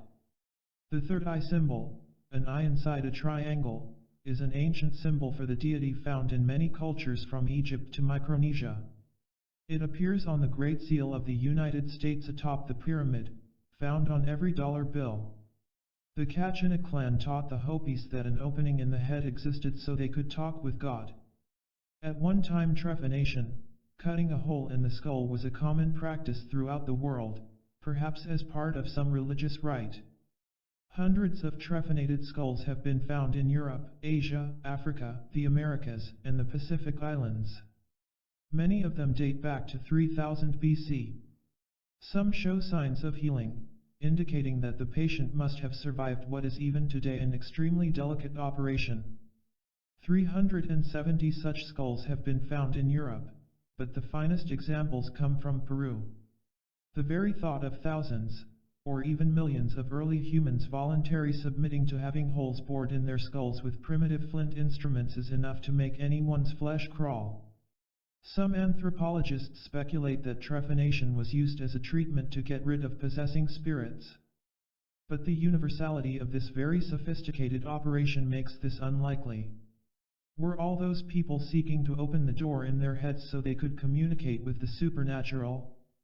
If so, who or what taught the entire human race this process? And why? In legend after legend from every part of the world we are told that early man was primitive and stagnant until the appearance of the god kings. These mysterious beings introduced writing, laws, agriculture, and perhaps even the rudiments of stone building and medicine. The early peoples were so impressed and so grateful that they dedicated much of their time and effort to preserving images of the god kings in great statues, temples, and monuments. In fact, many cultures left nothing behind except religious artifacts and carvings lovingly detailing their encounters with the gods. Identical beliefs appeared simultaneously in all parts of the world. Identical forms of writing suddenly came into practice among cultures completely isolated from each other. The Egyptians were not the only ones who believed that the human body would one day be resurrected whole and that therefore all earthly possessions should be buried with it. Ancient tombs in China, Siberia, and South America were also filled with relics for a future life. How did this relatively complex concept spread to the four corners of the earth? Even the earliest of men were not so stupid that they could sustain a belief century after century without some kind of evidence to support it. Nor would they be so stupid as to expend their energies, materials, and talents building great monuments to those beliefs without such evidence. Yet the reasonably sophisticated peoples of India and Greece believed wholeheartedly in their gods for thousands of years. Their records demonstrated that these gods appeared frequently before mortal men, taught them, tricked them, offered them hope and faith, and cultivated their religions and beliefs. Temples were erected on the spots where the gods had stood from Stonehenge to Delphi.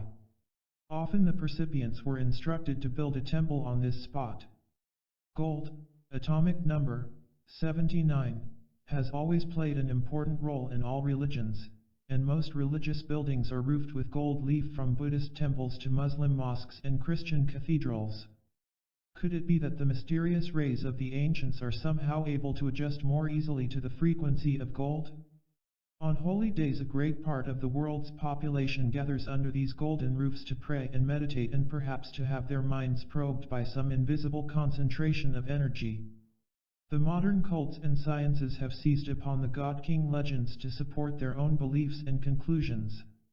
Atlantologists prefer to think that Quetzalcoatl and his kin were really from Atlantis. The ufologists have churned out scores of books based on the premise that spacemen visited Earth and gave mankind a helping hand in those distant days. It is quite true that the Kashtia clan and most of the other para-humans claimed some relationship to other worlds and far-off stars, particularly the Pleiades. In all these legends there is another persistent theme, that the god-kings mated with mortal women, impregnated them and thus started a royal lineage. Tradition claims that the blue bloods of royalty actually had blue blood in their veins in early history, perhaps as a result of this crossbreeding.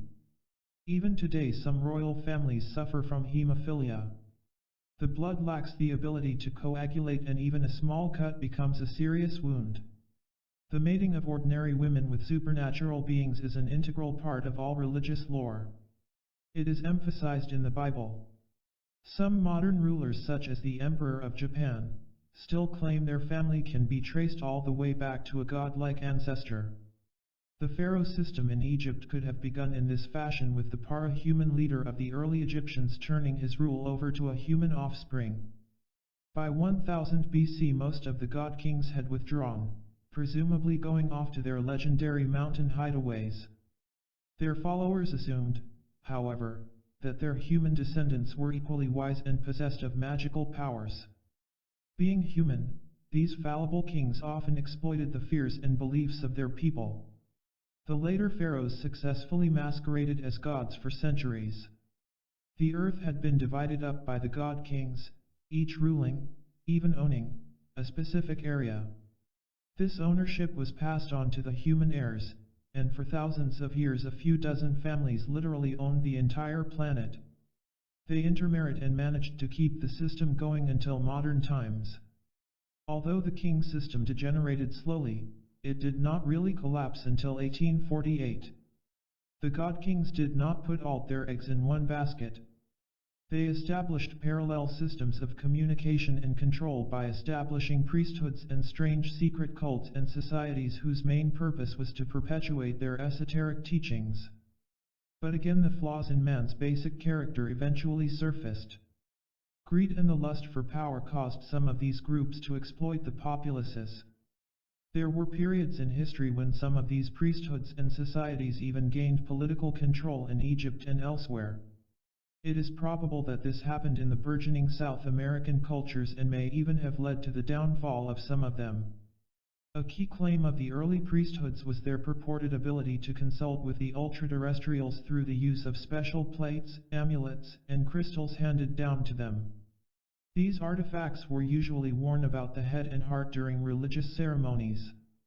In the apocryphal Prot-Evangelion we are told that Joachim, father of the Virgin Mary, visited a priest and said, "If the Lord be propitious to me, let the plate which is on the priest's forehead make it manifest."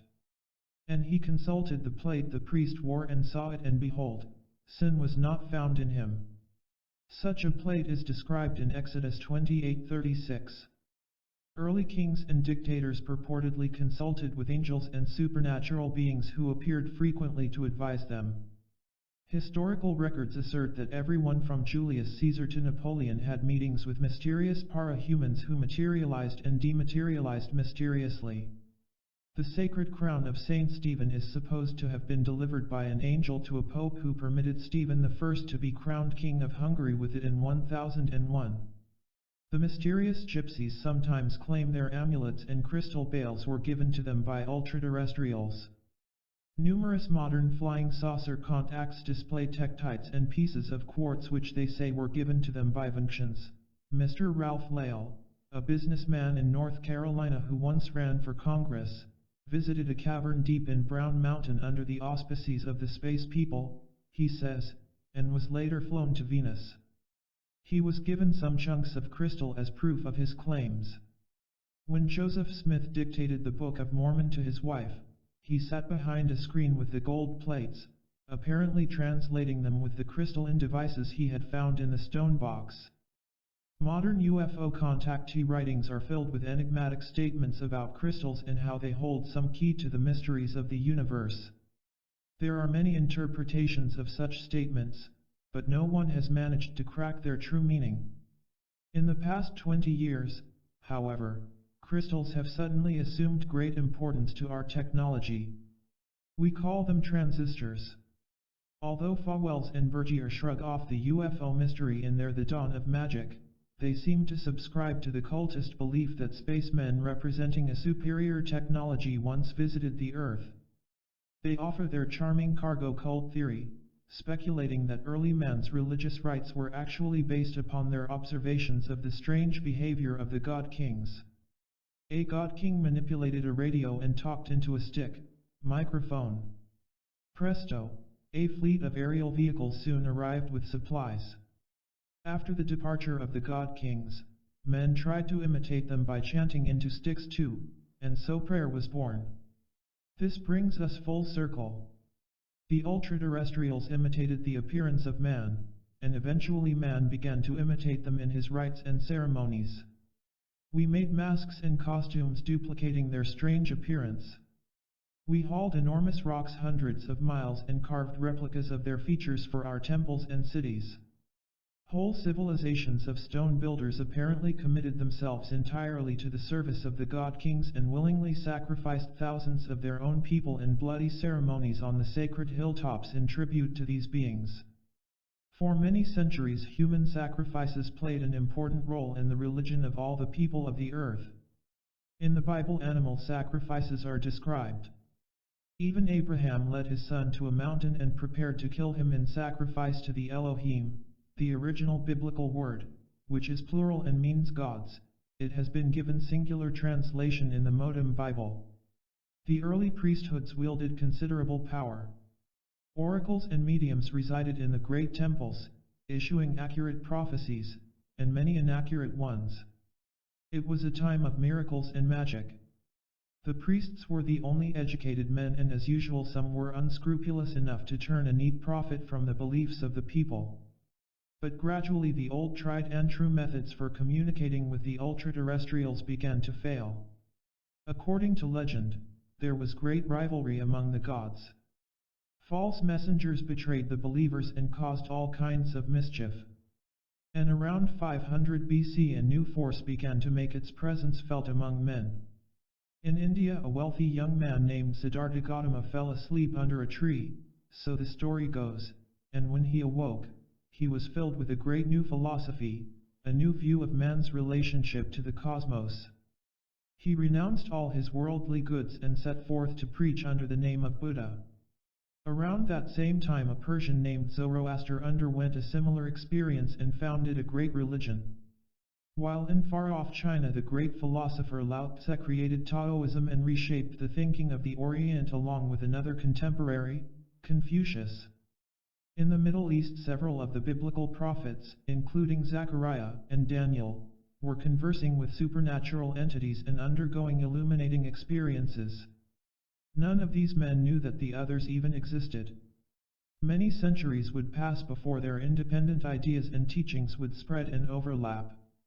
Yet in time these men, all contemporaries between 600 and 500 BC, changed the philosophical and theological structure of the civilized world.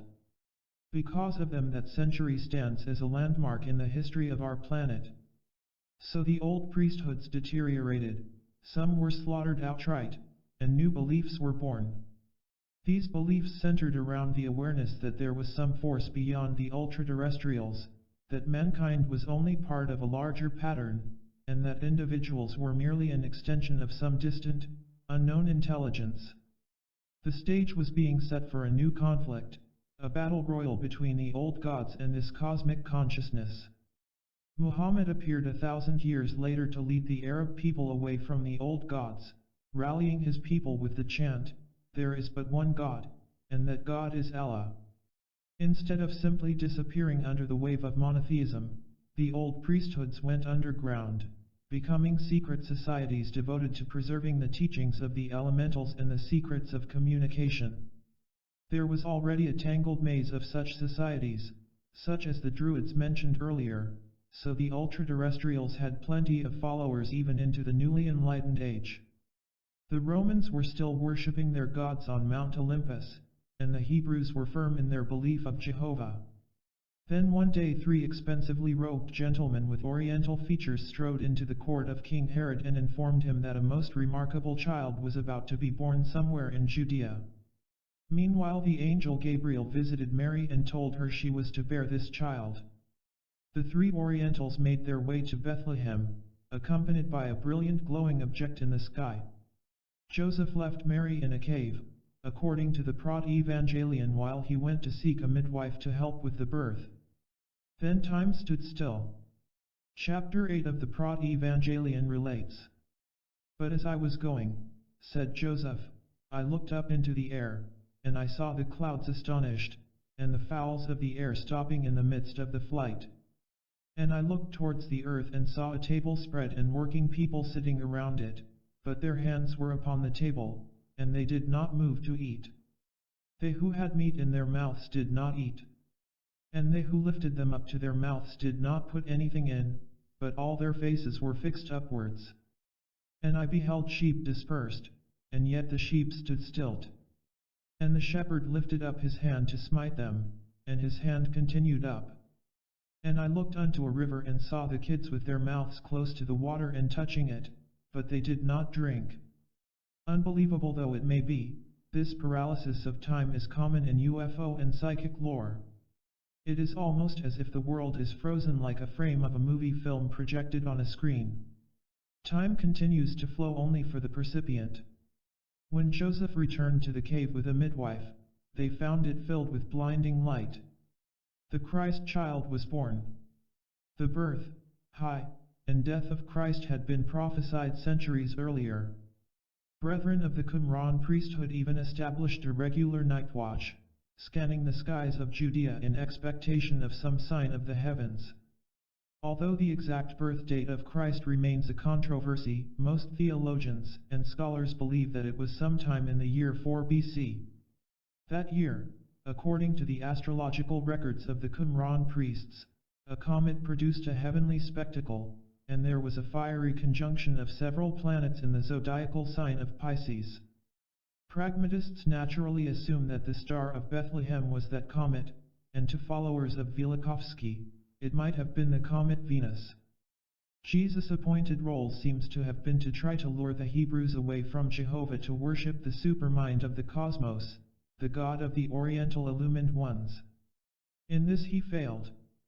The Jew had had considerable experience with miracles and false angels, and they viewed Christ with great suspicion. The Romans who occupied Judea were still worshipping their assortment of long-haired deities, so they also frowned upon the activities of this strangely persuasive man. However, the sequence of events surrounding the death of Christ provided proof enough to sway many into Christian beliefs and lay the foundation for the great Christian religions. An eclipse of the sun threw the land into darkness as Christ hung suspended on the cross. A violent earthquake which claimed many lives followed. Pontius Pilate, the Roman governor of Judea, later collected the witnesses of these events and had them dictate to scribes what they had seen. This record was sent on to Rome. Pilate eventually committed suicide. The body of Christ was placed in a cave, according to the historical records, and a huge stone was rolled in place to seal the entrance. Roman guards were stationed there to keep watch, they testified later. There was a great voice in the heavens, and they saw the heavens open, and 2 men descend from thence with great light and approach the tomb. And that stone which was put at the door rolled of itself and made way in part, and the tomb was opened, and both young men entered in. When therefore those soldiers saw it, they awakened the centurion and the elders, for they too were hard by keeping guard. And as they had seen, again they see 3 men come forth from the tomb, and 2 of them were supporting one and a cross following them.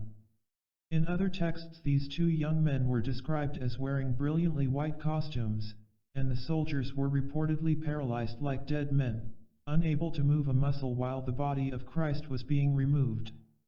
Later the heavens again were seen to open to and a certain man to descend and enter the sepulchre.